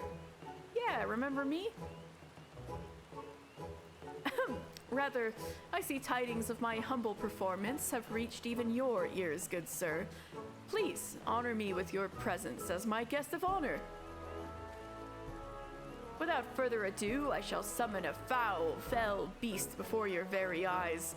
I only hope you've brought a change of small clothes. Ew. Dude, not to scar, remember, dude? A monster? It'll take more than a magician's cantrip to scare me. Cantrip, saying cantrip when Baldur's Gate 3 just came out. Do you know what boots the Wood Whaler has on? Lancer? What are they? I have to take a better look at them.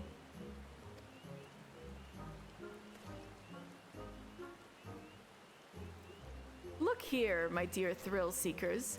Here lies an ordinary pumpkin. Or is it?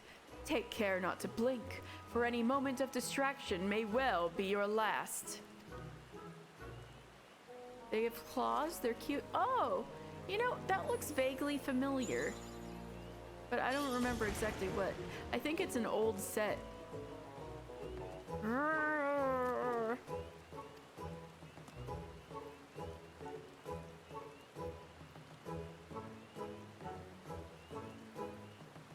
I think it's probably like Evan's word or earlier is my guesstimate. I could be wrong. Oh, the terror! Those bloodthirsty eyes, those razor-sharp fangs. Oh my god, his face seeing the cute little puppy though. Flee if you dare, but this hellhound will chase you to the ends of the earth to have its awns of flesh. And I would know, considering the scars of its wrath upon my backside. Ow, your backside. Imagine each and every pumpkin adorning this fair city transformed into such a thing. Why, dread would prey upon Gridania to the last ilm if I made it so. A veritable banquet of chaos.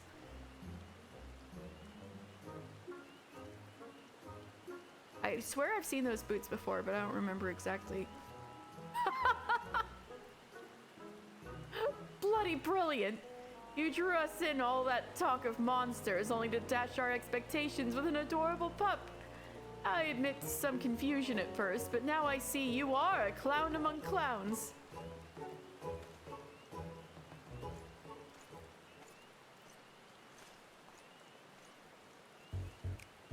Not a single blood-curdling scream. But a smile is not a complete failure, I suppose.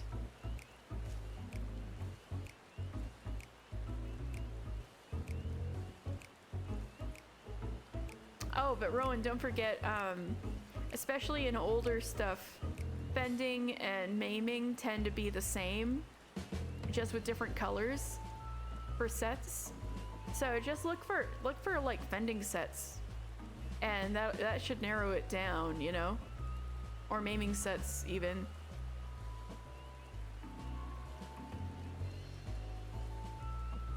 Ah, my pumpkin-headed master asked you to help me.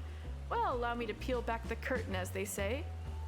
Considering our previous acquaintance, this hardly bears repeating, but my true form is that of a void scent. Yeah, poof. Yep, you're actually an imp. My, not even a grimace. Well, I suppose it would be inconvenient if you ran away screaming after every sideways glance in my direction. Now for the matter of this furry abomination. Frightened enough to tickle, but not scar, is the agreement that binds me to my master. I don't need to be told twice that summoning any of my kind would be in gross violation of that covenant. So, remembering the deceptively winsome countenance of this vicious hellhound, I thought it might strike the perfect balance between horrifying and heartwarming. That is, until a child at an earlier show burst into tears at the pup's appearance.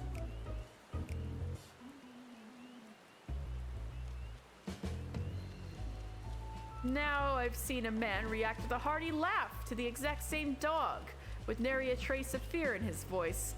The difference is vexing. Tell me, is a puppy something to be feared or cuddled? I mean, cuddled, yeah. Feared by... I mean, depends on the puppy. A full-grown dog kids might be scared of. But I chose this one on my other characters, so I'll choose this one for this character. Feared by children and cuddled by adults, but sometimes the opposite.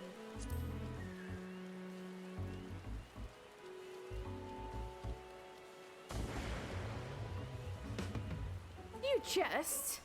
You mean to say your kind's definition of terror differs from person to person? I admit that does explain the sheer contrast in reactions I've observed so far, and it does place me between a rock and a hellish, soul-rending place. If my task was simply a matter of bringing people to fearful tears, the ground beneath you would already be soaked through. Just ignore the fact that it's already soaked through because it's raining. How in the hell's good name does one frighten to tickle? The hell's good name.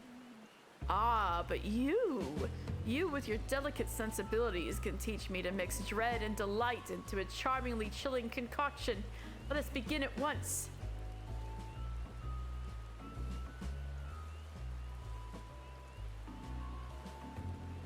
A puppy flipping over. Pumpkin pup. Oh, look at it flipping over, flopping over. Let me go again. Oh, what a cutie.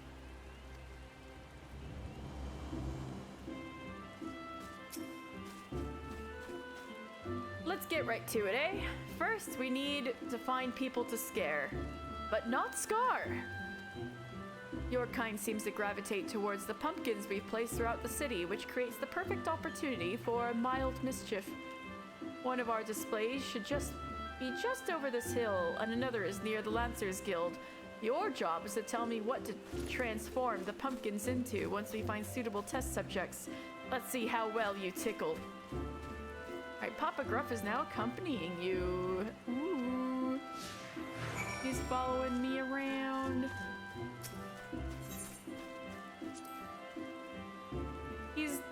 He's taller than me. God damn it. Are you a max height Midlander? You may have heard terrifying stories of my past, but I regret to say the magics I wield don't quite live up to my reputation. I only have a talent for minor transmogrification, really. My master, on the other hand, oh, I shudder to think what mayhem she would be capable of if she wished it. So you just can make illusions and stuff. That's fine. Off-duty sergeant. An All Saints Wake performance. Very well, but I face slavering monsters almost daily, so it will take something quite fantastic to make me flinch. Oh, I could make him flinch so hard his heart would burst in his chest. But that's neither here nor there. What type of ghoul would be suitable? Well, you know what? He seems pretty hardcore. So you should lay it on as thick as you can. Give him the ghastliest ghoul you can muster.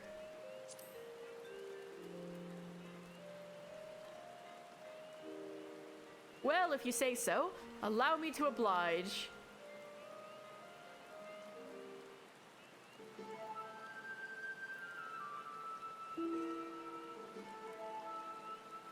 Ooh, magic wand. Oh, egads! Ooh, it's spooky! That gave me quite the fright. I only hope I never face such a monstrosity on one of my patrols, else my final act might be to soil my breeches. Well played, well played. Yay, see, we did it! We're striking the right balance.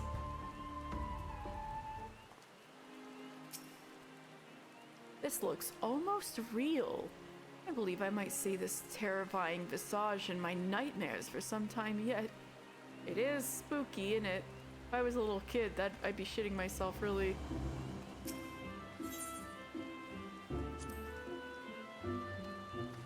Okay, so let's go this way.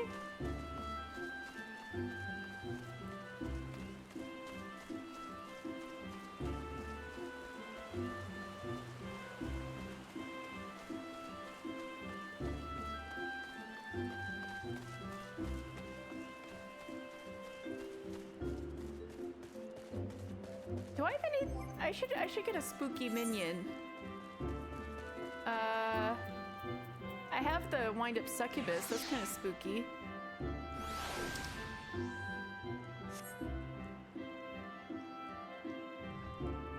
Where is she? Oh my goodness. Anyway.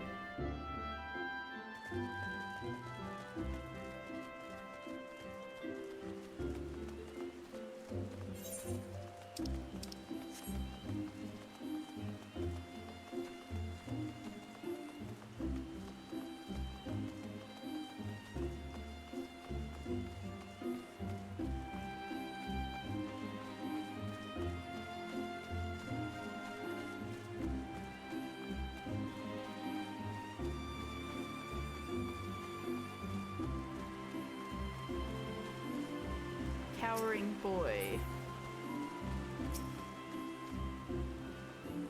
Those decorations are scary. Oh, somebody just said, "Hey, Ardbert" to me.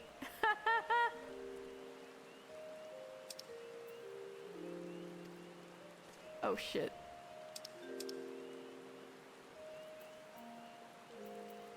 These decorations are so scary. You're not here to trick me, are you? This one is ripe for the picking. Forget I said anything.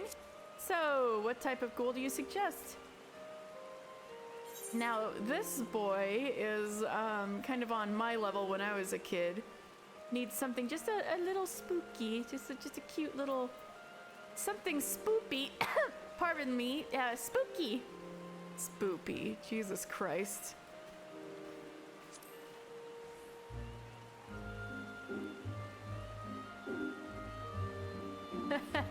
If you really think so.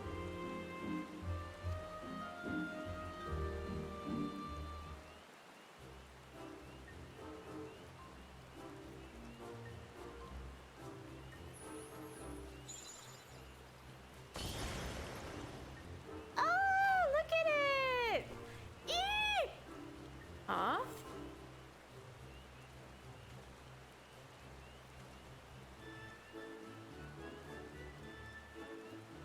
You know, when you look at it, it's actually kind of cute.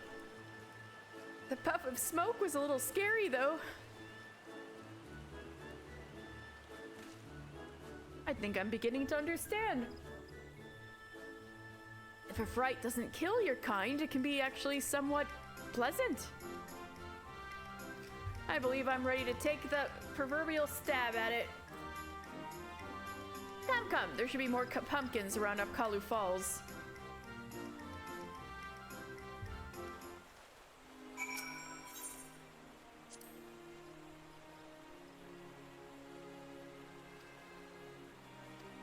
Is this person around here somewhere? No!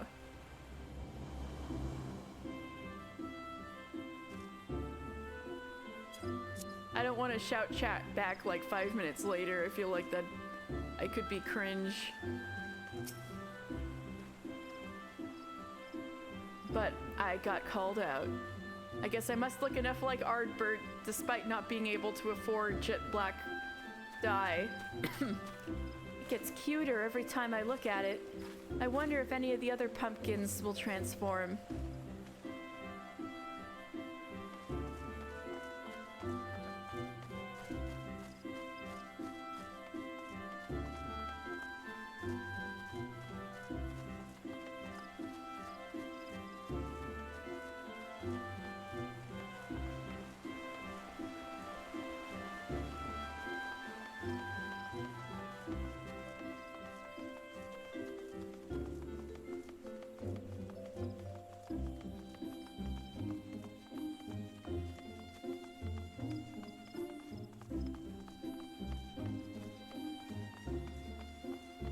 That's a great pumpkin display with all the hats. Yes.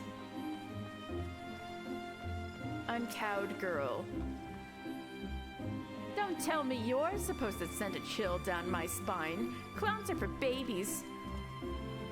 For babies, are they? I'll make this last wish she was back in her mother's womb.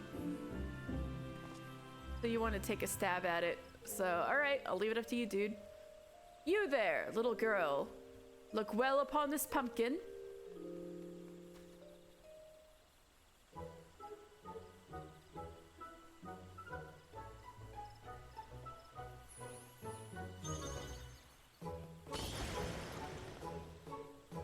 Ah! I'm a monster! It's just one of those little ghosts. But she like freaks the fuck out. Wow. See, they're surprised too. Ah! What impressive magic! My heart won't stop pounding. You were all tough talk, and then like something not even scary scares the shit out of you. Weird girl.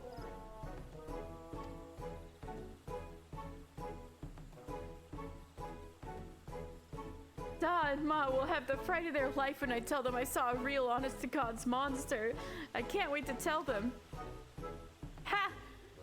I'll think twice before I insult a clown again. Thank you for the thrills.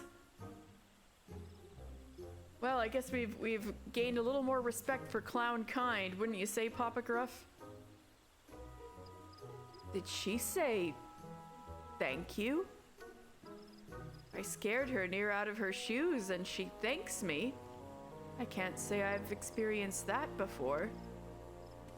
Well, do you like it? I dare say I even enjoyed it.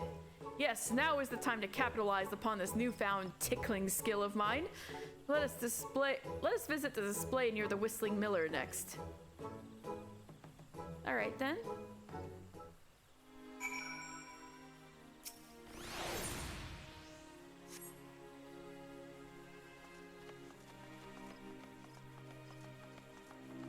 think I can run and he'll run with me. Yeah, there he goes. We're both sprinting.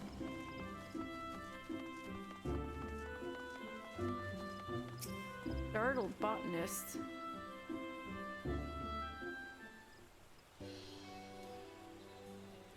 Good day to you, young lady. Might you join me in celebrating the joyous occasion that is All Saints' Wake?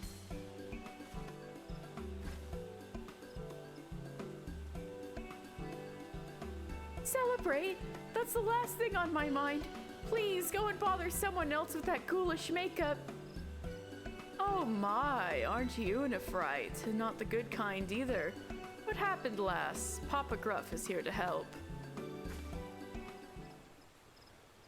You'll really help? Oh no, you're kind of, trusting, aren't you?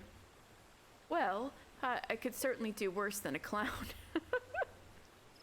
I've come from the Great Loam Growery, though fled from is probably more appropriate. I was tilling the fields like always when I heard a frightful voice from behind me. I turned around to meet it and came face to face with the foulest monster I've ever seen.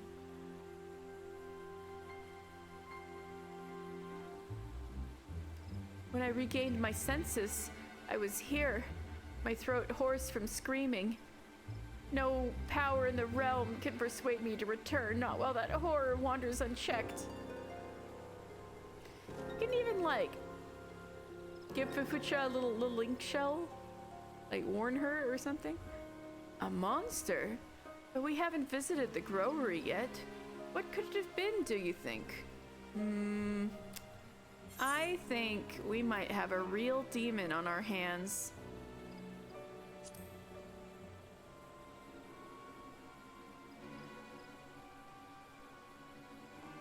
You may very well be right. Those illusions I summoned are no more capable of free movement than the pumpkins they sprang from. Yes, no doubt there are void scent running amok. Here I am, tying myself into knots trying to learn the subtleties of spookery, while some uncouth brute goes rampaging through the Twelveswood with nary a thought towards artistry. If we forgive such behavior, our efforts to find glee and terror will have been for naught. Let's get the bastard. Tremble and fear no longer, lass. We shall investigate the matter. Truly, you're the first people to believe my claims are more than seasonal mischief. Oh, I knew Father was wrong when he said all clowns were villains. Thank you. What keeper of the moon Mikote told you all clowns were villains? He must be really scared of clowns.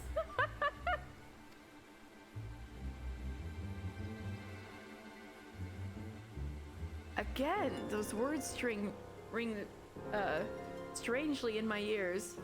However, it is not an entirely unpleasant sensation.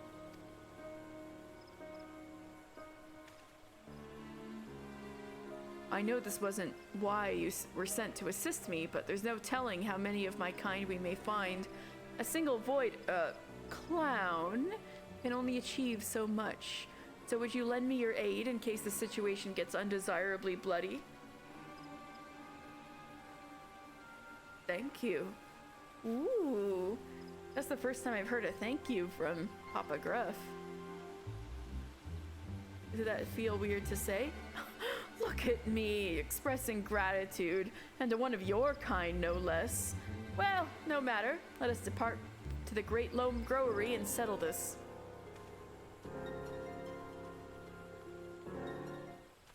But how's the girl doing? That frightful thing snuck up on me at the Great Loam Growery. I fear it will be some time yet until I can work up the courage to return.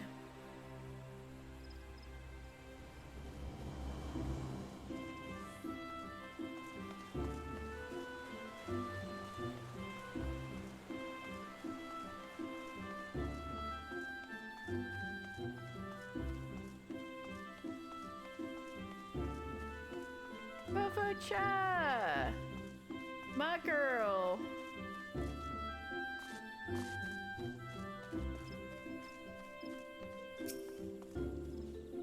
I see nothing out of the ordinary here, but I know they are close.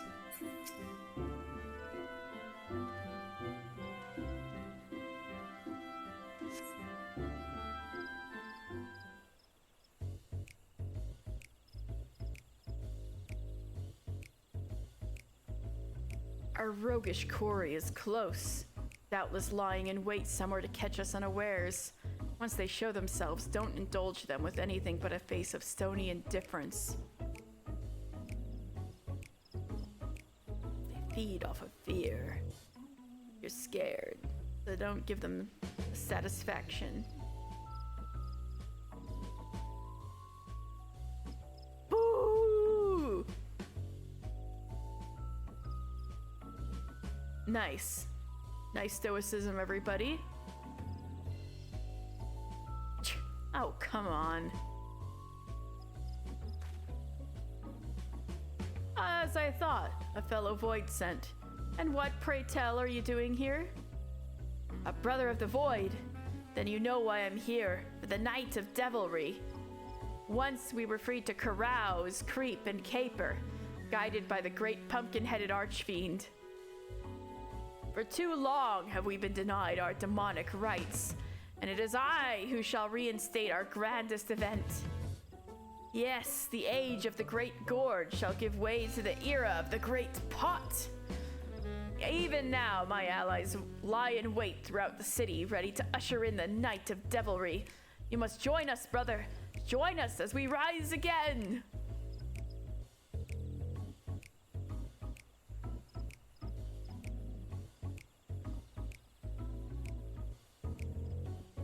No. What? Why? Even if I wanted to, my covenant prevents me from engaging in the wanton vileness you propose. Regardless, I have no desire to join you for some cheap jaunt through the city with only a few startled mortals to show for it.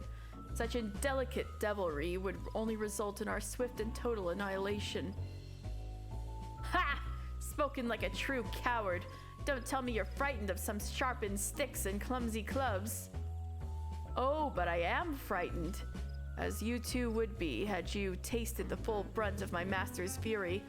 Perhaps you may yet if you continue to insist upon this foolish course.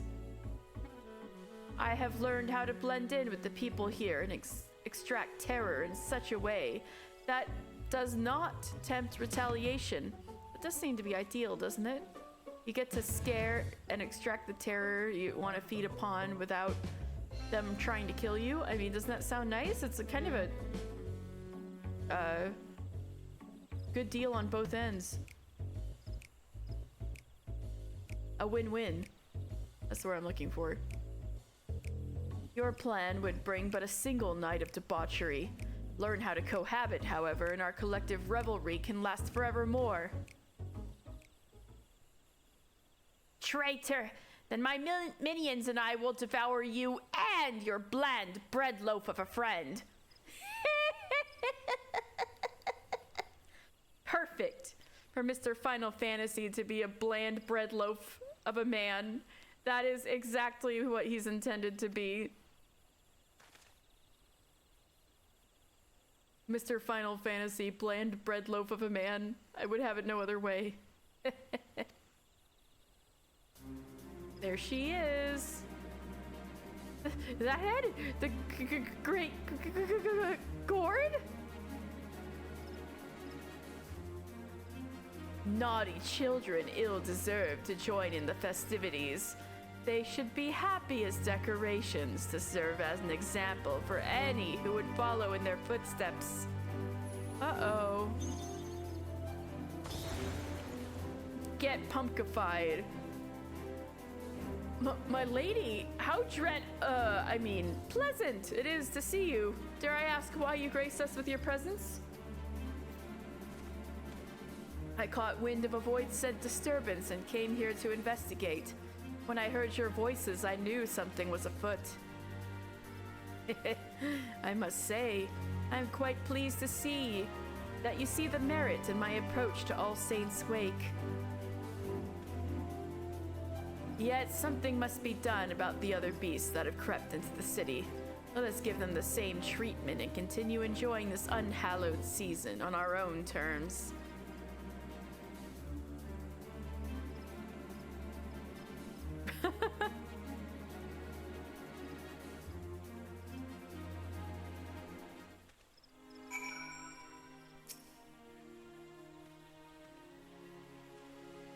What?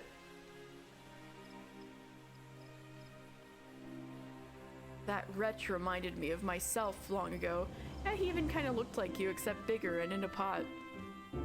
For but a twist of fate, I might even now be adorning the streets of Gridania by its side. Damn, in another life, you could have been a pumpkin.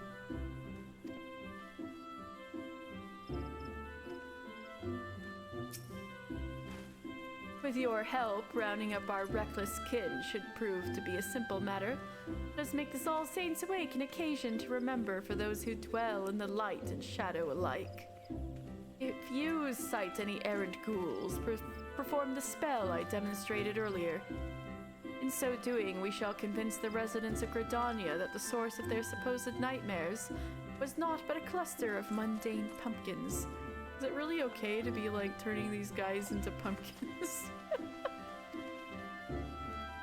This wand possesses the transformative power you require. Simply swing it about in a grandiose manner and point it at your target.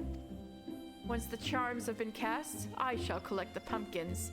I understand they are quite delicious when baked in pie. Isn't this void scent murder? Girl. All Saints charm. Yay?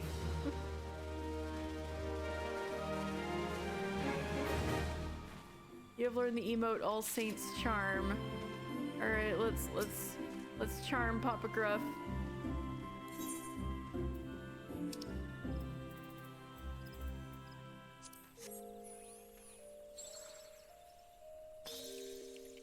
Amazing.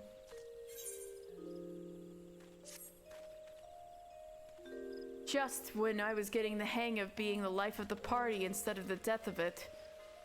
Let's wrap this up quickly, lest this year's All Saints Wake be remembered as a disaster. I sense something sinister lurking deeper in these fields. As well as a trail heading east, perhaps towards the market of the Lancers Guild. Or the Lancers Guild. Splitting up will be the easiest way to end this quickly. I'll escort the botanist from earlier back here and deal with whatever still haunts the growery.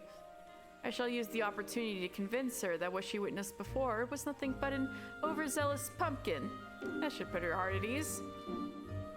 I'm lying to her? Okay. I will leave the rest of Gridania to New. I guess it is trick or treat, right? Once the Void Scent have been verily vegetated, meet me at Mykenos Amphitheater so we can deliver my master news of our success. Now, let the show begin! Alright. Oh, maybe I should teleport.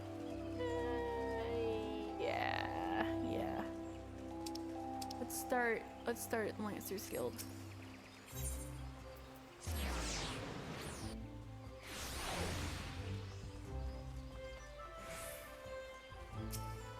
Unnerved wood whaler. Monsters have invaded the city. Ehehe.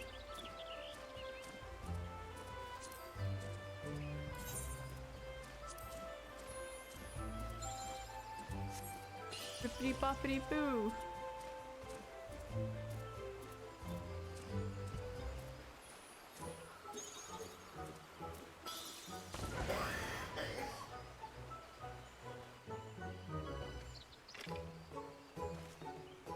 A pumpkin? Wait, this is all part of the All Saints Wake festivities, isn't it? Yep, it was that all along, I swear. I must say, that made my heart skip a beat. If this is what adorns the streets, I cannot wait to see what the main stage has in store. Yeah, we got another one. What a sad pumpkin. You gotta sleep. Good night. Good night. Oh my god, it's like almost my gut reaction to say good night, Pukey Pie. Good night, Rowan. I'm gonna go soon anyway. I'm just finishing up the event quest. But thank you for sticking around. I'll see you later.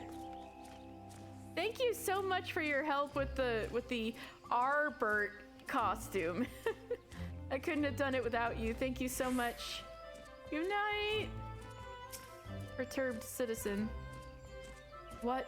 What is this awful thing? Bibbidi boppity boop.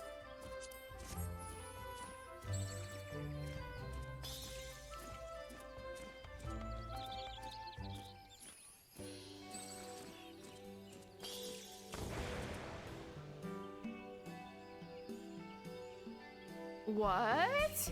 It was just a pumpkin. I knew the wood whalers wouldn't let such wicked things into the city.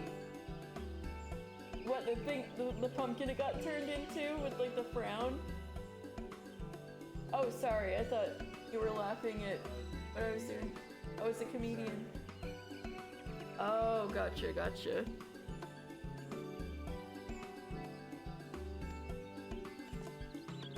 I've never seen such a feat of illusion before. If the rest of All Saints' Wake is as entertaining, I'd best go and find the main event.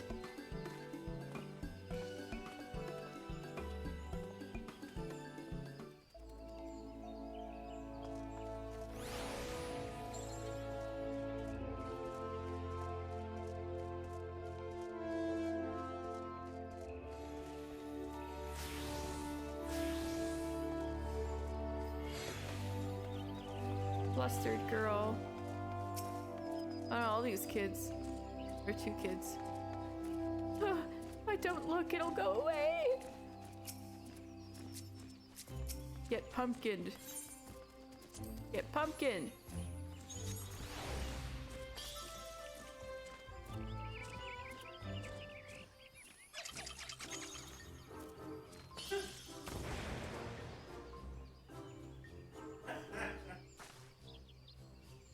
The cackling in the background of my father. Huh? What? It was a pumpkin the whole time? I can't believe I fell for that. But now that I know it was just a trick, I'd like to see it again. Yay!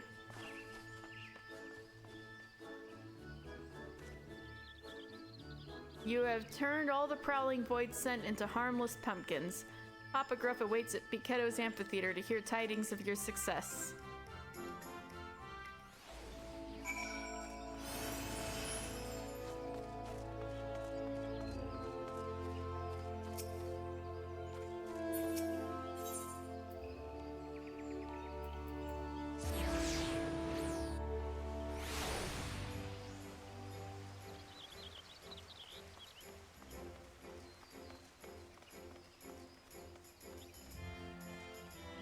Genial Kaiser. Preparations for the marvelous masquerade are presently underway, but come back soon. Unusual usher. I'm dreadfully sorry, but you must first speak with my master before I can escort you.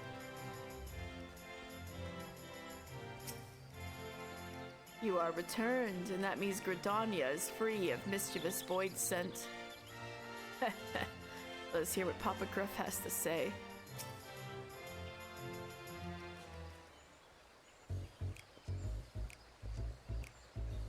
There you are. I took care of the void scent still haunting the Great Loam Growery. Did your hunt go smoothly?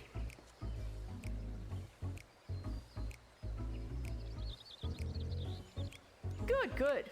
Now we can safely say that the only frights in store for the citizens of Gridania are of the decidedly entertaining variety. I took the liberty of gathering the pumpkins you created. Their punishment will not be eternal, but they can stand to remain in their current form for the duration of the festivities. It is the least they can do in repentance. Okay, at least she's not gonna make them into pie and eat them. For being a little spooky. This is okay.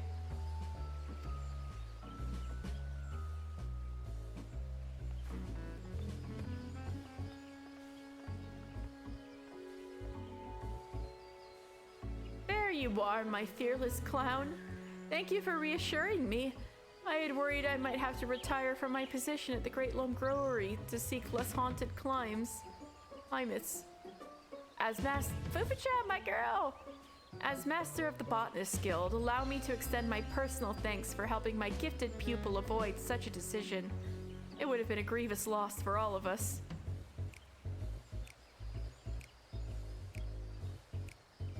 no, it was no trouble at all. In fact, I should thank you for being such an exemplary audience. A true entertainer brings his all to every stage, be it a grand amphitheater or a cozy vegetable patch. I only hope you were half as thrilled as I was. That's scary. Whatever that was looked so real. I could have never guessed it was just a garden variety pumpkin. Haha, that's...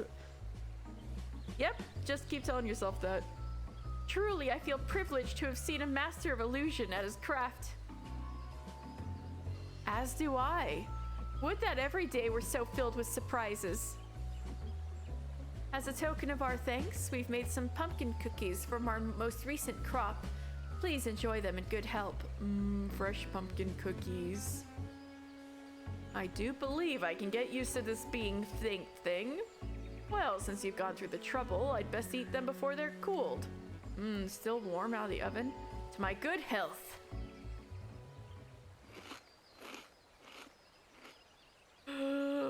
This is delicious!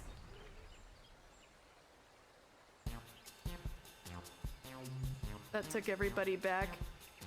I bet it's like exactly the like Paper Mario gourmet guy when he eats the right cake.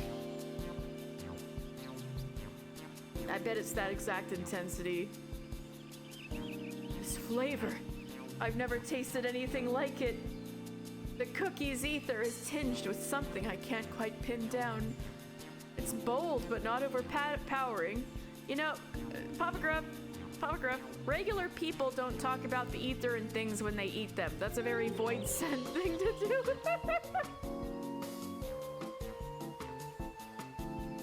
Is this the taste of gratitude? Oh, how much of my life I have wasted only supping on terror when all along a whole world of flavors was left neglected. I like the implication here that if you cook with love, that's the flavor of ether you're putting into the thing you're making. So you can literally like cook something with love or taste that something was made with love because of the ether in the food or something like that. I don't know if that's exactly what's going on, but I like that implication. Or that it affects the ether rather than like, is the ether.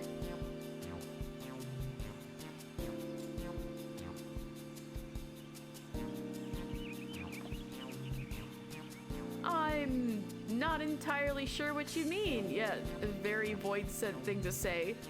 But I shall consider your words a compliment nonetheless. These cookies are but a small token of my appreciation. I only wish I could have given more. You mean I could potentially receive more gifts? If performing my act will get me more baked delights, I'd better get to work straight away. Why, this is shaping up to be quite the All Saints Week indeed. You can get used to being thanked and being rewarded, huh?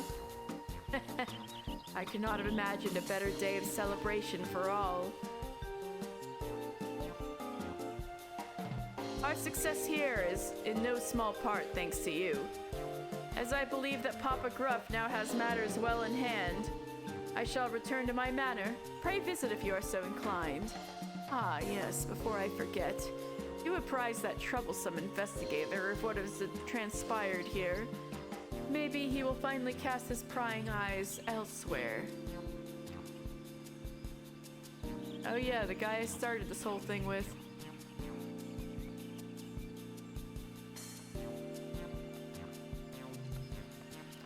Look at that scary flying pumpkin bat.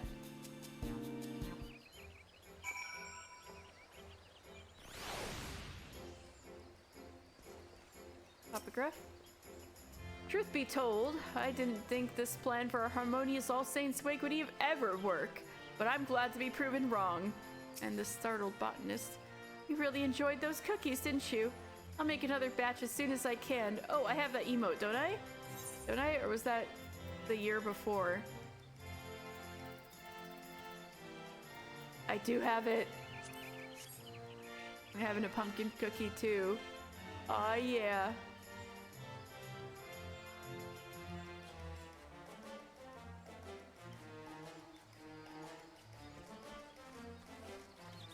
All right.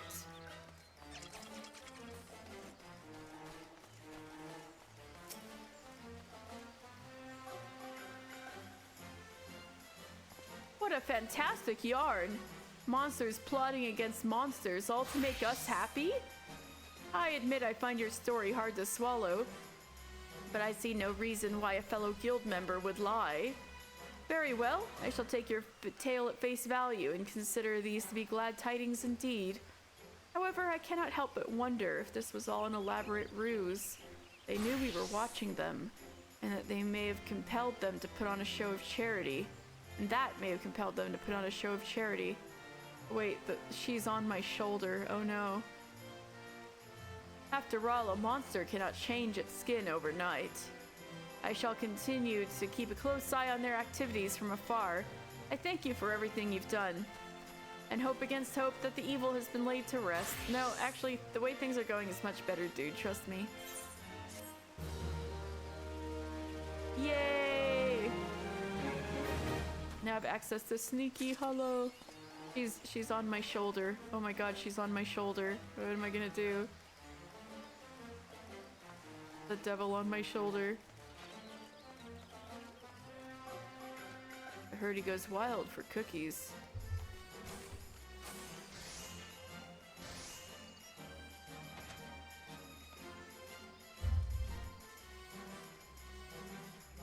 Alright. So there's one last little bit of lore we can squeeze out of this. Oh, Stella's about to get my ass. I'm soon, Stella. I will stop streaming soon. I promise, Stella. Should you wish to visit my master's residence, it would be my pleasure to escort you. So, just so you guys know, you can go take your spooky Halloween pictures out here. See, there's some fellow people having a good time. We got a Hildebrand. Oh my god, wait, is that... How did he do that? He looks... Oh, oh, these are both... They both transform themselves, because that's... I know who that is, yeah. They were both transfiguring, that's why.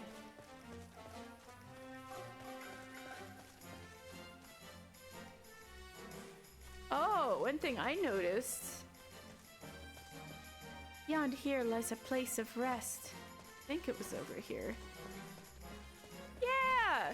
See, our buddy, the magic pot. Would you rather be inside a pot or grave? He's got a little new job over here. But yeah, there's lots of little things to explore, but I'm just gonna talk to...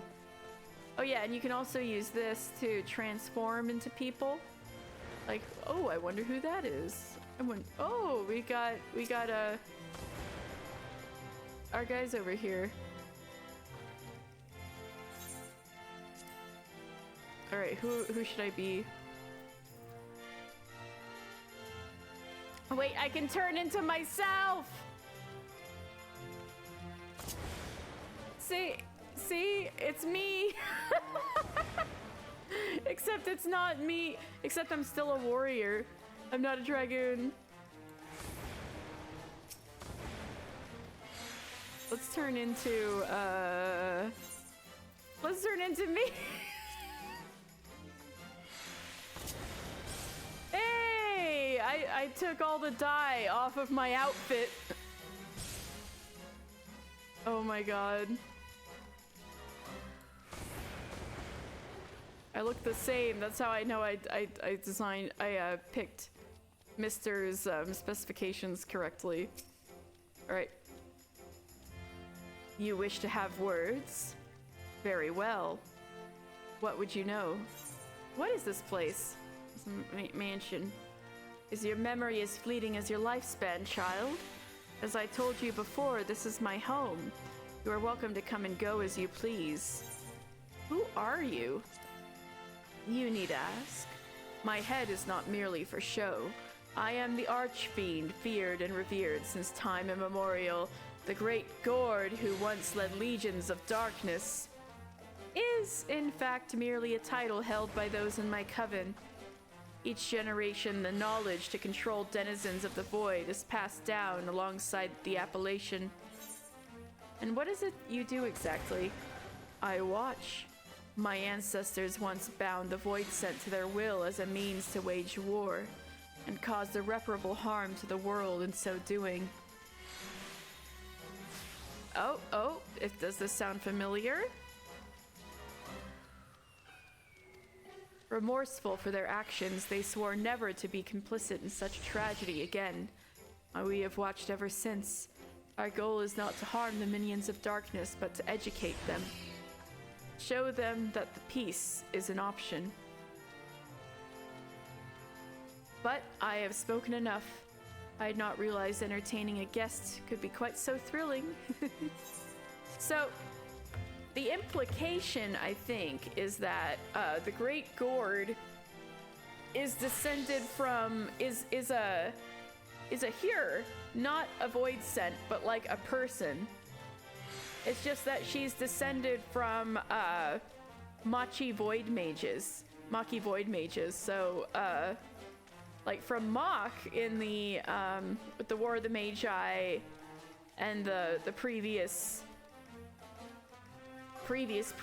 astral era,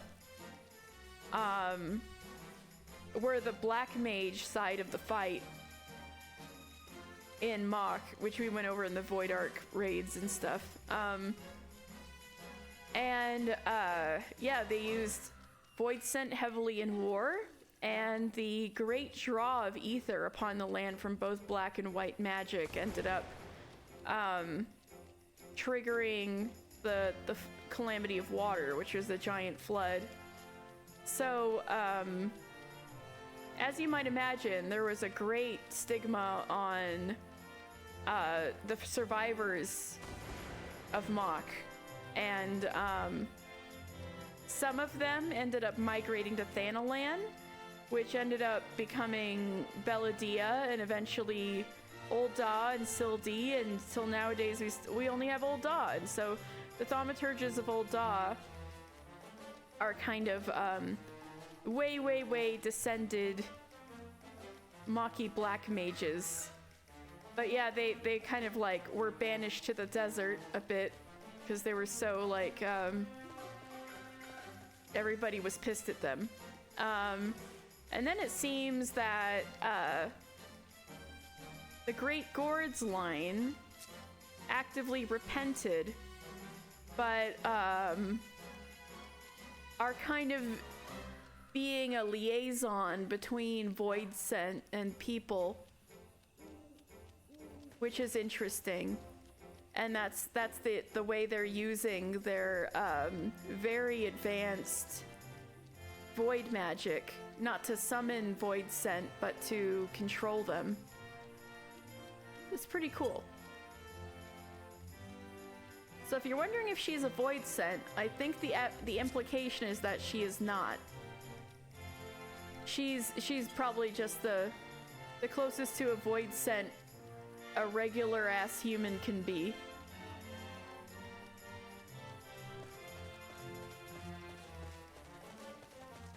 And obviously the Void Scent shaking their boots around her because her family's magics, her coven's magics are so powerful. But anyway, that was the last bit of lore I wanted to go over today.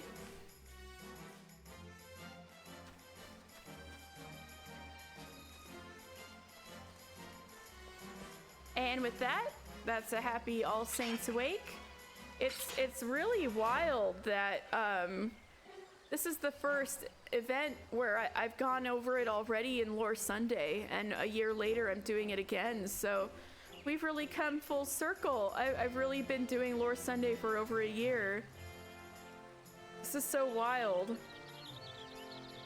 Well, thank you guys very, very much. And since it's like super late and I gotta go attend to my dad, and we gotta wake up early because he's flying out tomorrow morning, I think I'm gonna just end here without raiding. But thank you guys so much. I'm sorry I haven't streamed in a long time, but we should, emphasis on should, be going back to our normal programming. So I'll see you guys later. Thank you guys so much. Have a good night.